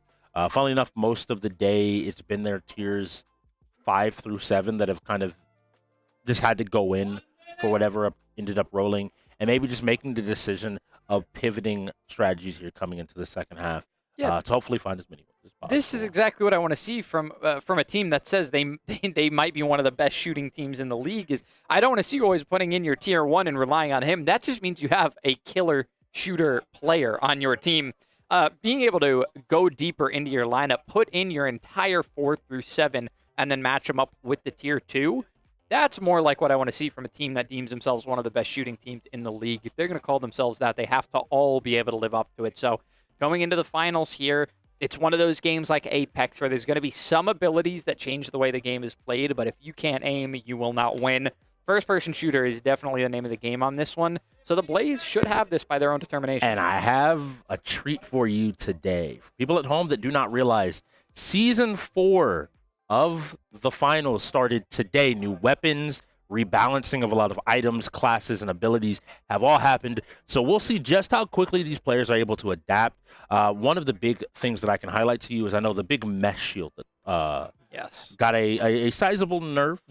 Some of the guns, like the AK on the mediums, got toned down in terms of its number, or I think it's fire rate specifically. Its number of bullets. So there's a lot of difference in dual pistols now, 50 caliber pistols. So again, hopefully we see some of the new tech if these players have maybe dabbled in and grown. And you know, new season, new day. Maybe this is the first new win for the Blaze in the second half. And speaking of news, we are going to have a word from AV out on the floor. So AV, let us know what's going on out there. I think it's funny that you mentioned that the new season has started within the finals, because Mordecai has already complained about the fact that he was at 97 before this before the season started. So he is upset finding out that he did not get to finish his season pass. But outside of that, the Blaze got just hit with another timeout. It's not looking too good. I think that they are starting to finally realize just how important setups are, and starting to realize how much it can continue to hurt them. So coming into the second half is not really a good start for them. So let's see how they react after that. It really is important. I think rookies have to. This is the unfortunate thing of the rookies. Handful of rookies end up on top tier teams. Most don't, and most kind of have to face this very punishing and difficult, losing situation where you're just kind of getting beaten, and you don't always feel it's because you're playing games badly. It's for a lot of other stuff, and you're like, why do I have to deal with that? Why is that my problem? The best rookies are just going to be like, cool, how do I not have this problem again? And some rookies turn into veterans that wonder the same issues. To be honest, just to be honest. We have some rookies in the league that are just outshining every other player, rookie or veteran, honestly. The X-Gods really know how to scout them, to be truthful with you. They have packed their lineup with some of the best talent in the entire league. The Reapers as well, making fantastic rookie pickups. So those top teams, they didn't go full veteran lineups, and they're still reaping the rewards of their decisions. So greatness breeds greatness. If you are great, you know how to teach someone to be great, and I assume you also know how to scout it out in a player. So they found their pieces that really work, and the Blaze have so many of them to work with that these pieces honestly might work given time. They just have to figure out where they all belong, and that's going to take more time the more unanswered questions that you have. With 30 seconds left, I hope they can get into this game. I'm hearing ready calls from the floor, so that means we should be going ahead and jumping in. So do you think, I always ask you this because I always have a hope, different game mode today, yes or no? I don't think so. I don't think so because if it's the bots choosing the game mode, maybe. Yeah, that makes sense. If it's the Blaze choosing the game mode, no, because they found success already on this standard game mode that we play, this push back and forth. Domination of the objective is the way that they like to play. They don't mind it at all. Keep going. Okay, cool. And it will be Die by the Blade coming up next, so another one in the fighter category. And we do finally get to see a different game mode. This is the Search and Destroy game mode actually being played, which we haven't seen up till this point. Instead of power shift, it's terminal attack, something along those lines. But yeah, you'll see one side be the attackers, one side be the defenders. There will be 2 bomb sites, 1 life. You do not get respawns in this situation. The important thing, and this is to me where the loadouts shine the most in this game, because you only have what you have come into the game in on, on your reserves as well as on your gadgets, and you can't switch classes either. So you kind of have to plan out ahead what you think you may expect. And it looks like one heavy between the two teams, that being on the side of the bots and being Billy the GOAT, their tier 1. Yeah, they're both going quadruple medium, interestingly enough. And then the Blaze have opted to bring a light, a real heavy damage dealer with not a ton of health. And then the bots have decided to bring a heavy. So we're going to see already some height being gained here from La Bamba. And he's going to change his setting. Looks something does not feel comfortable for him. So he's going to make a little bit of a rebind here. But the action, unfortunately, may have begun. We'll have to see if he's there to support his team or not when everything actually kicks off here. He made sure to get above the point before starting. So going ahead and setting up some of the mines. So some mines were buffed, I believe, in the patch notes. But most notably, the medium's ability to, I believe, drop the glitch traps. They are only able to... they only have one. They're able to drop down 2 at a time, but they don't notably have 2, which we saw in the power shift mode. A lot of players dropping those on the point. So it looks like they're rotating over, maybe getting or hearing some conflict on B side. Yeah, now we see that they're taking the same route, just following up where La Bamba had gone in that previous objective, setting some mines of his own. He definitely has a lock on some of these players. Gonna get 2 players extremely low, but not able to get the kill. 2 of his teammates are already dead, so that would have been a great trade back. These players may be healing up. He has to find where the damage is coming from. He's able to eliminate a player. It's 3-3, but he goes down, leaving his team down by 1, and now it's down by 2. There's only 1 player remaining for the side of the bots. And I'm looking here, Rejane moving around, looking to position now outside of the building. They don't look like they're concerned with planting in the least bit. The key is down, maybe looking for a fight. Now the 2v1, make that 1v1, and in this 1v1 scenario... And the Blaze are able to take the win on that first round. Unfortunately, Rejane at too low of health to be able to survive in that smoke, in that gas, but wanting to help out his teammate and maybe even distracting a little bit by making enough noise. Now we see him heading back in. He's going to run with his team. They're going to go ahead. Now another setting change. It feels like these players just are not comfortable with what they've got. Very interesting. You see pro gamers oftentimes, despite having, you would think, optimal settings on their account because of how frequently they have to play, they change it all the time. They're always finding something that works and something that doesn't for them. A nice turret placement there on the ceiling. Going to be a little bit hard to find immediately, so it will be not only a little bit of damage that can go out, but a distraction too, because it's going to take just a moment to figure out when it is, depending on what angle it starts shooting the enemies from. Billy looks like using the spear, playing the big body. They're setting up an entire wall here. There was a turret drop down. Maybe they're now worried, wondering what's all happening. Billy went down. Yeah, and it's 2 grenades from La Bamba that end up getting damage for an assist. So now it's a 4v4 and a lot of damage coming out from that turret. La Bamba able to put a lot of damage down on 2. He is gonna close that door, so they know he's standing behind it. He does get an assist though, so one of those players ended up going down. Let's see how much damage he can get here between him and his turret. He's gonna get even more. The bots have this objective locked down. They chose wisely which one they were going to defend. And now the Blaze only with 1 player that they're trying to rely on in this moment. La Bamba can't take a ton more damage. It's a 2-1, so this last player for the Blaze picking up a lot of kills. Can he finish off La Bamba? But no, he will be taken down by the final other bot's teammate, and it's 1-1. All right, this is important. There will be a side swap eventually here. But them being able to find that, I want to see if that was just happens to be how the sites were set up in the building, or if there is maybe something they figured out from round 1 to round 2, especially with this large level of aggression, I'll call it, coming out of the Blaze. Yeah, the Blaze definitely trying to start hot. They were able to win the first round that way, but it seems like the bots aren't surprised anymore. They caught on very quick. I think they've been expecting that style in just about every game. We see La Bamba going for a similar setup, very wise, but putting those mines around that 1 entryway from down below, that zip that comes all the way up through construction. It's going to try to go up to the objective. Most of those Blaze players are going to want to take it. Maybe just 1 for a flank, or it may be the primary route if the Blaze are able to take out enough of the bots here. Unfortunately, it doesn't look like that setup is going to pay off because it's going to be the A objective that the Blaze begin engaging, and La Bamba is rotating in behind them, so he's able to get off a ton of damage. That's going to stick. That's going to be a lot of damage on that player. And I'm letting you know, Speedy, I hear the bots, but I don't hear the Blaze. I don't hear anyone talking, and we've talked about this, I feel like, for week on week. That's Labamba getting his turret back, looking to maybe make another opportunity. Isn't able to find a kill there as a player rockets up to the roof, is now inside the building. It's a 4v4 matchup. Ends up managing to catch Gardo behind him. And now we have to find who we can do. It's a 3v2 matchup. He ends up getting shot from behind. He ends up dying, and they end up picking up another round. Yeah, Labamba there, it looked like may have been struggling a little bit with his controls. He panicked a little when he was going down at the end there. So not able to pick up that one for his team. The Blaze will be up by 2 now, and still going to be on the offense. So we're going to see Rejane not going to be the one with the objective. It's going to be his teammate carrying it. So we'll just have to see which objective they want to attack.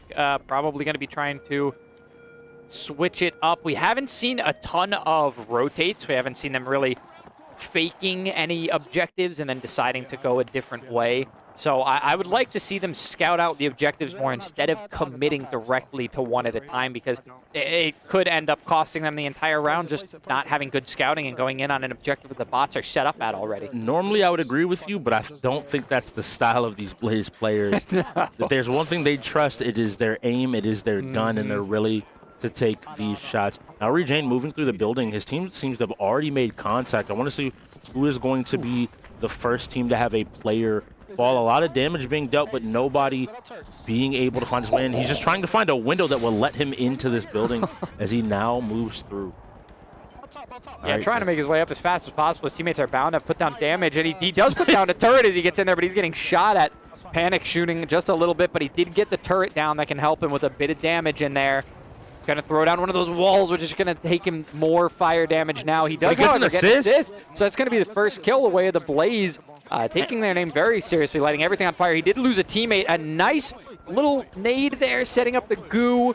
They have destroyed this objective, and now there's only one player remaining for the bots. As they've already planted on the objective, the Blaze pretty much have this round under control. It's going to take absolute heroics for the bots to come back in this one, and it will not be the case. All right, here we go. 4 rounds played. Now our players will swap sides. Blaze fans at home, you should be happy. They just need to find 2 more of these defensive rounds, and they should be able to take a win. Now looking to switch up the load up maybe. Maybe now that he's on defense, changing up his intentions for what he wants to play. You talked about their style of aggression, and I'm wondering what they're going to do on defense to try and put that into play. If I had to take a wild guess, it's going to involve a lot of guns, a lot of bullets, and a lot of dead bots. If I had to take one way or the other. I don't know if they're going to have the same style of setup.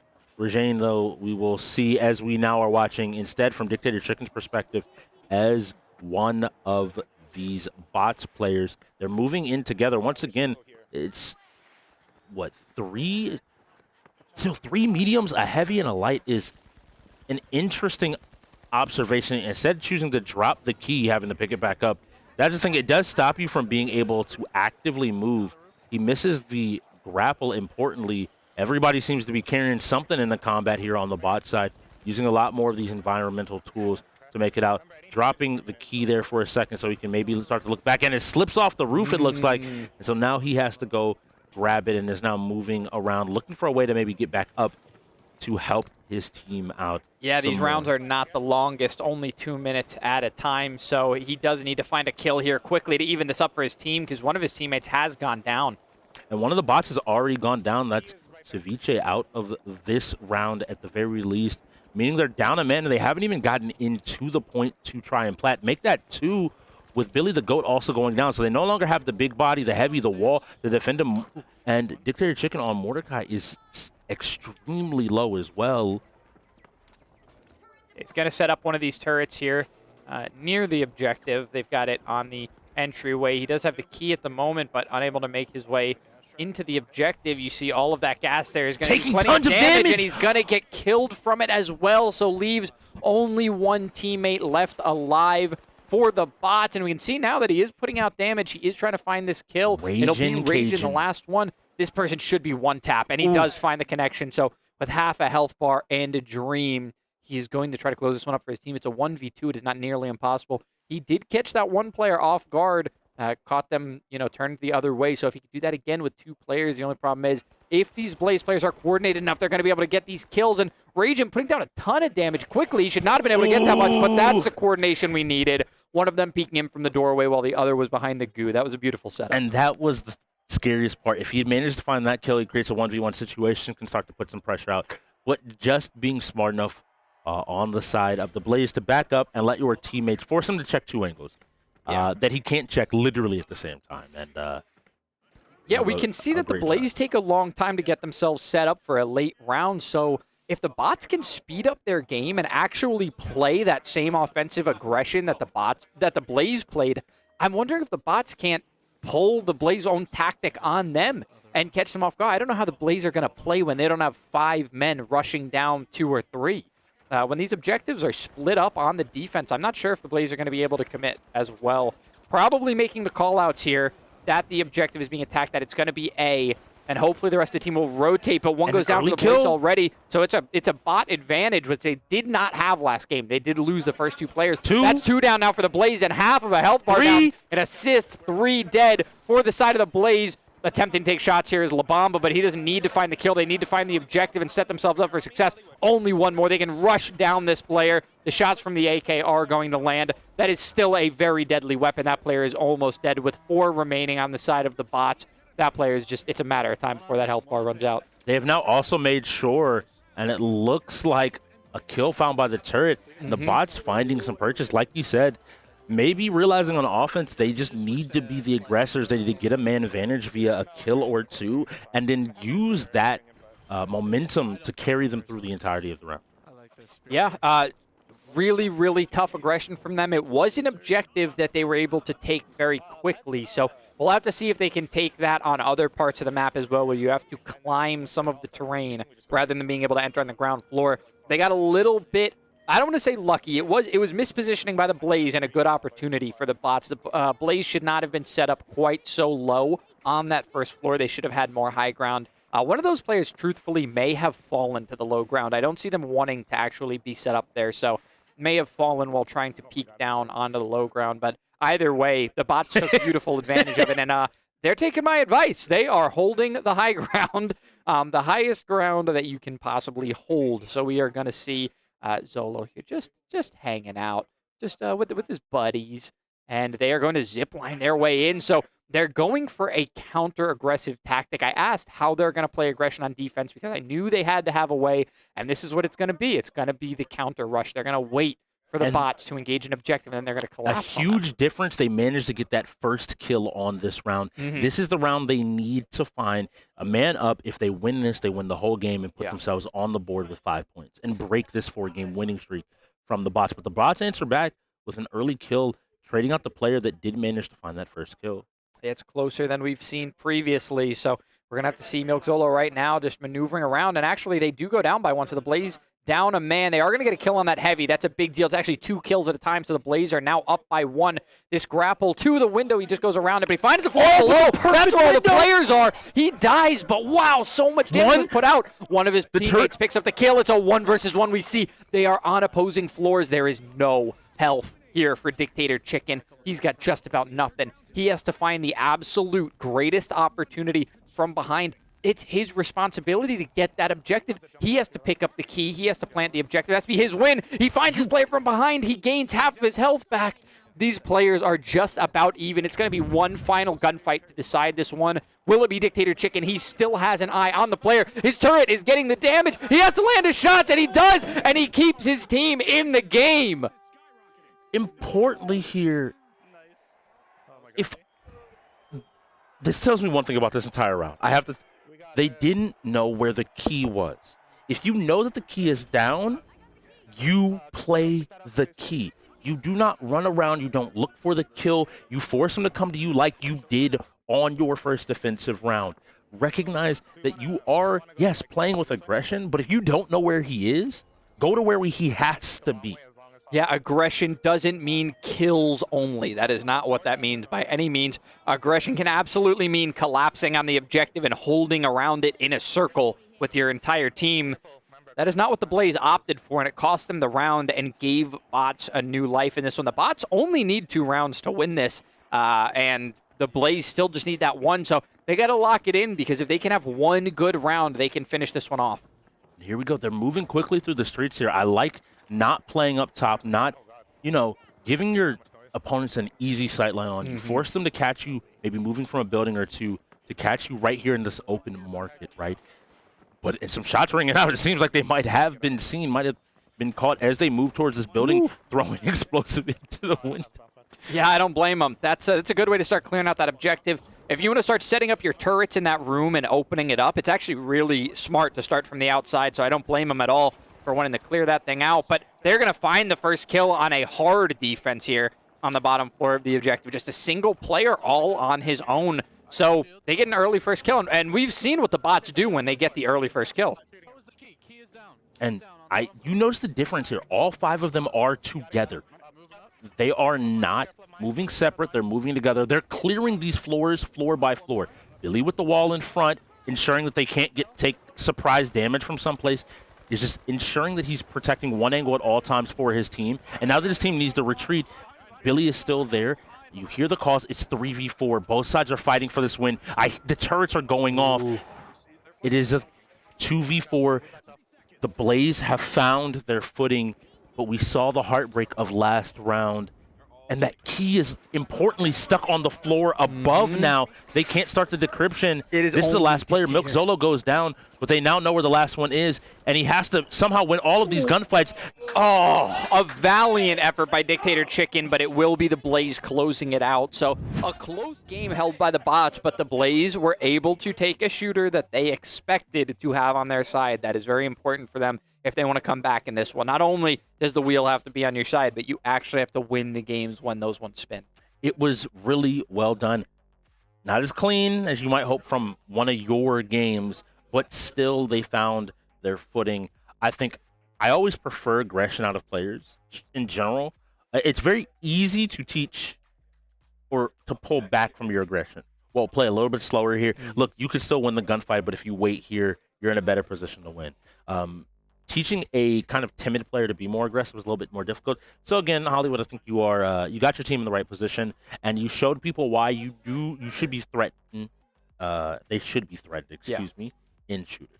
Yeah, not only by Hollywood himself, but thankfully by his entire team, because we highlighted at the beginning, it feels like so long ago. That game took about 15 to 20 minutes for us to complete. It was a very long one, but luckily we do have enough time in this game for the Blaze to still try to work their way back, or for the bots to absolutely kill them with a huge lead.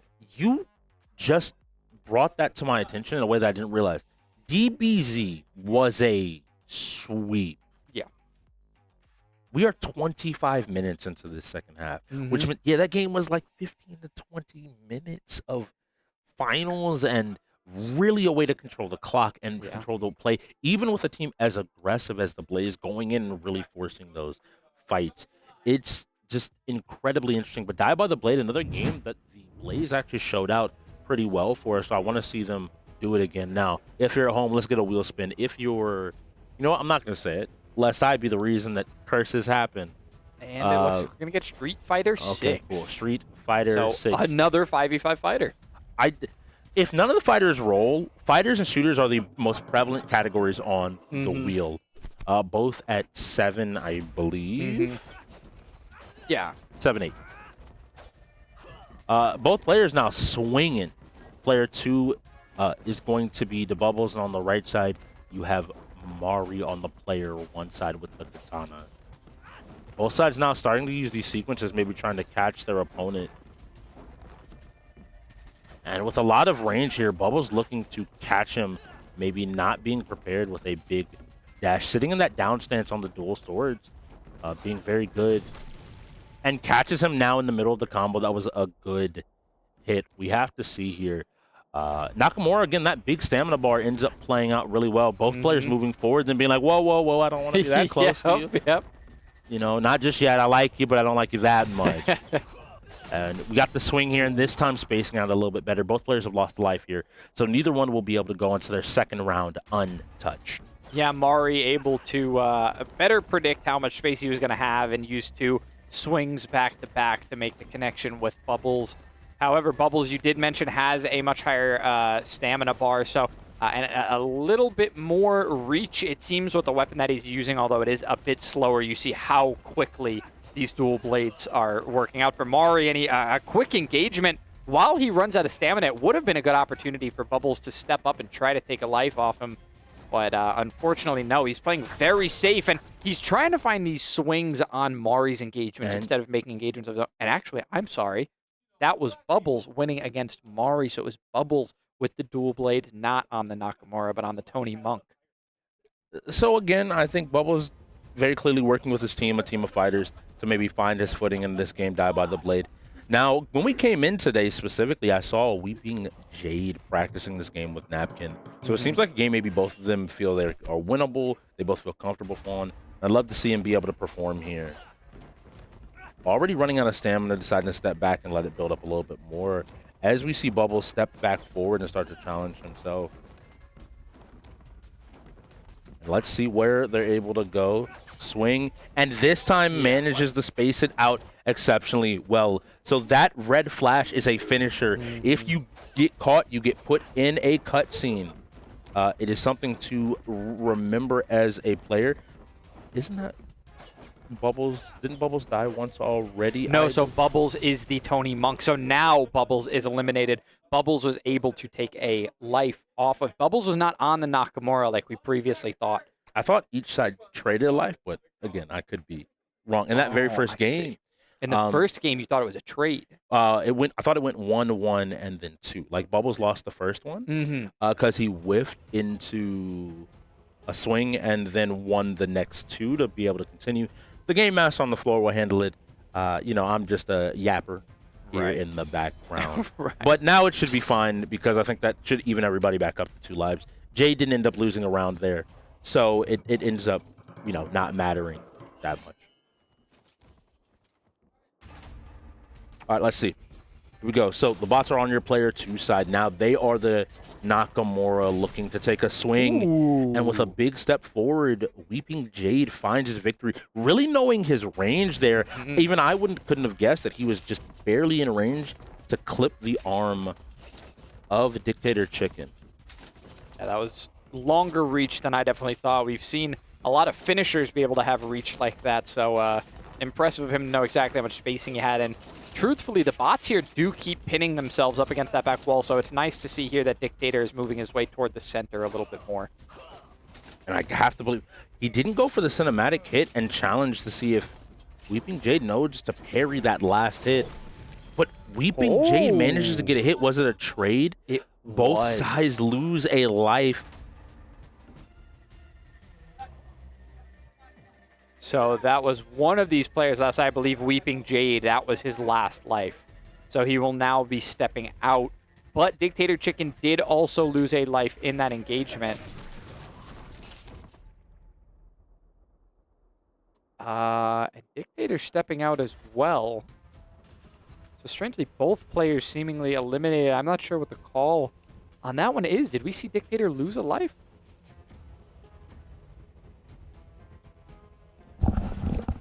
Yes, both of them lose the life even if it is a double KO. Yes, which is really important. And then I think really important, there wasn't a button check called, which I think is the more important thing. Yeah. Which meant that the round was live, and so the person could technically sit down and swing. And now it looks like swapping over to controller, possibly making sure it's an Xbox controller, making sure everything is right. And now it is right. We had a button check called. So, again, on the left side of your screen is Garto there with the Naginata, and on the right side is Raging Cajun. Ooh, trying to catch him. Neither side able to find their hit. Yeah, there was a lot of space there for Garto to land a hit, but he wasn't able to close it. Maybe wanting to look for another opening here. He does engage this time and makes Raging step back quite a bit. That finisher not going to come through, and once again, he's unable to connect. The second shot was blocked. They are trading blows now, back and forth, and it will be Garto that's able to finally connect, so Raging will go down to only 1 life remaining. I think that's the first skill check in this game. Is just like, how well are you about spacing what you're trying to do and where you're trying to be? Garto not completing that sequence, instead taking a swing. Butterfly stamina now flying back up to full. Garto's looking for these swings. He's using this down stance trying to catch maybe some haphazard movement from Cajun, but Cajun more than willing to just back up and look at him and say, hey, what are you going to do? How are you going to stop me? I don't have to approach you. And now trying to use the red attack, and this time Gardo just spacing him out just a little bit more.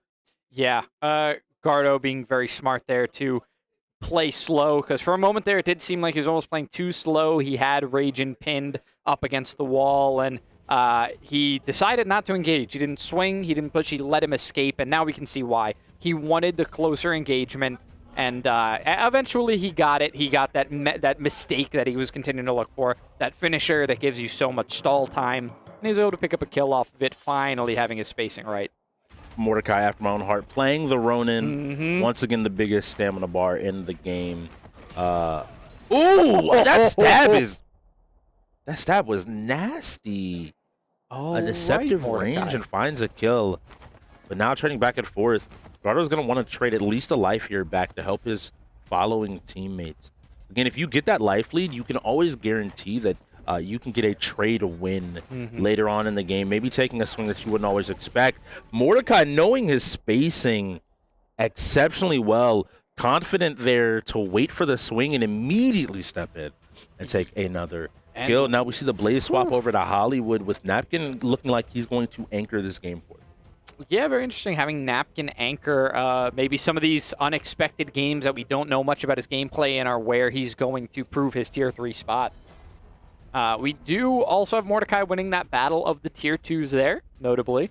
If Hollywood were to pick up a win in this matchup, I believe we would be getting a matchup of the tier 1. So very possible that we'll see, but he'll have to get through Mordecai first, who in the first round showed that he's very intelligent when it comes to this game. Ooh, doing a very good job there to both sides kind of baiting out a possible another option from their opponent. Neither one biting really, although Mordecai specifically, the big man can move, and Mordecai losing a leg and losing a life there. Hollywood finding an advantage to hopefully give his team the advantage going into the last player. He swings, and he manages to take both lives without going down. So you mentioned this tier 1 matchup that we should be seeing now.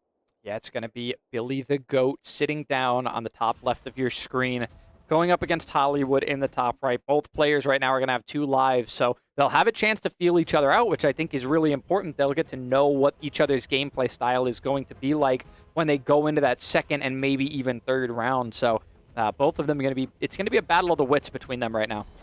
All right. And Daisuke being the pick here for Billy the Goat, along with the Naginata. So using that range, I wonder if it's a matchup thing, if this is what he normally picks. We'll have to see what his game plan is here. The tier 1s on either side stare each other down. 1 hit, 2 hits really, deciding the game for their team. Do the Blaze continue their resurgence? Right now, Billy the Goat is saying no.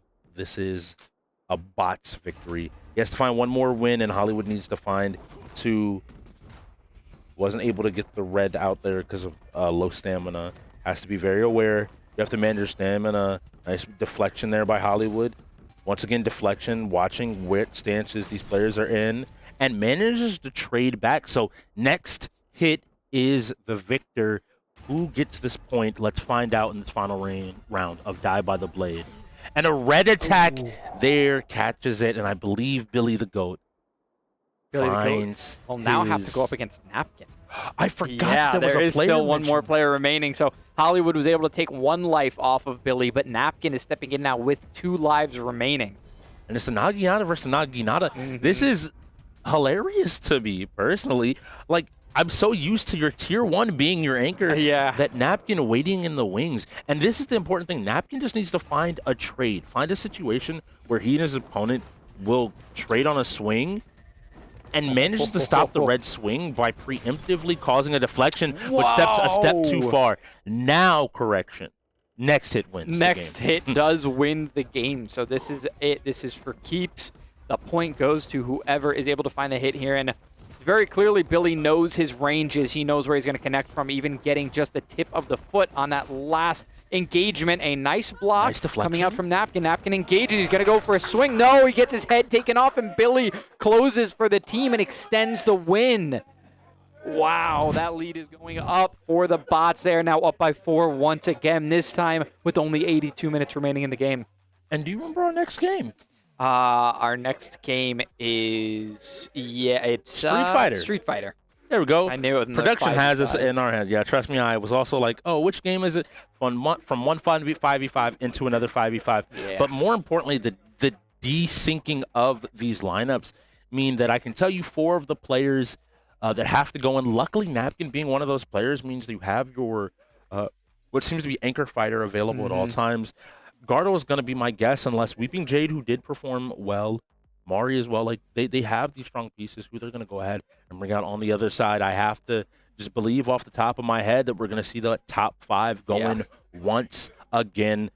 They've been showing up in every fighter, and they've managed to take home all of them, going all the way back to Tekken, and now Tekken Die by the Blade, as well as Dragon Ball Fighters. It's interesting to see what the teams decide to do with their tiering as well, because you can see that the bots, they're a strategy and fighter team. That's what we know them for. That's what they focus on.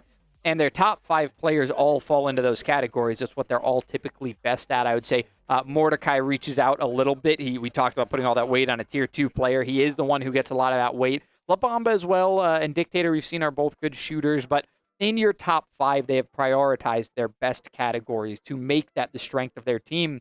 Some teams don't function that way. Some teams, if they have something that they're already strong at, they value a player and put them in a higher tier if they provide something to the team that's different than the core strength.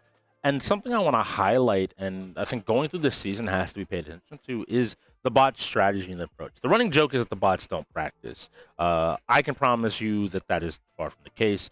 They definitely practice, but beyond that, they've decided to take a very straightforward approach this season. Of week to week, they will decide their tiers. No one is safe, not even Billy at that tier 1. If someone is performing better and outperforming a singular player, they can move up and down. As you can see, I think Mordecai was at a 4 at one point. La Bamba was at the 2. Ceviche just came in and was at a 6, 7. Dictator Chicken has fluctuated. Everyone has been moving around. And so I think this comes down to more, say, this week, maybe Mordecai showed up really well in practice, and that practice should be tailored to what the Blaze are doing.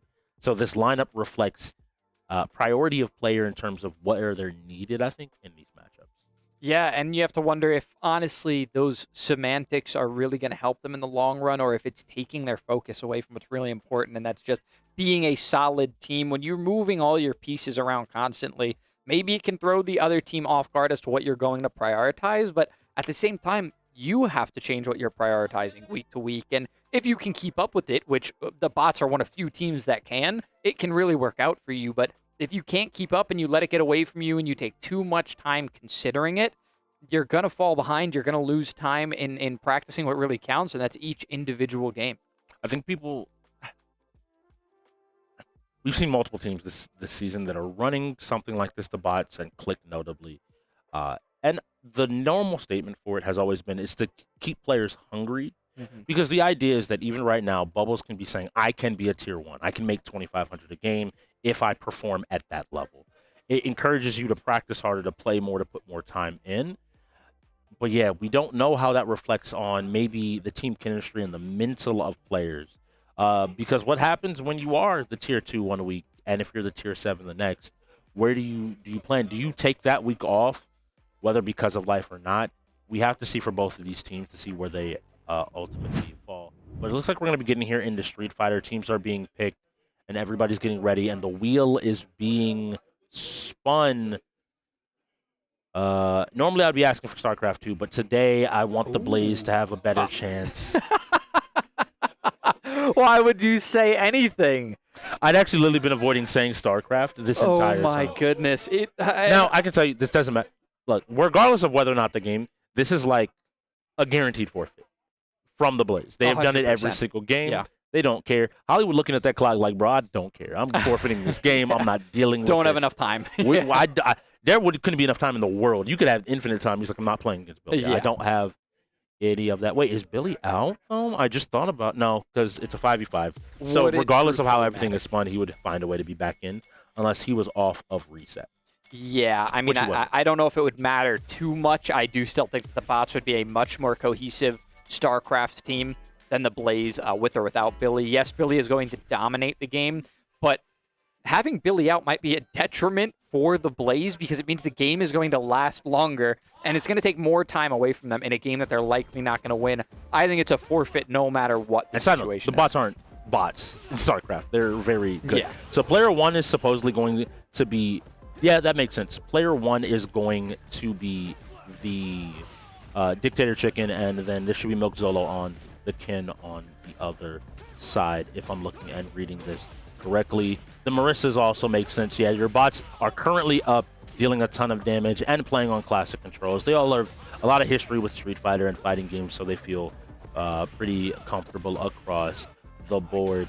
Nice throw, going to put him in the corner and start this pressure up again, but not willing to back down. We saw this in Tekken, where he was just willing to constantly put his opponents under pressure. Wild Drive Impact, maybe spelling a little bit of an opening. Now burnt out. He has to be extremely worried about Milk Zolo, who's pushing him slowly towards this corner, jumps out, decides just to avoid the situation in general, throws him back towards the corner. But Milk, with one hit left, goes into the super, and this is going to turn this into a one-hit game. If Milk can find a confirmation of some damage, either side can win here. The throw break, and he has to dodge all of these. He's specifically burnt out, isn't going to be able to throw a fireball, isn't able to catch him with the perfect parry into the throw, means Dictator Chicken takes this first round. And if that's the tone to be set for this Street Fighter game, we're in for some close matches. Goodness, what an attempt by Zolo, honestly, up against Dictator Chicken. Not an easy matchup for him, but yeah, showing up in both Tekken and Street Fighter, he puts Dictator Chicken now on very low health for this next matchup, and looks like we're not going to get a button check of any kind. And it looks like they're all playing modern. Rajane just needs to find a couple of hits here to be able to take him out without taking too much damage. I would want him to start using his projectile, but that hit could have been it. He needs to find one more, and he's doing a little bit of damage here and there. You just got to take his time. So I hope his coaches are in his ear telling him not to rush, because this is going to be some damage. Dictator Chicken could have used CA and won the round off of that, but looks comfortable to just find his wins, uses the counter, and finally finds the hit. But Dictator did his job. He took out essentially 2 full players. Rajane, though, maintaining his cool, gets and ensures that he moves on. But now we see the boss lady herself, Marisa. Yeah, and you talk about keeping your cool. Dictator Chicken, being able to play that so slow, I feel like once you take out the opponent with only 1 HP remaining, you think, all right, thank goodness I was able to do my job. There's really no more pressure remaining for me. Let me just do what I can. And that probably loosened him up to take it easy, take that round as slow as he could, burn a lot of time. And we saw him just opening his eyes and like a hawk waiting for that one flinch, and then he would move in and strike. And he was able to bring Rajane down to minimal HP remaining. Yeah, the only thing I would say is if you had a combo into your level 3 there, you just straight up kill him. And I like Rajane's willingness to move forward, realizing the same thing. He needs initiative. Unfortunately, initiative will not save you from a punch to the face from Marisa. He will not live long enough for you to continue to enjoy his initiative. So we will be moving on to Hollywood, sitting down in the second spot. On the Cammy here. So once again, a fast character looking to get in, deal damage, and dash around Marisa. But Marisa isn't about moving fast. She's about finding that hit. A nice throw into some damage there. And Hollywood starting up his game plan. Steps up, ends up trades, gets knocked down, and now La Bamba's starting off, but willing to DP immediately. Hollywood willing to spend this drive meter to constantly keep pressure up, not really worrying about holding it forever, just ensuring that he doesn't get hit by a big hit like this. You see how quickly the lives can be evened up, but Marisa specifically has the ability to challenge and beat out drive impact compared to every other player, and that's the end of Hollywood. La Bamba putting on a show. I'm just letting you know, if you are used to using that drive impact going up against Marisa, you have to be aware. She has the ability to break through it. She has the ability to eat the hits and will beat you if you just assume that you can go from here. But now we see Gardo. He's been putting on a show today. A lot of their strength and even some of their closer matches, even in Tekken 8, came off of Gardo kind of picking up some steam after Milk Zolo started. So I need to see the same performance here out of him up against the bots. finding exactly what he's trying to do and what he's trying to build, looking for his buttons, making sure everything is good. Yeah, big advantage here in players for the bots. They're making a ton of space for themselves to just get comfy. Dictator Chicken was the only one to end up going down so far, and now you got to get all the way through La Bamba. You still have to get through Mordecai. You got Ceviche, Billy. This is really, really tough for the Blaze to run through now, but it could all start with Garto. I appreciate the try from La Bamba. If he hits that, you're going to see like 60% of Gardo's health disappear. But Gardo playing the Akuma, this is two incredibly big characters, but you see the damage one punch does here. Akuma is such a fragile character, all offense, but nice job using a couple of quick attacks to break through and to stop the punch from coming out. And now going on the offensive, managing to land this drive impact. He's going to need to kill off of this, and he does. La Bamba, though, did his damage, and now each round going forward, there's a little bit less room for safety. So who's coming up next? The DJ is being piloted by Dingus Punch, a.k.a. Ceviche. Sorry, that was his old name. Yeah. Some of the names, players change names a little bit frequently here in the UEL, and I get especially when they're in their element, right? Yeah. When a fighting game comes up, you learn to fear one name, and then you see the face, It really and is. you know, call the boogeyman's name if you dare.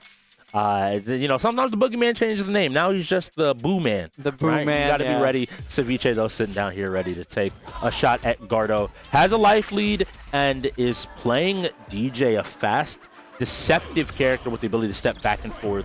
Really almost fighting this, forcing you to find the spot to take a fight against him. Nice job using the fireball to get in, but already taking some damage. And like I said, Ceviche is going to find his damage when he can, each and every single time, and tried to step up and step back, but nice job by Gardo to fight back. His fireball once again winning, and him jumping in, putting pressure out here, is going to get a hit on the wall, doesn't have the combo with the slump, and instead Ceviche looking for his damage, should be able to finish it, but here we go. He has CA. If he has the combo into CA, there's a lot of damage that could be made here. He's blocking it out.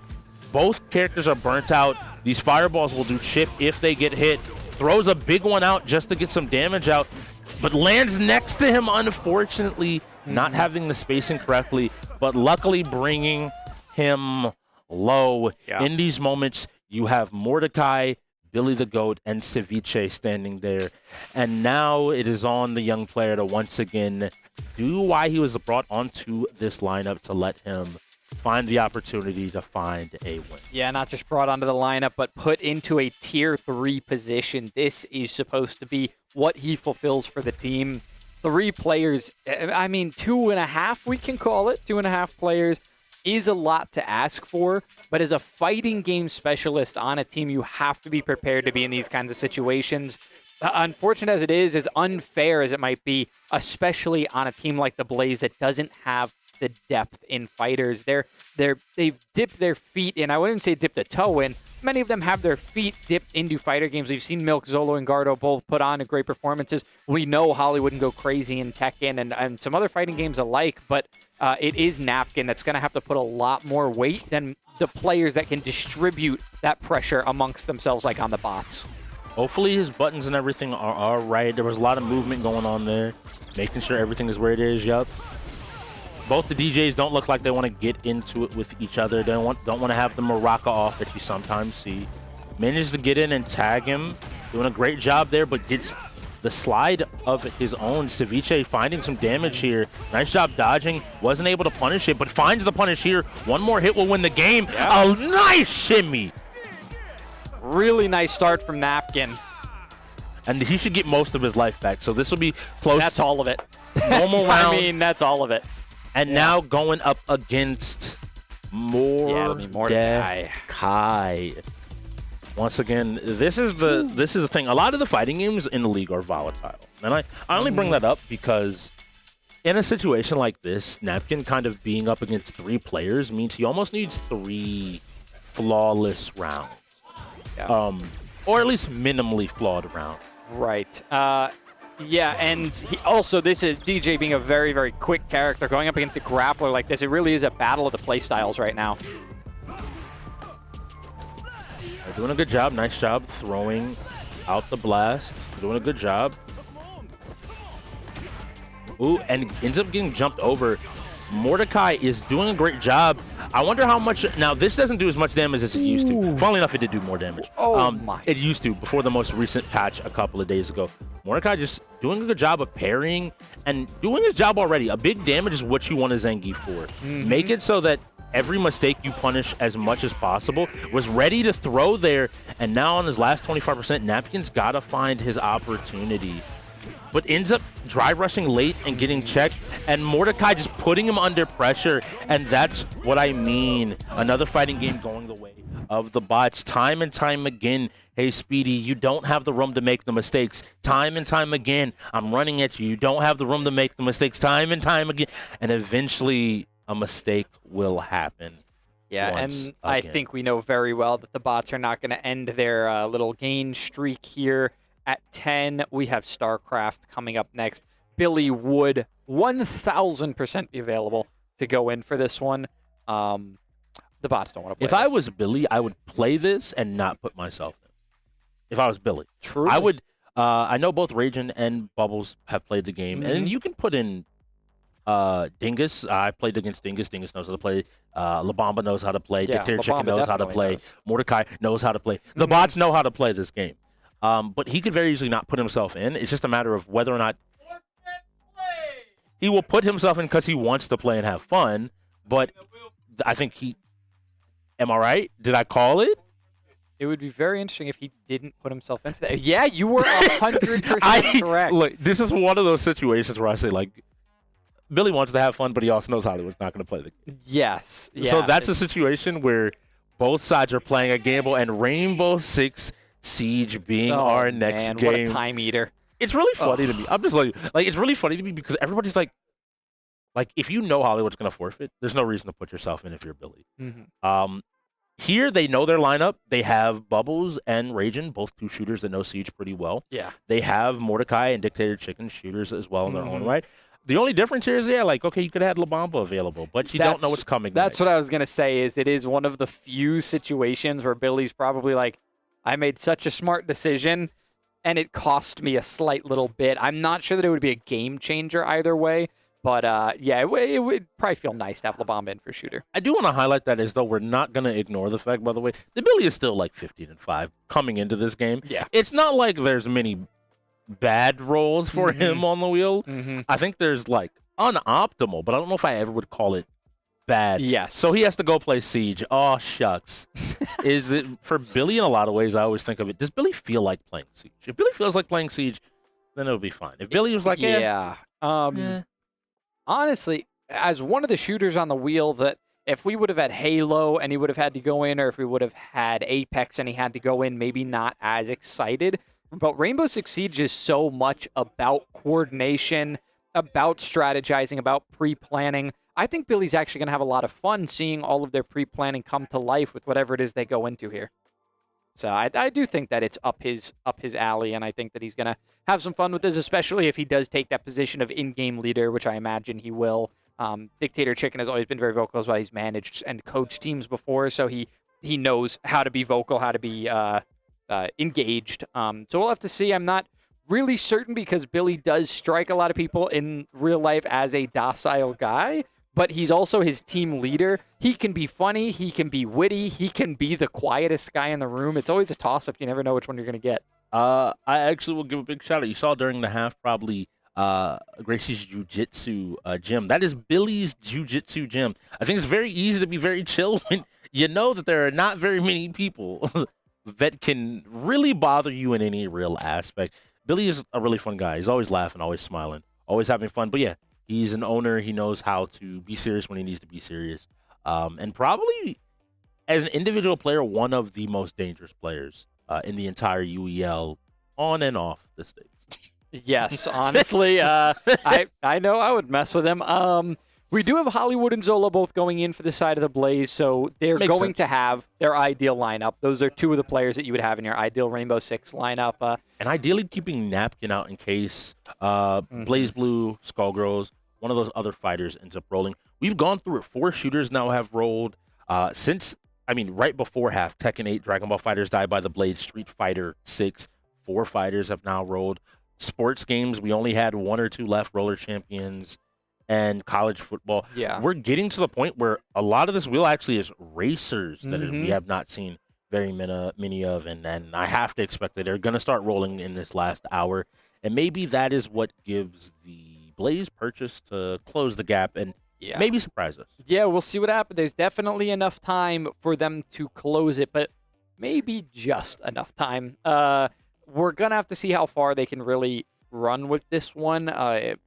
Rainbow Six is a good place to start for them, I think. We saw that in the finals. They actually followed through on what they said, even against a multi-talented team like the Bots, who are maybe the pinnacle of well-roundedness in the league. You have teams that win more consistently, but maybe look weaker on some categories than others. If we look back on the Reapers last season, we know that their Achilles heel was those fighters. Every time that we talked about it being a win condition for other teams. So even some of the best teams in the league aren't quite as well-rounded. I'm trying to think of weaknesses for the Bots, and they've kind of got players that can cover all of them. Bubbles being their only really consistent sports player still shows it as an Achilles heel. But if we look back at NHL, which they managed to win, they always find a way to manage to take 1 or 2, even against what is arguably one of the best sports teams in the entire Billy's league. a great college football player as well. So I'm sure Madden in real life previously, and not real life, but yeah, Madden previously, right? Which so it is a bit different, but I think it really is what takes him win so frequently is his preparation, his playing the clock, and he knows exactly how to play the UEL rules of how we play Madden or college football rather than just playing the game itself. So yes, there are fantastic college football players on the Blaze, and yes, they probably do have an advantage to win it, but they're not up against a team that they're just going to run away from like they did in FC. Yes, and if you're wondering who's running away and who's standing, you need to check out the channel, UEL Esports, over on YouTube on Wednesday nights, because while we're in a timeout, you could be watching Technical Timeout over on the channels at 6 p.m. Pacific, aka Western, and 9 p.m. Eastern. AKA Atlantic. Atlantic time, yeah, Eastern. And you can catch up with Logan Summit, who asked the hard-hitting question and ends up doing the nitty-gritty. And now that we've done that, while we get ready for this game, we're going to tell you about our sponsors. If he loses this now, I don't even know. All right, calm down, TOG. You just lost to him. Calm down. Stay focused, bro. Stay focused. Going great on his trail. Right now, hunting down that kill from the Bandits. Oh, and there it is. And that one goes in. They're taking this one away. It's 5-2. The first half is really starting to go their way.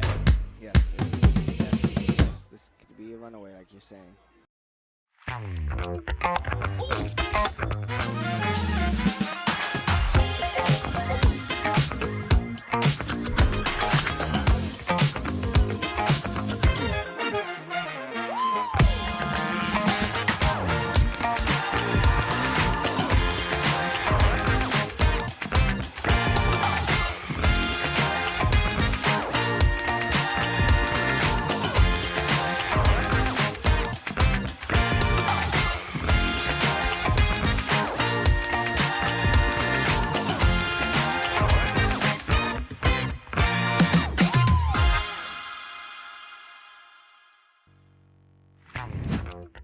All right, and those were our sponsors, SurfThing and Sly. Go ahead and check out surfthing.com or pick yourself up some Sly wherever available. If you need some energy, if you need some rest, they've got you covered. So make sure you check out our wonderful sponsors and thank them so much for helping out the UEL and supporting us through our Season 9. We're coming up on double-digit seasons, Strix, after this season's, I'm sure, crazy playoff run that we're going to have. I can't even look forward to playoffs because it's every single week so far this season is just when I look at how many decisive games there are, and then it changes the landscape of what every other game means as it goes on. This season has started with so many teams taking both wins and losses. It's hard to find those teams that are either undefeated or winless now. We're getting to a point where the middle ground teams are going to capture everyone's attention, just like these two right here. Yes, 2-1, 1-1, and You might be like, oh, like, well, there were wins. I'm like, a lot of those wins even came down to the final game, the last moment, a singular decision. We are in for a banger of a season. And if you are interested in your chance at a part of this prize pool, Season 10 signups are now available on our website. Head on over to there and sign up for Season 10. And remember, the prize pool is well over $1 million for next season. So you might want to go ahead and do that quick. What team do you think I'm going to get drafted to next season, Strix? I can think of quite a few teams, but if I'm looking at a team that needs a well-experienced shooter as well as a good voice and a strategic mind, honestly, the Blaze could, I think, honestly, use you pretty well. Blaze, Shoguns, any of those teams that maybe are in that middle to lower part of the pack that just needed somebody that had strong leadership skills, good understanding of games, as well as just the ability to be a presence in a game. I could see you there. If Pokemon comes back, every single team in the league. All right, well, barring that Pokemon thing, if that sounds like you, then you might want to come down and try yourself out. Sign up for the draft for the UEL. Don't worry about that Pokemon thing. That's a long shot. But if that sounds like you, definitely sign yourself up. There are 2 teams that you might want to be having conversations with and see if they've got a place for you. There are a lot of open slots, as you just heard from Strix. There are a lot of places where players can fit in, and if you think you're the best of the best, you should come and compete and prove it. And you can be like this guy, the best competitive Power World player in the world. No. I said Power Wash Simulator. Power World, same thing. Power Wash. Same thing. Power Wash Simulator. Power World. I don't want to be in that lawsuit. We're getting in deep water here. But as far as Power Wash Simulator goes, we'll see. When that new Shrek DLC is coming out, maybe I'll go pro in the DLC too. We'll see what happens. The Blaze right now, we're wishing that there were some games like that on the wheel, honestly. Being shut out in quite a few games so far. The bots have a strong, commanding lead at the moment, but I think the Blaze are pretty happy about this role that they got with Rainbow Six Siege. If we can get ourselves into the game, if we can get this setup done, there's still time for them to come back, but Rainbow Six Siege is a rough one to start with. That eats up a lot. Yeah, you would need to have back-to-back dominating offensive and defensive rounds. Mm-hmm. If this goes 3 rounds, I'm going to guess that it's going to be a fairly close matchup, which makes me kind of think that we wouldn't be seeing this end in like maybe 5 or 10 minutes. We've seen some pretty convincing wins out of both teams. The bots, though, currently on pace to go to 3-1, to stand at the top of their division, only behind the 3-0 X-Gods? Yeah, behind the X-Gods, right? They would be the only other team beside the X-Gods to, I think, reach 3 wins at this point. And every win is important because as long as they draw parity with the Ravens, they are always 1 game behind because their 1 loss did come to their conference opponents. Have the Reapers won their 3rd game yet? Are Yes. they 2-0 or 3? They are 3-0. Because they've So it's played X-Gods and week Reapers. 1, they played the Ghost. Mm-hmm. Week 2, they played the Click. Mm-hmm. And then week 3, I think was that the Wolves game that was, I think, a pretty one-sided affair. Okay. And so, yeah, they're on break right now. They're not playing this week. The Reapers, I don't believe, have. No, they do have a game this week. I'm wrong, funnily enough. The Reapers play on Sunday against the Paladins. I see. That might be Got their it. 3rd game. That might be their 3rd game. Okay. But I think we have AV with some with saving us from the floor. We were yapping a little bit, so he has some information for y'all. What's going on, guys? Here from the cloud. It looks like we are going to be doing Rainbow Six as a 4v4. One of the PCs wasn't able to get into the game. Blaze aren't looking too good. They're not really happy. Can I ask you, since you were just out there, where would you say, like, because you've seen Hollywood now over a few seasons, where are Hollywood and Gardo's spirits and how they're they're down in the trenches, bro. They're not coming back up. They've been getting trashed all game. What you mean? So that's Hollywood ain't said a word. Oh, see, okay, now that's all I needed to hear. That's all I needed to hear. That is all. Garto in the kitchen eating snacks. What you mean? He depressed. This is why we keep him behind the camera. Yeah, this is true. They might need to call a police after this. Please, if you are in the UEL as well, please go ahead and reach out to the head of our mental health and wellness, our director, Elise. She's come on the broadcast last week and done a lot of great things. If you ever are in need of a little bit of help, someone to talk to, and or looking to advance your career and your skills, reach out to Elise. She's always willing to help. Got to turn it into How something. did you segue that into something? How did you do that? That was insane. You we can't sit there for too long because man, that's talent. That's talent. No. I mean, that's end gamer ability right there. That is a UEL strategy game player at his finest. But 4v4 Siege, that'll change up the compositions and how teams approach this game. Yeah. Even on screen, Bank. We're playing Bank. I absolutely love this map. I am very, very excited to see how they decide to play this one. And do we have F1? No, maybe CTR, maybe 4s. You can see all the racers are packed together there, but it's going to be CTR coming up next. So maybe not the most straightforward racer, but a racer nonetheless. Excuse me. So with this setup, I did not see what objective they chose, but it does look like with a Frost Mira setup, this might be basement. So what do we have there? It does say objective location. Oh, I'm sorry. It was yeah, it will be basement. It'll be lockers and CCTV.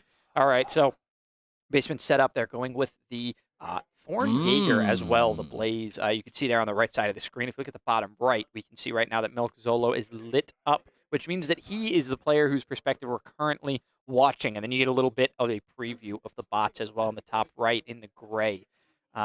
This Frost setup, it seems like they know exactly where they want to make these setups. Zolo, I imagine, experienced in this game as well, wanting to cover this side. Now, most of the approach will likely not come from this particular objective. It's good that they're covering it down, but we really want to have eyes on where Zolo is rotating to right now.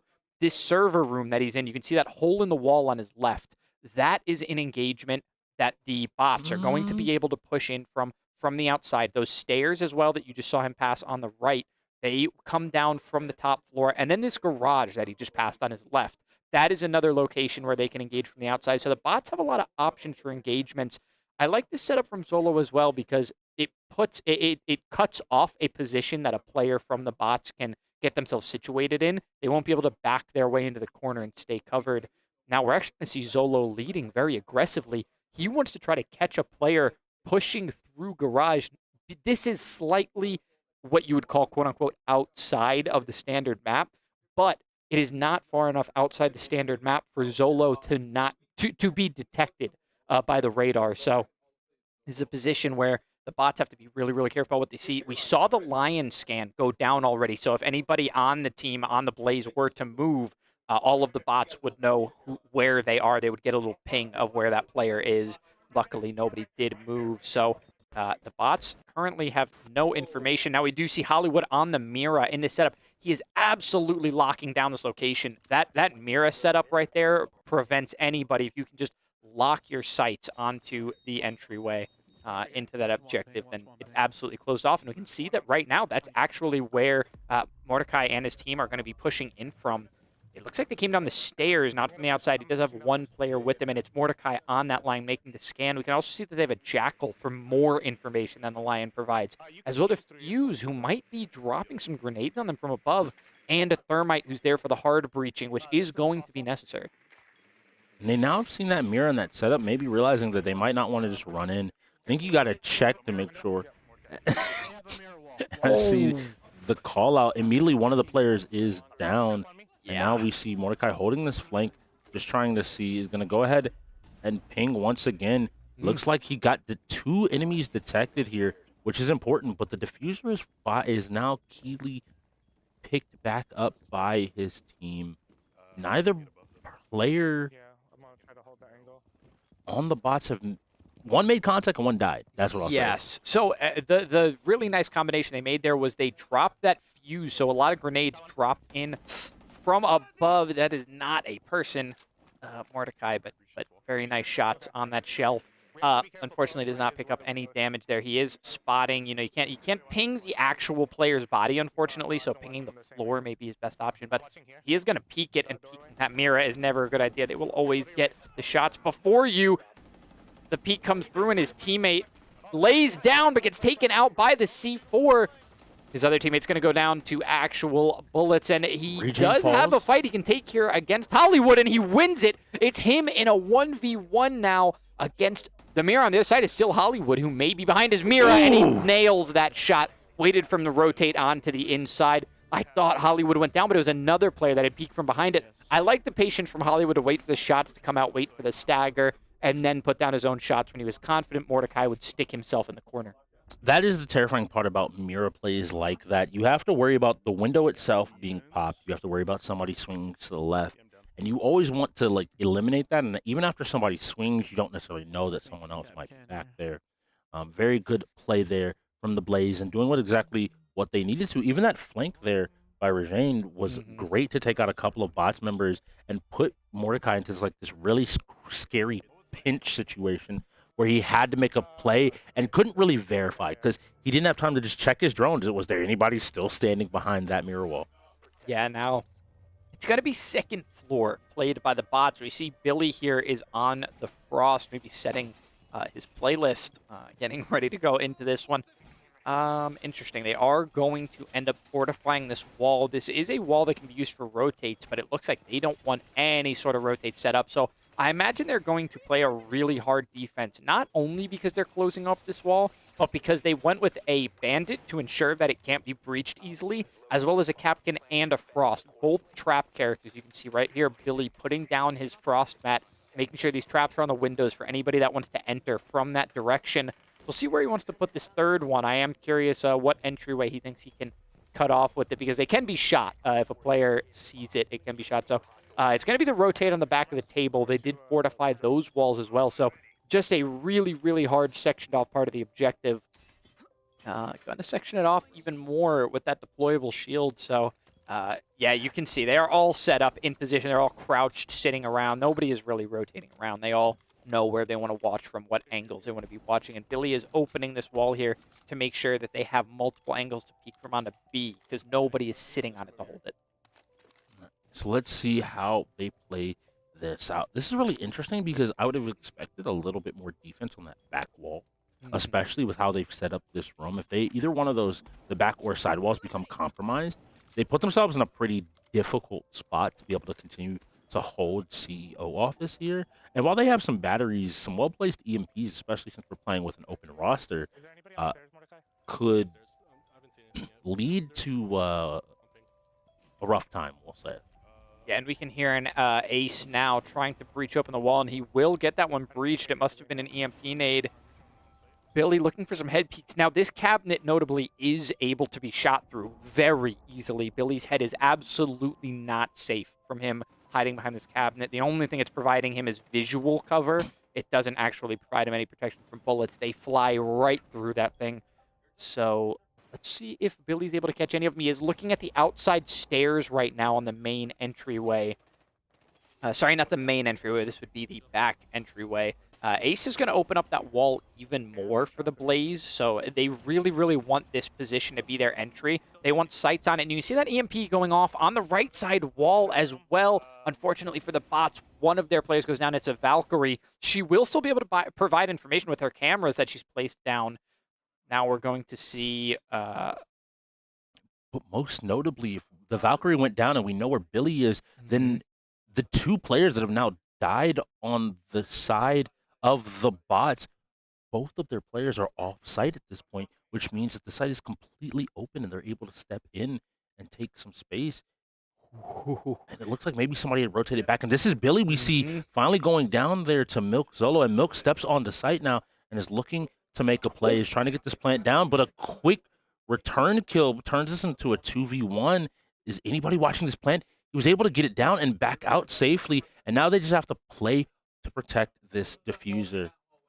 Oh, that camera on the outside did spot them, so they know what positions they're holding now. The bots are aware of where the Blaze are. They just have to listen for footsteps. They're able to hide behind this wall and listen for a defuse as well, unless they get swung. But no, it won't happen. The Blaze will take that one 2-0. It wasn't the quickest rush they could have asked for, very contrary to the Blaze usual style in shooters, actually. But they secured the wins in 2 rounds, which is more important than rushing it, messing one up, and having to go to a third. So they played it smart, and they do still have enough time. They're going to go up. It's going to be 11-6. We have 50 minutes, a game per 10, and they could be tied. I think it was a good systematic set of plays. They opened up that back wall. Exactly kind of what I was talking about. Of the worry here is with the setup they had onto the site, you have to maintain that back wall. you would honestly want a mirror setup of some description, kind of like they had down in the basement the Blaze did. The bots would have, if they want to completely have that back wall, because you have to maintain that back area of sight in some way, so they don't just freely get to walk up there and take a hit. So we're going to get some more news from the floor from AV. What is going on after that Rainbow Six? Now, this whole time, Lockdown been quiet as a mouse, and as soon as they won that Rainbow Six game, he said that's why he here. I hope he here for more than just one game, because we still got a bunch of other games that we need to win tonight if we're going to take home the dub today for the Blaze. So curious, while they were playing Rainbow Six, were they setting up CTR? All right, well, that is my question. Yes, they were. Garto was already sitting there ready to go. CTR is almost done. Oh, my God. I can tell because it is time to boogie. It's time to boogie, woogie, woogie. Boogie, woogie.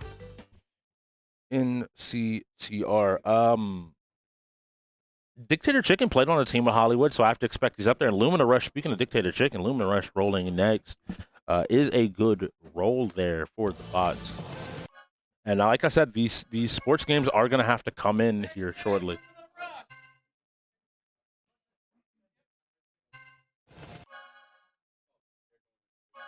They're doing a button check. They're making sure everything is good with their controllers and their settings. Maybe they want CTR. Look, I'm telling people right now, I'm going to start parking in the parking lot and saying button check. Hopping out of my car and be like, button check. They're like, what? Like, I have to make sure everything is okay, man. Like, what do you mean? What if the building is locked? How am I going to play? All right, here we go. We will get you positioned here shortly for where everybody is. I'm going to take a wild guess that who's going to be our strongest players. Oh, this reminds me of another important rule change about CTR that happened. So really quickly, on the bottom left, that is who the left side is going to be your Blaze players. The right side is going to be your bots players. The rule change, CTR is now one map. Okay. CTR is going to be a much quicker game now in that case. And setup becomes far more important because if your player, like you see, Hollywood on this bottom right and Garto on the top left. Never mind one of the bots players, Dictator Chicken, sliding out and taking a lead here, looking to find a win for himself. This could be a surprising bots win if this pace and this current race continues, because he's right up here going around. That's only one lap. He has to maintain it for two more, and that clock is going to help everybody that is not named the Bubbles, who is now doing his best to catch up with the team. Yeah, he's not moving too slow, truthfully. In games against a lot of other players, Bubbles would still be in this one, but he does have three tough plays to go up against. Hollywood is not quite caught up. Yeah, I'm sorry. As I say that, he does make the pass, and it is Hollywood and Dictator going head-to-head right now, fighting for this first-place position, going back and forth.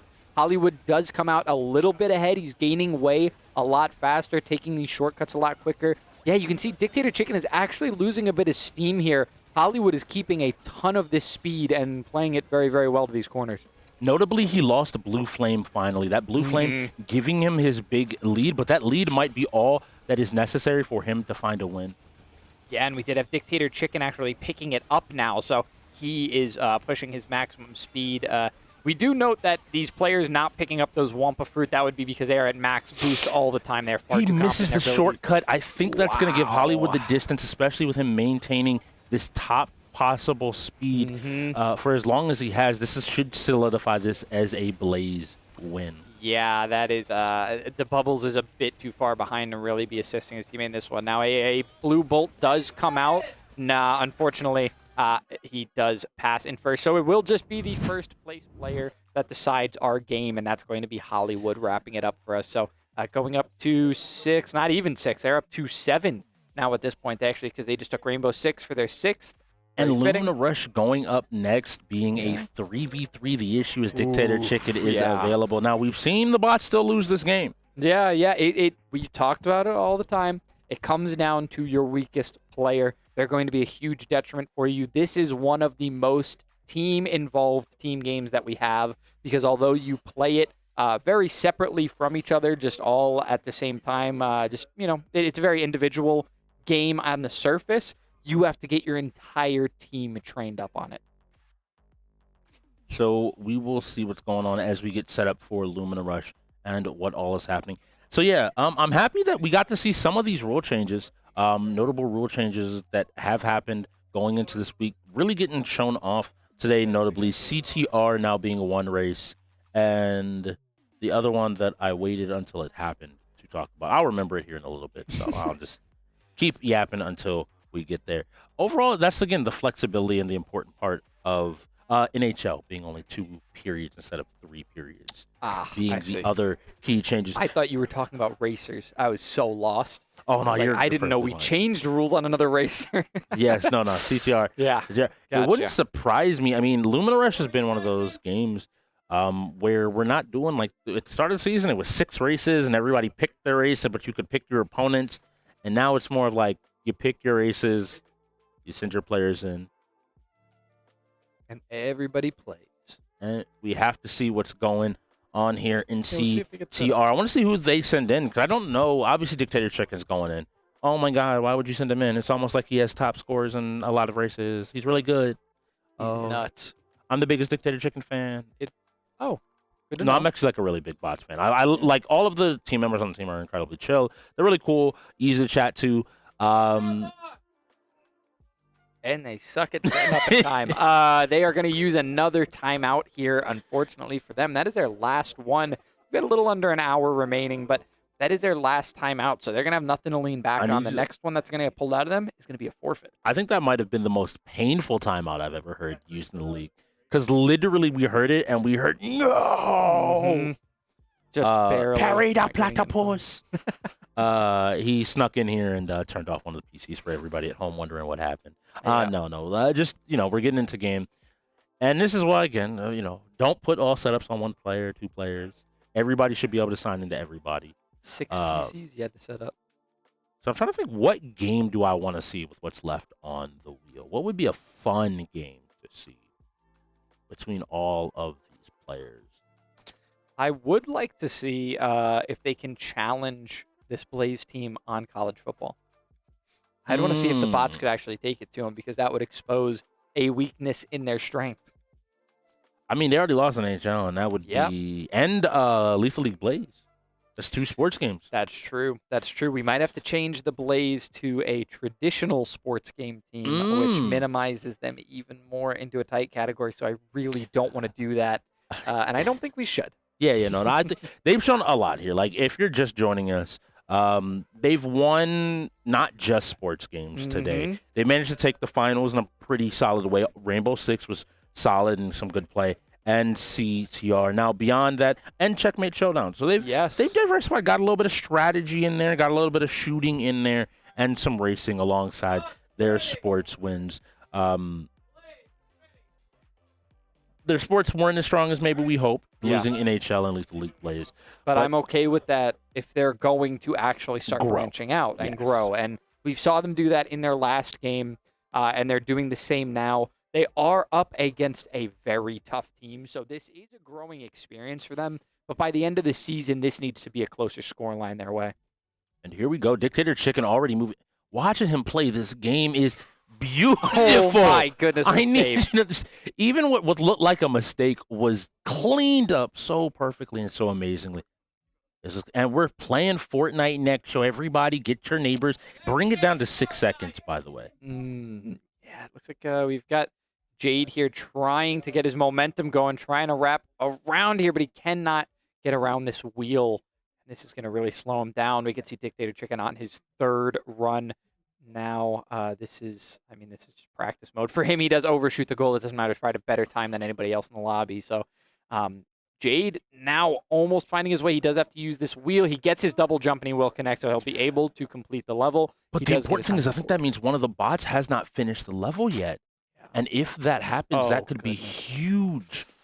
We talk about your weakest player being the difference between winning and losing, and it looks like Cajun was unable to finish that race, which should give an advantage, at least for right now, over to the Blaze. Yeah, looking at the average time there, it looks like we have red team with around 44, I believe that says. And then blue team with about 33. So a significant lead when you average their times. Reminder that Dictator Chicken got like a 8 second time. He's nuts, man. He could get 0 for all I care. It really comes up to the rest of the players on the team. This might be. Oh, okay. I thought they were This going to land is on 1-2. 1-1. Okay. I was like, that was going to be a quick one. 1-2. We've seen this a few times. 1-3, I think, is a little bit more popular from the players that have been chosen. So 1-2 is an interesting one for them to pick. Maybe the Blaze wanting to lead this their way, or if it's the bot's choice, maybe finding that Ragin just he needs these starter levels that he probably has some practice on versus those later ones. By the way, Dictator Chicken is already moving his way along, is on the final wall, does his little jump, and is done with the level. One of his teammates close behind him, and we see the first of the This is going to be a faster time for Blaze Dictator. being done. Yeah. 8 second exact. And there we go. It looks like all of the Blaze, ended up finishing. Yep. And all of both sides finished up finishing the game level quickly. Ooh, words. Finish up finishing. But that means they have 22 seconds to improve their time. And you see Dictator Chicken slowly carving away at each one of these runs, finding the moments where he can save just that extra little bit, that extra second. Even there, just ever so slightly slower, that little bump he immediately swaps over, knowing that if he does this correctly, he might just barely be able to finish this in time. No, that'll go ahead and do it. And I think this one will go over the bot's way. Yeah, and the red team with a pretty quick average finish there. 8 seconds-ish? 8-9 seconds, it looks like. That is what it looks like. That's, a very, very nice average time. So both, Wow. it would be both Ceviche and Dictator both put in about 7-second times, and then they would have had 12 more seconds coming off of Cajun. 26 divided by 3 is a little over 8 seconds. Quick math. Quick maths, exactly. So This is now one of we the are few games. heading And one of the newer levels once again, and we've seen this level actually be the bot's kryptonite previously. We have to this is a level that I would want to tell most of the players, you just need to finish. I don't care about your time. We're going to hope that our top player is helping us here. Dictator Chicken going out to an early jump, trying to skip the area completely, isn't able to get enough speed, but consistently playing over, instead choosing to reset, realizing he can do this a little bit better. Boom, gets a little bit of speed, comes back for a second one, uses the jump to move into the platform. I got to go back and watch this because this is already showing me. I knew there was some tech on this level, but I had not found it. Ched choosing to just reset from here. Time is good enough. Just getting here is what he needs to do. Goes down, but unfortunately goes too high here. And everyone else is now moving through the second section, trying to get to where he is as he tries to make his way through. And a lot of this section feels like a rhythm game. You just want to stay kind of right here in the middle. Jumps just perfectly and managed to get a 32-second time. I think he's going to try to clean that up a little bit. But we see Jade not too far behind as well, doing a great job here now of moving to the same section. But this is the section that is going to be killer. You have to be able to slide between these walls as easy as possible. And the only one finishing is Dictator Chicken, which means that should be another win over to the bots. Yeah, the bots moving the goalpost for the Blaze, unfortunately, bouncing themselves up to 12. I will say for everybody at home, there are 4 maps selected, so you need 3 to guarantee a win here. So we have to see here 1-8. 8 is what So they said? Okay. going back to these earlier levels, once again, feeling like they can make it. But the real talk is going to be these late levels now. Depending on how that late level is done, that one level where all 3 Blaze members finished, even with the worst time, but one didn't, was able to. Yeah, you got to hope that doesn't come back to bite them.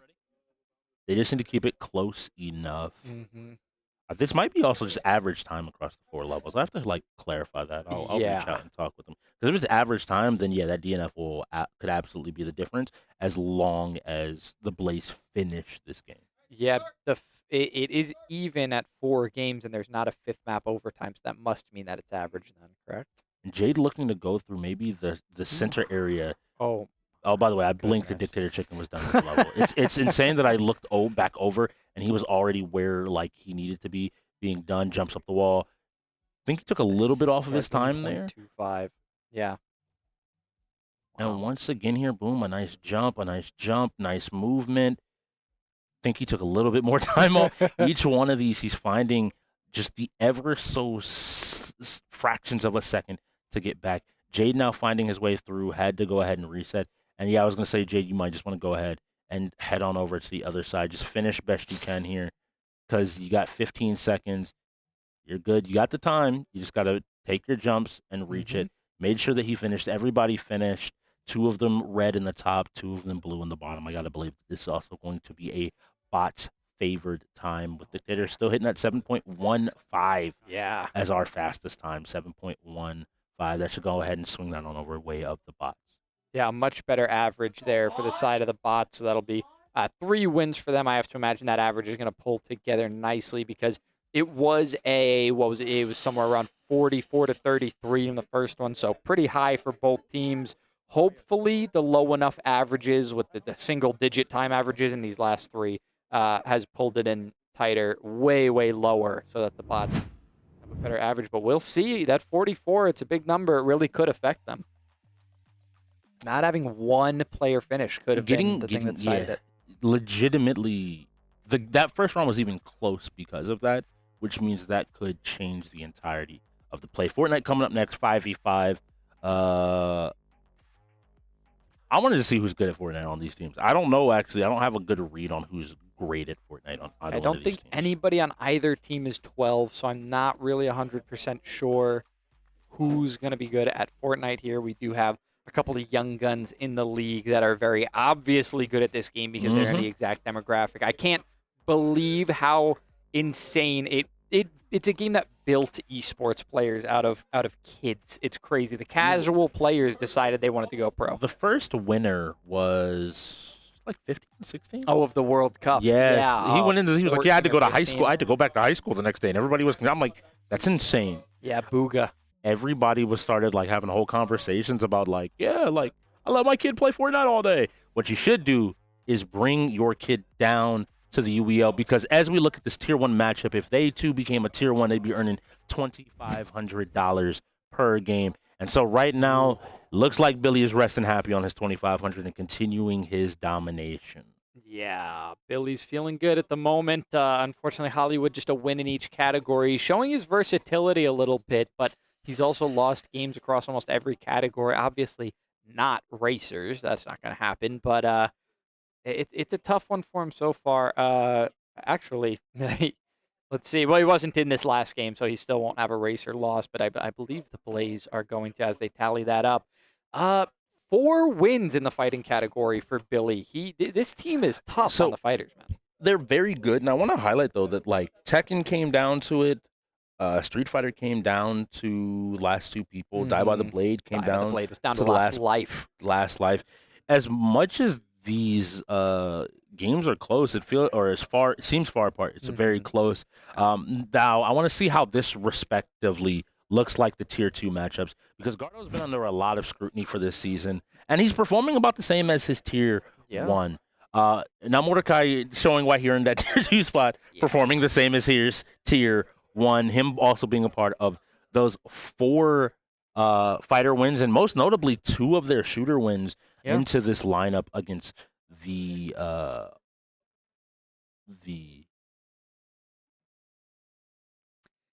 and these bots as well.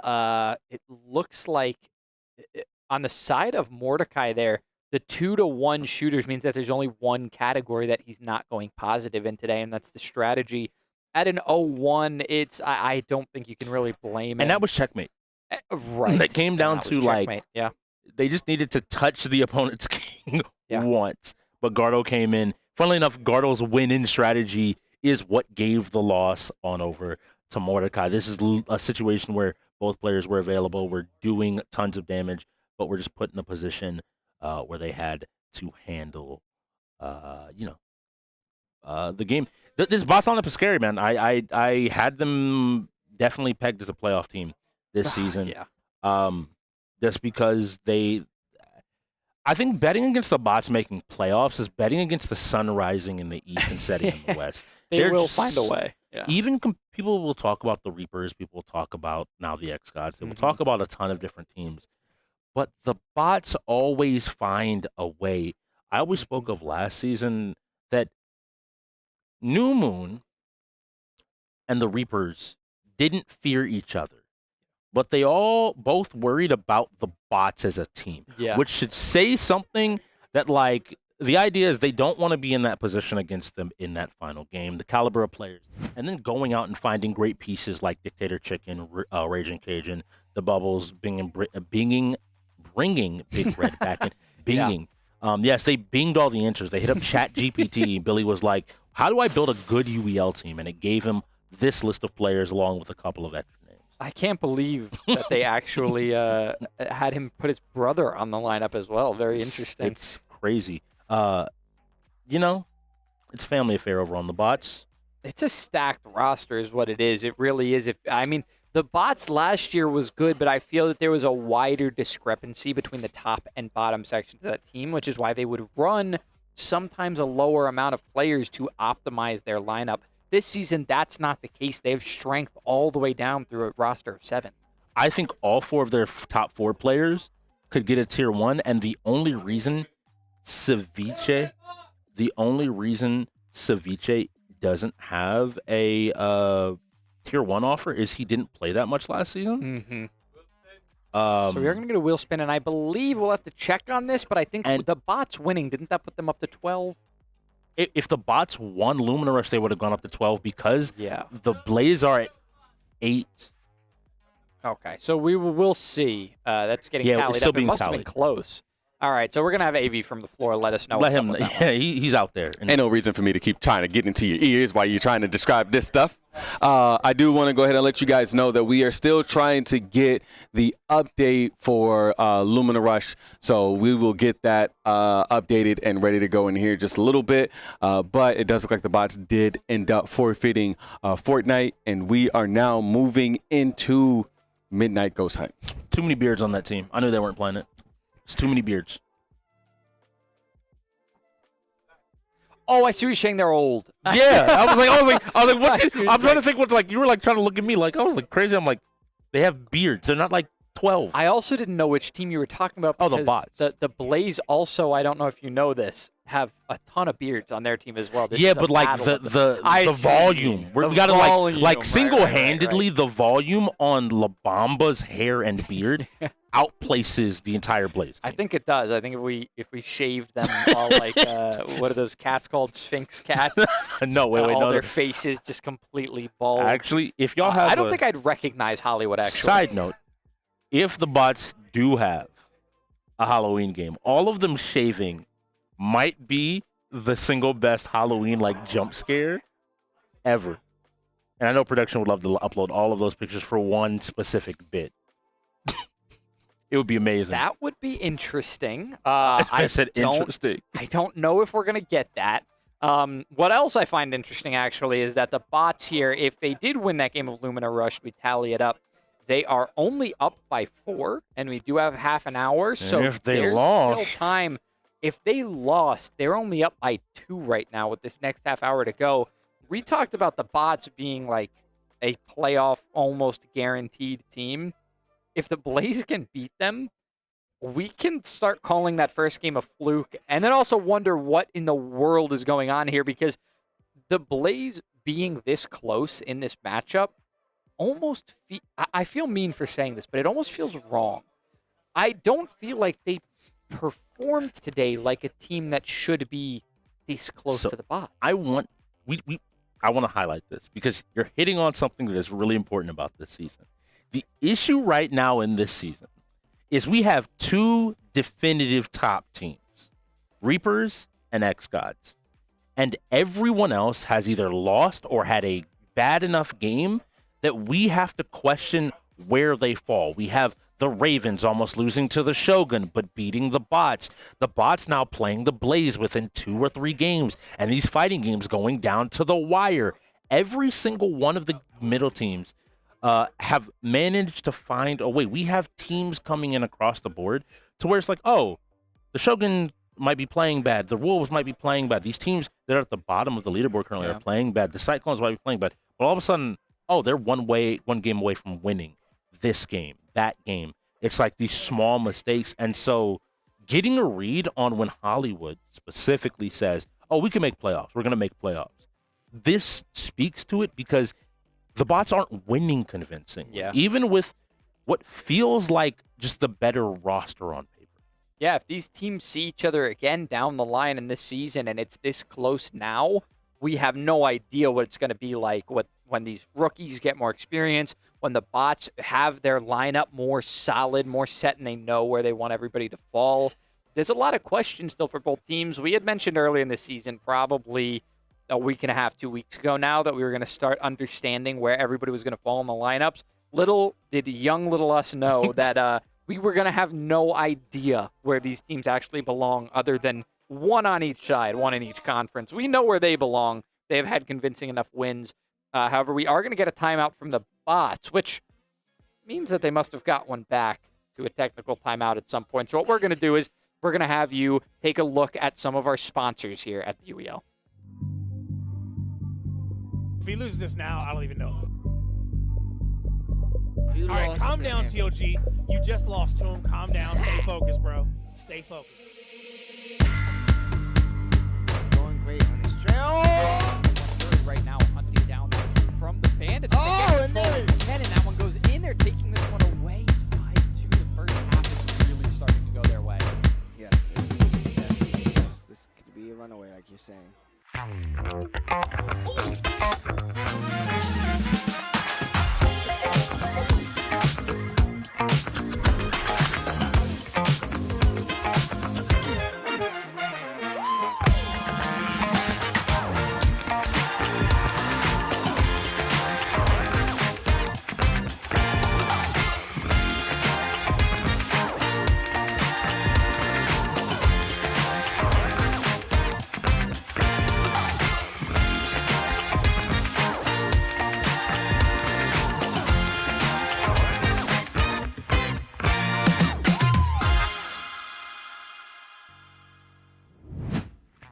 All right, welcome back. We've got this Bots versus Blaze, and we've got an answer for you. Drum roll, please. It is a Bots win in Lumina Rush. They are going to be up by 4 now. It is a 12-8 game. Congratulations to the Bots on that win. We have half an hour left for the Blaze to try to bring this one back, but they got to be quick. Midnight Ghost Hunt can be quick, but it's hard. It's really difficult, especially if you are given the side of the ghost, because that means you're guaranteed to be in the game for 4-minute setup into 4 minutes of gameplay, taking an entire third of our clock away from you before we even start. If not, you got to find quick ways like the X-Gods to finish that game up in a few, what felt like moments. Yeah. And so now we have to see. It's going to be, so the setup was not finished in time from the bots, and they don't have any timeouts left. So instead of drawing a timeout, it drew a forfeit out of them. The Blaze are up to 9, close to hitting double digits. And that failed setup from the bots is going to put them in a situation where the Blaze now actually could fight their way back into this one. It's not a reach anymore. This is a game. Yeah, if the Blaze take this one, we're going to go into Mortal Kombat. This is not the most common traditional of the fighters. There is Mordecai available for the Napkin bots. versus Mordecai again. Yeah, Let me keep saying it. I have to believe that Ceviche is going to go in here unless someone else. Billy's Reign is pretty potent in terms of the damage that's able to deal. And a lot of people sleep on Bubbles as well as having, he cooks a little bit on the Johnny Cage. So a few options there to pair in with Mordecai. I'd love to see who they send in. And on the other side, I have to believe it's going to be their Tier 1 and Tier 3 in Hollywood and Napkin. And Napkin's going to have to do his namesake and clean up the competition here if he wants to keep his team in the game. He is indeed 2v2 Mortal Kombat. Means that we will be having back-to-back players. Each player will have 2 lives, so that would be 2 rounds. If you do lose a round but win the game against your opponent, when your next opponent comes in, you only have 1 round remaining. So it's very back and forth. There's not much downtime because these rounds usually do go back to back. You did talk about Billy's reign. I think Billy actually, if I'm remembering correctly, kind of encouraged players to explore that option and picked up that character. He used pretty cheese for zoning and kind of just working on people on the outside. But we've also seen players come in and play the reign efficiently where they really understand how the character works as well. Mortal Kombat seems to have fallen into the category of like you either love it or you don't here in the UEL. And the characters that don't, and people that don't find the characters that are effective at their jobs. And Billy is one of those players. I feel like Billy realizes there's 33 games and doesn't waste too much mental energy trying to like master perfectly all of them in terms of like, oh, I'm gonna go play MK at Evo or at like the next major national MK tournament or whatever. He instead is like, what is the most effective thing I can do to find wins, especially even against strong players? And it looks like it's going to be Regine as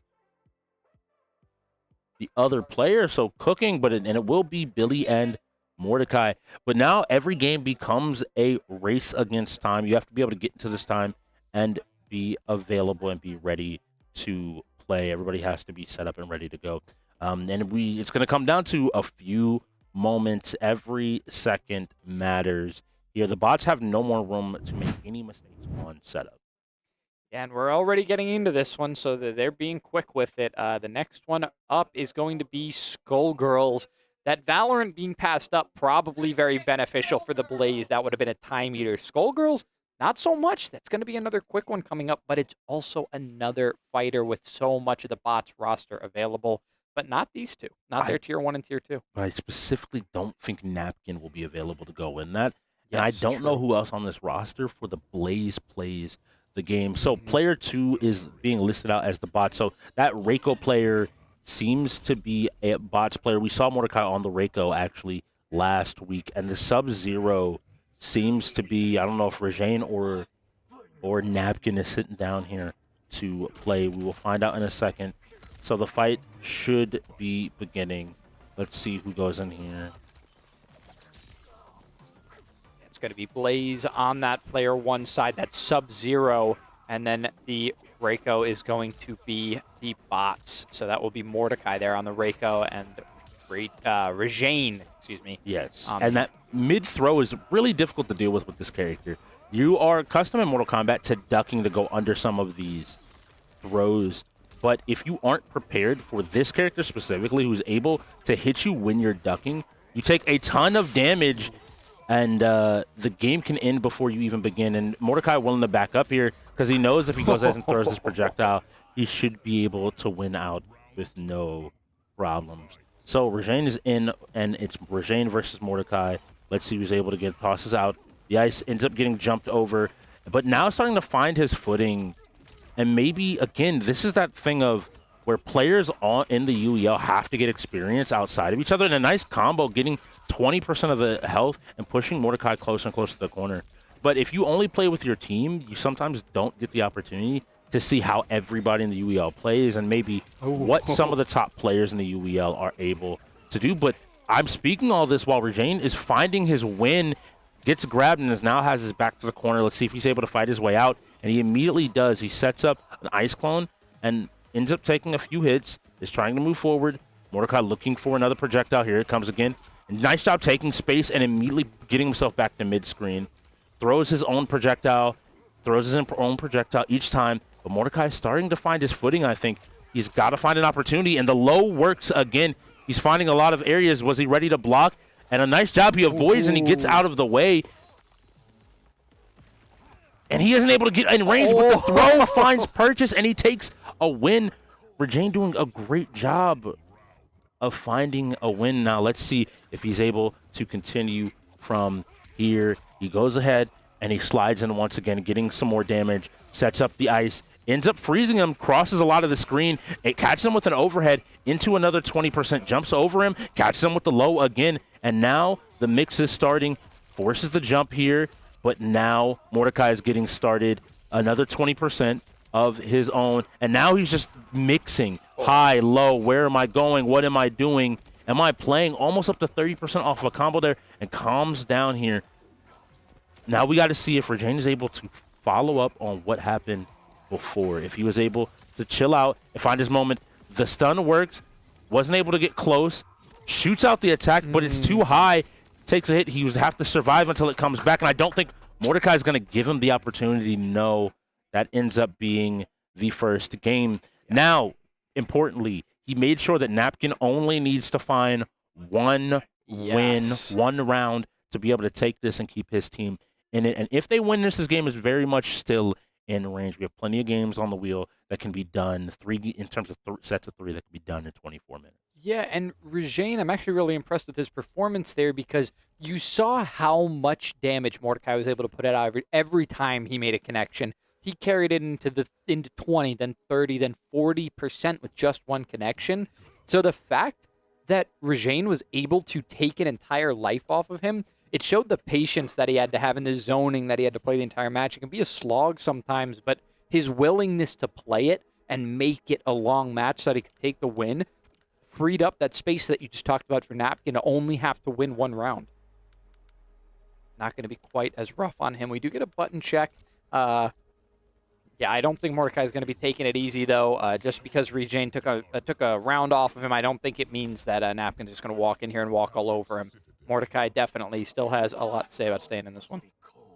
Doing a great job here, and now it looks like he's also playing the Sub-Zero. Sub-Zero having good assortment of highs and lows and fireballs and different little tricks he can play to catch people off guard. But now that, Mordecai maybe has already seen this, may be a better option. And sometimes fighting a fighting game player is a lot better for other fighting game players because we respect each other and look for what each other's going to do in a very different way. So I think Napkin hopefully is getting beat down, but he has to find his footing quickly, and he manages to catch him. Isn't able to follow up with a combo, but gets the low to continue pressure, sends him up, wasn't able to get another rep of that, it looks like, overhead, but it looks like the damage coming out of Mordecai is heavy. That's 30% off of one combo, and now he has to find his opportunity to get in. Each one of these is a little bit more chip. Each one of these is a little bit more chip. Yeah, took that life off of Napkin. Napkin only one more remaining, but Mordecai as well. So if Mordecai goes down here, we're getting Billy the GOAT. If Napkin goes down here, we are getting another win for the bots in the last 20 minutes of the game. And what I want to see is, again, it looks like he's practiced, but again, it's about going out and finding that additional help. A breaker already being available. He hasn't had to use it yet, but gets frozen again, importantly, but it doesn't convert into a combo. Taking that little bit of extra time is important. The low catches, and now using the down to 1 to just check each time to make sure what he's doing is real and is honest, and he's ready to play the game. Now the freeze happened. He's not going to be able to get here in time, so he just sets up and looks to make up for mix. But these lows are finding their mark way too often. He finds the freeze, and this is going to need to be big damage if he's going to deal as much damage as possible. But the drop ends up coming out. He has to duck the mid. He avoids it and is going to break himself, keeping Mordecai in the corner. But Mordecai comes back in for another grab. That's 11%, jumping over each time. Each one of these hits matters, and that throw is going to be enough to do it. That MK1 goes the way of the bots. Doesn't end the game just yet, but it makes it real hard, especially knowing you don't have Napkin available to win Skullgirls. They have Mordecai. They have Ceviche ready and willing to play the game. I know other people on the team play, but they have their designated fighters ready to go. And sometimes you have to be able to match them. Looking and believing maybe you could win Mortal Kombat 1. Again, looks like some more time in the lab is needed. Yeah, it's an unfortunate situation. Not only that, but this game could have ended up quite differently if we trade out just a couple of these games for racers. I think the Blaze have a much better opportunity in the team racers and the one-on-one F1 that we have. If any of those Need for Speed, F1, Forza, none of those spun today. And if we would have gotten even 2 of them, this is an 11-11 game. I'm leaning that way. It's not a guarantee, but yeah, so pretty unfortunate that we didn't get as many racers as the Blaze would have liked, but that's why you have to prepare for everything. Specializing in even 3, saying that you specialize in shooters, sports, and racers, that should be a majority of the wheel.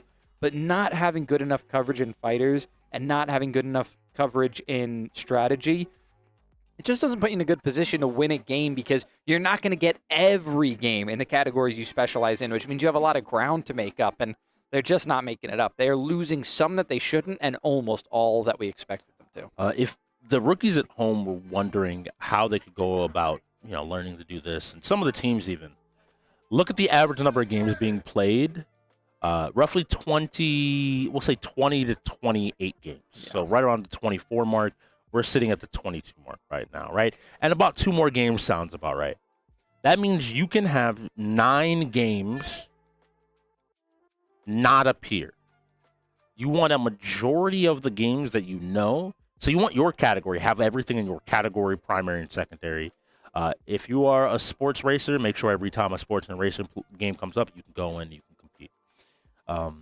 Then from there, you start to expand. What are those bigger games? Make sure Overwatch you're ready to go in. All those big team games. You will most likely be going in for those. And then you always want to just then round out the categories. If somebody was at home wondering what fighting game I would tell them to pick up and really put some time into, right now it looks like to me BlazBlue, Mortal Kombat, and Skullgirls have the biggest delta in skill. Yes, that means you still need to touch Mortal Kombat or Tekken and Street Fighter because they're big fighting games. But those 3 right now, if someone other than Napkin has touched those games, I think you have a serious chance of winning here. I don't think Dictator Chicken or Ceviche is going to be bad at these games. But against most of the league, you stand a much better chance of taking a win here. So we have to go ahead and see where we're going from here. I think we're going to be getting in the game shortly. Yep, they're going to play it. I think they know that they don't have any opportunity for forfeits here anymore. Their win condition is to play and win everything, no matter how likely. And it'll be another fighter going up next. In this moment, I need you to understand, and I even see Hollywood shake his head there like, oh, BlazBlue is the next game coming up. And this is what happens in the close. And this is something about, there's a whole, I'm not going to get into the math about it. Yeah. But for people at home to keep it very simple, there are 6 games in 3 categories. That leaves, what is it? Anyway, we'll go back to the BlazBlue. I'll figure it out later. 15 games. There we go. Across 2 other categories. Fighting and shooters have the most categories. Yeah. Be prepared for those games to pop up on average more often than not. On the player 1 side, though, we do have the Blaze going up now against the bots. Playing this one character, playing the Beowulf, and looks like he's played the game a decent bit. It looks like he knows what he's doing. Some big damage coming out here. I have to be sure here, because if I didn't know Weeping Jade played this well, we'll find out at the end of this game. Because I would be impressed by the rookie, because maybe we just found his niche and maybe Hollywood knows a little bit more. Does look like we were flipped there. So flipped. That is Dictator Chicken. That does feel like a Dictator Chicken character as well. So we're going to be swapping over. So importantly for people at home that don't know, if you play one character against multiple other characters, of course it's going to be the big man. Above, of course it's going to be big man. Now both players are going to have 2 life bars, but if you ever play 1v2, it will be 1 life bar for both teams. Oh. And Dictator Chicken loses his character because the button check was called. We heard them respond. And so this ends up being a free character for Hollywood. Yeah, wow. Hollywood, not sure if he's going to... He might just take 1 life here. So it's only going to be a single life. He's not going to take the second. But he is going to be a round up, which is a good start to have. This is very important, by the way, that he's not playing, Dictator Chick is not playing with multiple characters. If you're playing with multiple characters, you only have 1 life in this game. Right. That is where the mistake on my part came from. So now it is an active live game. Yeah, it will be a button check first because the button check was called, right? Yeah. Yeah, I was going to say a button check was the whole reason that we didn't go into that one, so... Made sure to set it back to defaults. That's all he wanted to do, and is now ready simple. to go ahead and play. Yeah, and they're going to play again. They're going to hit play again because Dictator Chicken put damage on Hollywood by making that mistake at the beginning. So, essentially, if Hollywood's able to deplete 1 health bar, then he will win the game. And I think it is. I think the call was for character, not for... All right. Yeah, so And so we're in a situation where this is the whole character. This is very unique to Skullgirls. Yeah, because how the game works. Oh, they're just resetting the rounds completely, so that it's completely even. And now they're able to just to play the game out normally. All right, this is fair. Cool. So rather than deal with the damage or whatever, they just reset the entire game. They got the button check out of the way. And now they're playing a normal game. So at this point, if Dictator's bar is depleted, he loses the game. If Hollywood loses a bar, he loses a life. We're back to our normal state of things. But Hollywood just choosing to use his super again. He's just looking to get damage out. He just has to win. And Dictator saying, I do not want to be anywhere near you, jumping to the other side of the screen and getting plenty of damage out himself, ready to play and having these different resets for tons of damage. He jumps up, and that's a nice suplex.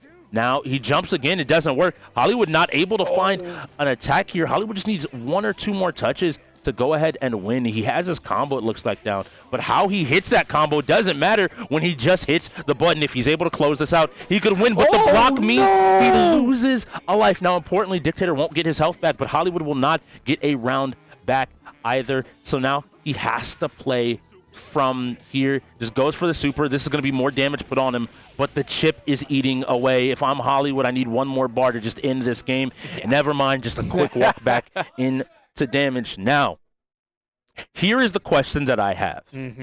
If I am Ceviche, I play 1 character. I will get 2 rounds guaranteed. If I play 2 characters, Hollywood will have a full health bar, deal more damage, take less damage, and he still just has his 1 life. If you want to maximize your chances and can play 1 character, you just play 1 here. And it looks like we are getting a big band mirror. This is one of those odd situations where even if you normally play a team, playing a single character is optimal in this situation. Yes, absolutely. Just use your knowledge, whatever you do have, to your advantage. Now, both players actually taking mind of the button check here. Going to go into it correctly. Not going to turn on that training mode. Go ahead and find the controls. Just make sure everything is as they want it. And it looks like, no, not going to make any changes. Should be into this one. I don't see why Hollywood would need to make any changes after he's already played around. It is always interesting to watch the players take their button checks because sometimes you have no idea what they're looking for, even watching them do their button check. You're not sure what it is they're actually trying to pay the most attention to. I can tell you that most people don't look at their button checks once ever and then just don't think about it again. And so they might be looking at this menu for the 2nd time ever. So both players will have 2 health bars, but importantly here, Dingus will have multiple other health bars. Nice job checking Hollywood, and when he wanted to press a button, using a super of his own to get a bunch of damage. And now both players are just swinging for the fences. And it looks like Hollywood said, I'll hand it right back to you, buddy. Don't worry about it. All this damage is right there. Both using this move, H-Brass, that big punch. It has armor and is pretty difficult to deal with. Hollywood getting a touch, though. If he's able to convert this combo, in fact, drops it and isn't able to convert from much further. He needs to find this win. He doesn't have a whole lot of health left. And if he's able to find it, Ceviche could have ended the round, I think, if he could have converted into super there. And instead, just using super to chip Hollywood down as much as possible. Very nice. So Hollywood has that much health left. He cannot basically be touched for the rest of the game, and I don't think that rest of the game existed. That is, well, Hollywood's still going, but he is eliminated because he had taken a round loss. So there should be no game left. It looks like they're still running, but...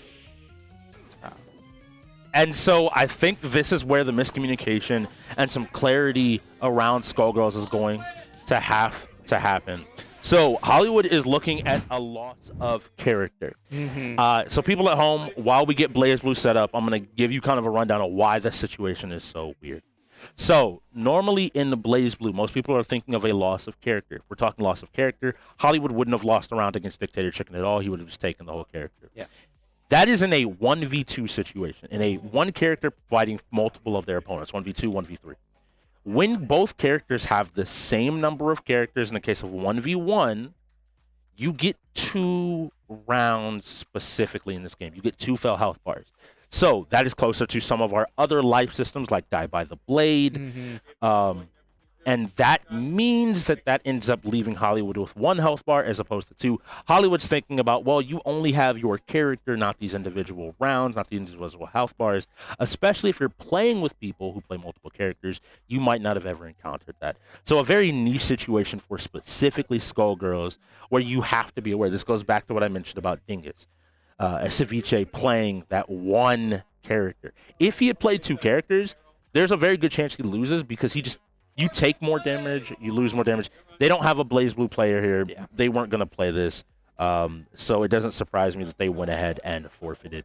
And they're going to see what rolls next. They recognize that this game is out of sight with 10 minutes left. It's crazy how back and forth this game went because the bots are now they're 2 games out from the Blaze being mathematically unable to win this one when not long ago we were talking about the Blaze maybe having a chance to come back into this. Need for Speed finally spins with about 9 minutes. We'll see how close the timer is. We did reset in the last hour our timer, so it should be near correct. We don't have a whole lot of time left, but Need for Speed is going to get set up. It is a 4v4 on our PCs, and these PCs, we're using them, we're maximizing them. It is these SurfThings. They are everything to us. We appreciate them so much. You can see them right here, SurfThing. It is the equipment that our players use to maximize their abilities. And in these 4v4, 5v5 games, we got to have them all running at the same time. They need to be reliable, dependable, and we only trust SurfThing for it. So thank you, SurfThing, for sponsoring the UEL. And if you want to get yourself some Endgamer-approved equipment, you're going to head over to surfthing.com and grab yourself some of that UEL-approved PC.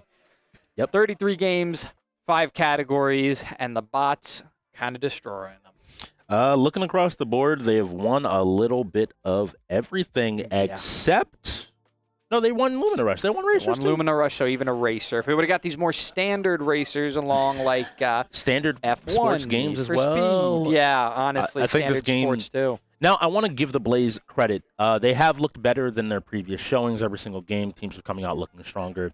The bots might just be a rough matchup. Both teams needing to show up in their strongest categories. And we really kind of said the sports being the Blaze's default. We need to see them in racing and shooting step up to win this game. And unfortunately, all of those categories, the bots have found wins today, including in the sports games. They've taken a couple of them off there. And so ultimately, for a young team, you're getting better, you're doing better, you're looking better. But sometimes just against the veterans, where a rookie is learning 33 games, a veteran is learning 10. And you've already learned how to learn more games faster, so you're going to be in a better position to where Dictator Chicken's posting top 3 times in Lumina Rush on every level. He's not worried about having to figure out what the difference between Tekken and Mortal Kombat is, or Tekken and college football is. No, like, he has a handful of games that he has to put that time into, and that's the value of experience. Yeah, I have talked a little bit about a couple of the newer games on the wheel being kind of an even playing field for veterans and rookies, but that is a point that kind of offsets that, is that the end gamers that have been in the league already know what it's like to have to jump into new games. They are prepared from the very minute they start, whereas the rookies, they don't know what to concentrate their practice on. They don't know what's brand new and what other players can cover. That comes from management and coaching and direction, and not every rookie is going to get that to a T. So they do start off a little bit on the back foot, and some of them are picking up really, really quickly. Some of them, not so much. It depends what you have around you. When you're a team of 1 or 2 rookies on your starting roster, you have tons of other players to teach them how to organize their training time and how to get into the league. Whereas when you have 4 of them and a returning player with 2 players that were in last season, granted a championship level player, but still it's not enough human resources to get these rookies up to snuff in week 5, your 3rd game. For players coming in, you are a esports professional when you step into the UEL. You have 33 games across 5 categories. You have streaming requirements, media requirements. You have a lot of things that you may not be used to, but all of that is on top of you managing your own mental load of just learning it. Most of us remember being back in high school and having 8 classes that we had to manage at the same time. Now, replace 8 classes with 33 games in some genres that you maybe have never touched before. Yeah. And some of these players we've even talked about play console and now have to adapt to PC. There are some games that don't let you put a controller in. Yeah, you have to play it on the PC. StarCraft, my best explanation for anybody out there that's like, where can I play StarCraft? You can play StarCraft on the N64, buddy. That's if you really want to.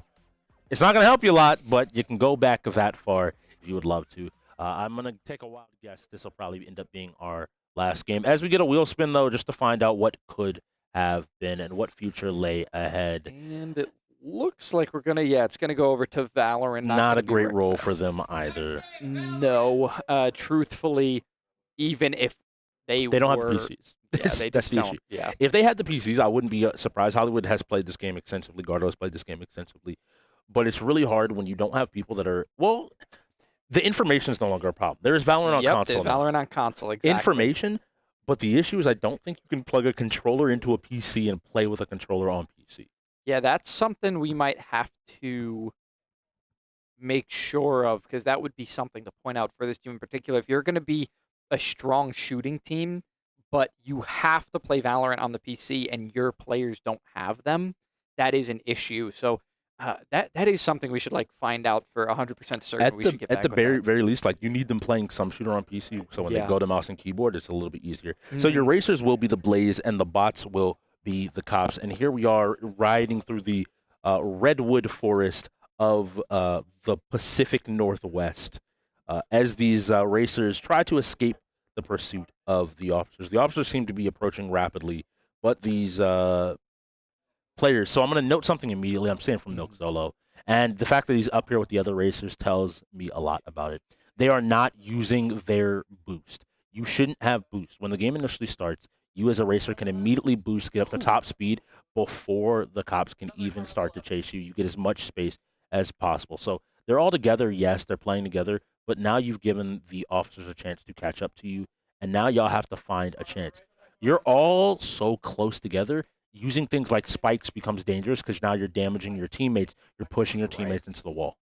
Yeah, unfortunately, this is going to be a rough start for Dolo and the team. And it sounds like one player was crashed out. Zolo's going to fall a little bit behind here. His teammates are all gathered up. A very, very nice smash into the police officer there, going to let his teammate escape a little bit. But now they have to pick a direction because these cops are not off their back yet. A nice touch on one of the cops there, but they've got a forward position. They can start to use those spike strips that are going to spin out Zolo there. He's going to have to catch up to his teammate. The cops are swarming the Blaze right now, particularly their most wanted. Even Zolo here, the furthest up out of most of his teammates, it looks like is going to be crashed into. It's a little bit hard to tell if he's the furthest up or the furthest There's back. one, I think he's furthest back at the moment. Two of his teammates seem to have managed to get out of the run, but now we are looking at Gardo, who is the most wanted. He's taking a good bit of damage, still looking to be up decent. They're doing a good job. I'm loving to hear the communication coming out of the bots. They're calling out where things are. They're talking about what's happening. Yeah. We've also had a police officer crash out already. That's important because bringing it down to 3v3 means some of those players that are further back have the opportunity to continue to race and continue to compete. Normally having multiple officers, you can start to see the racers go down first if they're not careful. Good use of spike strips and maybe some good opportunities and some good damage with some EMPs. And now we see why Gardo is at this tier 2. He's been a veteran for a long time. Over on the Reapers, they've played this game. This is one of Reaper's best games back for a long time. So I expect him and Hollywood to be able to consistently be able to play at a high level. If all else fails, him and Hollywood should be able to move through this level together. They know where they want to go. They're evaluating whether or not I want to take a shortcut, whether or not I just want to stay on the main road. Which one is the best route for me to take while creating space? Yeah, Gardo also leading his team very, very well here. He's making his call-outs as he makes his way through the map because your most wanted is always going to be your furthest up player, at least most of the time. And he's making call-outs for where the clearings are on the road so that his team can make the most distance and not even have to have engagements with the cops, with these bots. It's really good that he's taking this leadership position. Hollywood is even in the game, but they're letting him take over. He is a Tier 2 player. He needs to be able to do that in some games. And it's interesting that even when the Tier 1 is in, he's in the lead position here as the most wanted, so they're letting him take the lead. It's nice to see. This is something that's really important. You don't get to pick your most wanted in this game, and so everybody has to be prepared. And so having go to one of your tier 1 or your tier 2, your most veteran players, your freshest players that have been playing recently is important. Looks like he's managed to come out here pretty cleanly and is moving out. So it looks like another one of the bots has been wrecked out as well now. Only PC 1 and 3 remain. And Gardo now, almost importantly, on the edge of this circle. He pops his turbo, thinking he has the space. There's a turn up here, but if he's able to make it through this turn cleanly, he should have a straightaway that should give him all the space he needs. But there's only one cop remaining, and I don't think they're anywhere near by. This is going to be a Blaze win, and while we noted that if they said road earlier, this might have just been a completely different game. 15 seconds until he's gone. I hear the beeps from the arena, meaning that the clock has hit 0. This will be our final game and everything will be done. So the fate is sealed. 5 seconds. The bots have won this one, but the Blaze make sure that at the end of it, the glory is theirs with this final win. Yeah, and they hit double digits as well, which is a nice statement to make that they can get really, really far. And even in the games that they're going to lose, like they did here, it is 15-10 as we finish. They're still going to come out with a really strong performance. 10 is by no means a small amount of games to take. We played 25. They took 10. That's 40%. 40% of games is no joke. I mean, they're going to be really competitive with some of the teams that are. We can put them. I can say we can put them above some other teams that are going to compete with the bots and not have as good of a showing. Playoffs will be defined by the teams that continue to figure it out. We've seen everybody starting to figure it out, but for wins to happen, we're going to need to see teams, continue to figure it out season over season. So the Blaze are already in a good position to show that they're still figuring it out, and maybe against some of the other middle-of-the-pack teams, they will continue to rise up and get better. But if you at home are wondering whatever is happening, we will have to ask you to sit still because we will be doing a post-game interview powered by SurfThing PCs. We'll join you in just 1 second. That second will have to take one more moment before we go ahead and head on over to the post-game interview with these two teams. I think we're getting everybody together and getting them ready to go. If you have not seen, before we go, let's look at those tier 1s and tier 2s one last time, just so we can see how everything went together. So finishing up the day with 7-2 is Billy the GOAT, considering his domination, one of the hardest carries of the entire league. Hollywood having his worst performance to date, and, against the bots, that kind of makes a little bit of sense. Doing a great job overall, but still needing a little bit more help. And, I have to give them a lot of credit. Both players played well, the fighters being the most notable difference in their stat lines. Yeah, no surprise that Hollywood went 2-0 in those racers, obviously. Any racer that he's in, he's going to do fantastically. Garto as well, honestly, showing up big time. So the sports games, obviously, that's a 1-1. That's a trade-off. But Hollywood now at 16-18 overall for this season. He wants to put that back to positive by the next game. But the other two players we're going to look at, speaking of Garto, are those tier 2s. So we're going to head over and take a look now at Mordecai and Garto. Garto with the 5-4. It was a very close score line for him. He was very effective in those racers, just like Hollywood was. He took a win in the shooters, wasn't able to pick up a single win in the fighters. We see that both Mordecai and Billy went 5-0 in fighters today. It might be a category that I think it killed him in this one more than anything. It was the fighters, because everything else you could see was very back and forth, especially for this tier 1, tier 2.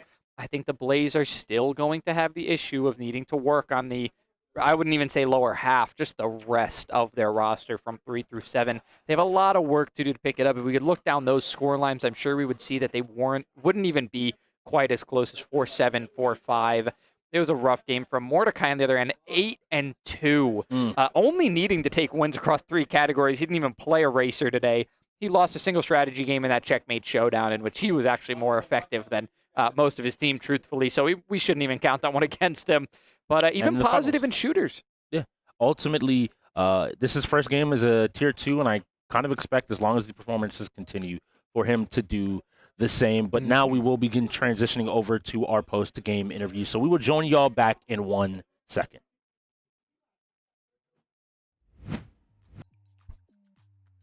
Hey, hi guys, how you? If he loses this now, I don't even know. All right, calm down, TOG. You just lost to him. Calm down. Stay focused, bro. Stay focused.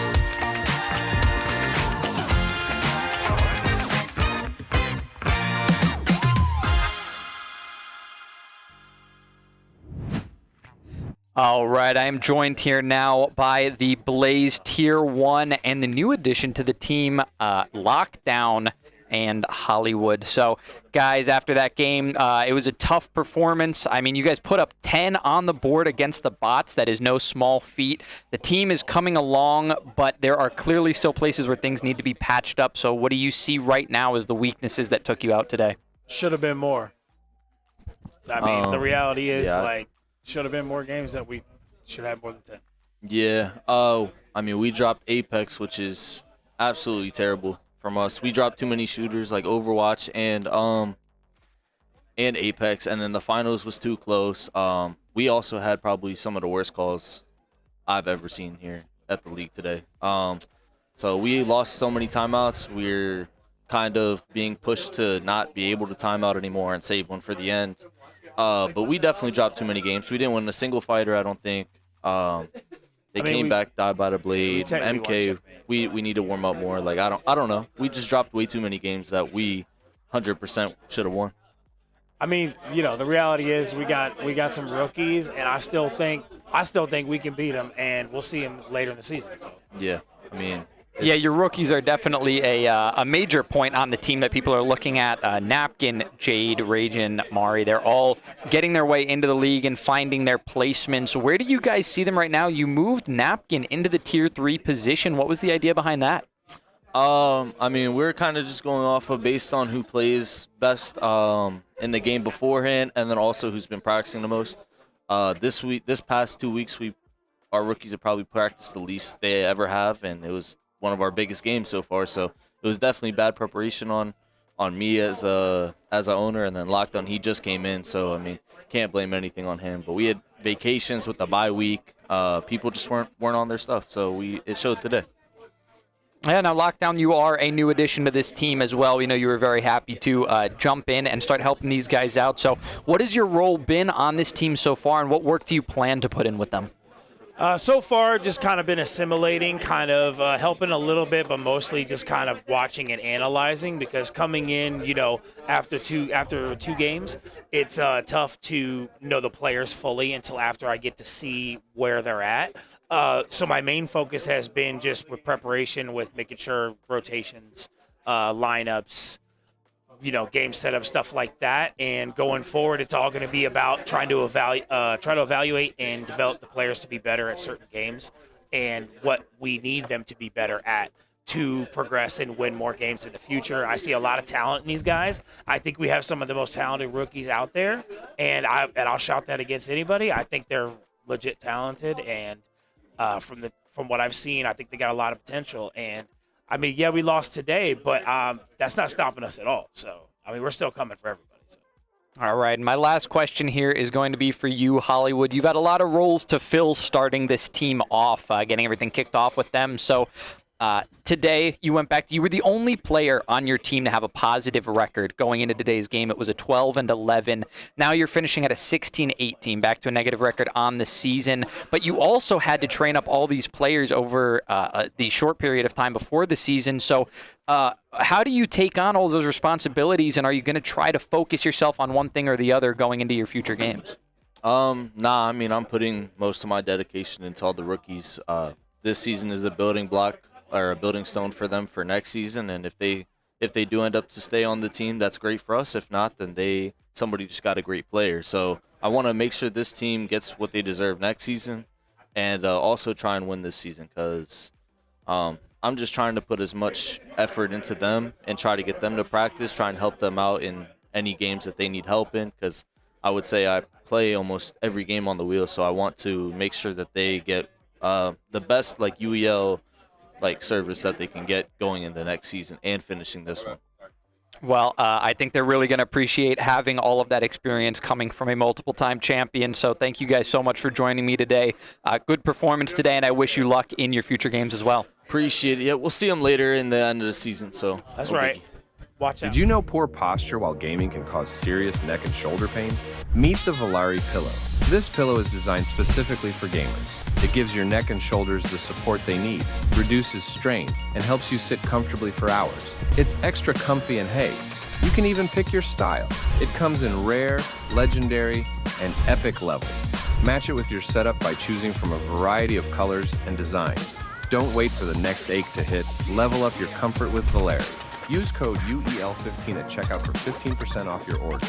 Grab yours today and feel the difference in your next gaming session.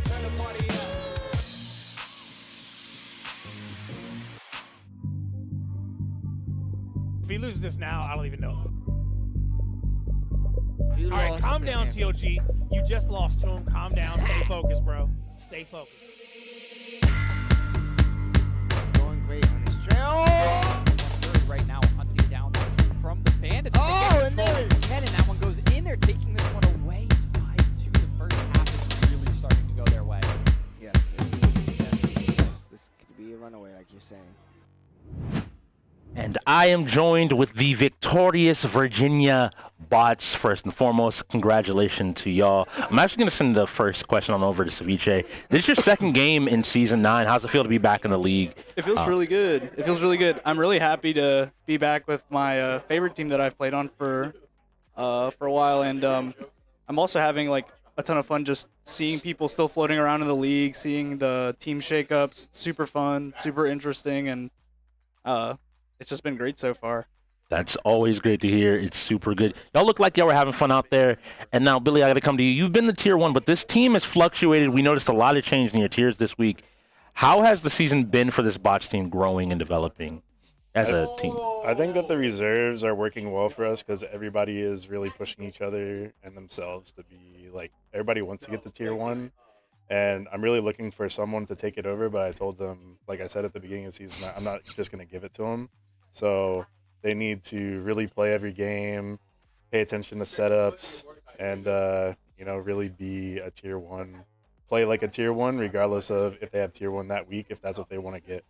That makes a ton of sense as well. Today, I don't know if y'all came into expecting this Blaze game to maybe be as close as it was at some points. What did you think about their performance and just in general, what you've seen around the league all season? Yeah, I thought they did really good with the rookies. I was definitely frustrated at, I think it was like about the last hour. The team kind of just started coasting and not really paying attention to the game as much. So there was a lot of mistakes there. So definitely, I'm sure RPG is going to have a great time with, talking to them nicely. He's going to get us for sure. But yeah, I think it was a good game overall. I still felt like there was a lot of games left on the wheel that we still won. So, it's just, they did good for who they have. It's good. Great to hear. Coming back to you, Ceviche. Y'all went 5-0 today in fighters. Y'all took them across the board. I know you've had an incredible history here in the league as well, in fighters specifically. How was it today? Anything that you noticed, and just in general, how you felt today?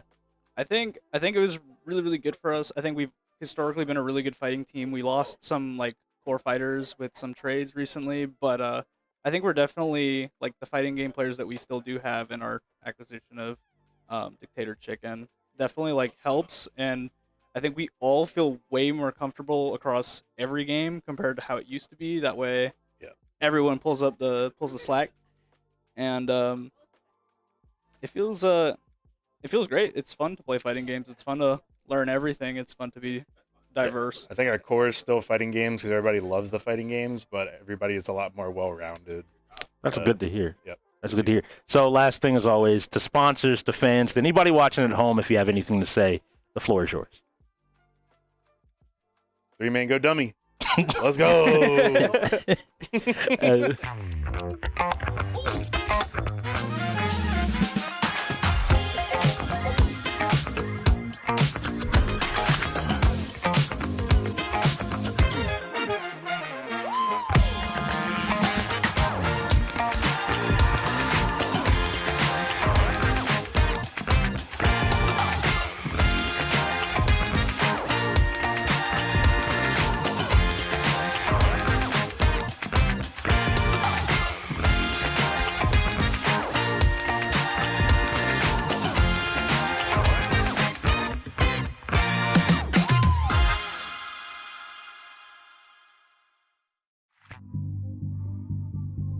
If he loses this now, I don't even know. All right, calm down, TOG. You just lost to him. Calm down. Stay focused, bro. Stay focused.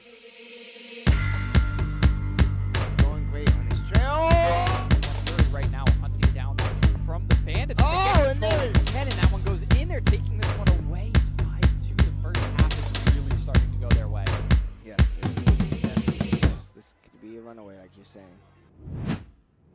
All right, well, that'll wrap it up for us with the Blaze and the Bots. We got some insightful details from both of these teams, but unfortunately, we are going to have to close the first night. Tomorrow is Friday, Strix, and we are going to have a Friday night banger for you guys. So join us at 6 p.m. Eastern to check that one out, and we will be going all through the weekend, so make sure to keep checking in on us. But that's all for tonight. That's all we've got for you. The Bots take the win, go up 3-1. The Blaze are going to go down 1-2 and try to bring it back this season. Thank you for joining us here at the Ultimate Endgamers League, where gamers go pro.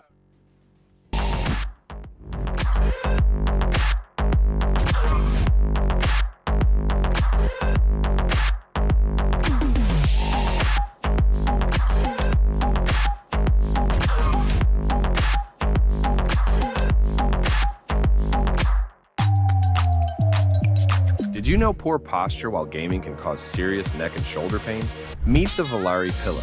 This pillow is designed specifically for gamers. It gives your neck and shoulders the support they need, reduces strain, and helps you sit comfortably for hours. It's extra comfy and hey, you can even pick your style.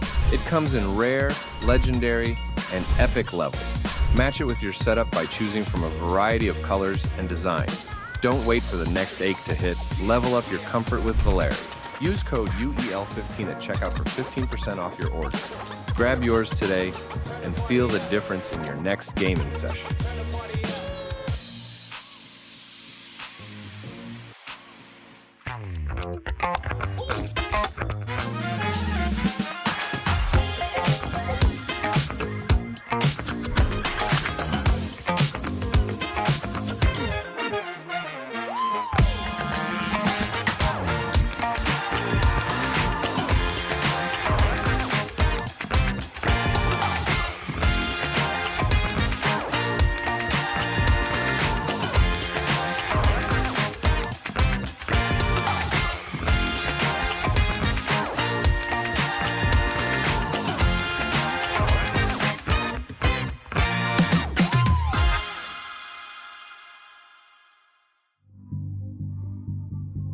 If he loses this now, I don't even know.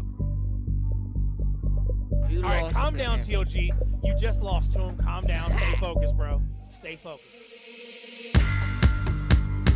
Going great on his trail. Right now, hunting down from the Bandits. Oh, and there. And that one goes in there, taking this one away. It's 5-2. The first half is really starting to go their way. Yes, it is. Yes, this could be a runaway, like you're saying.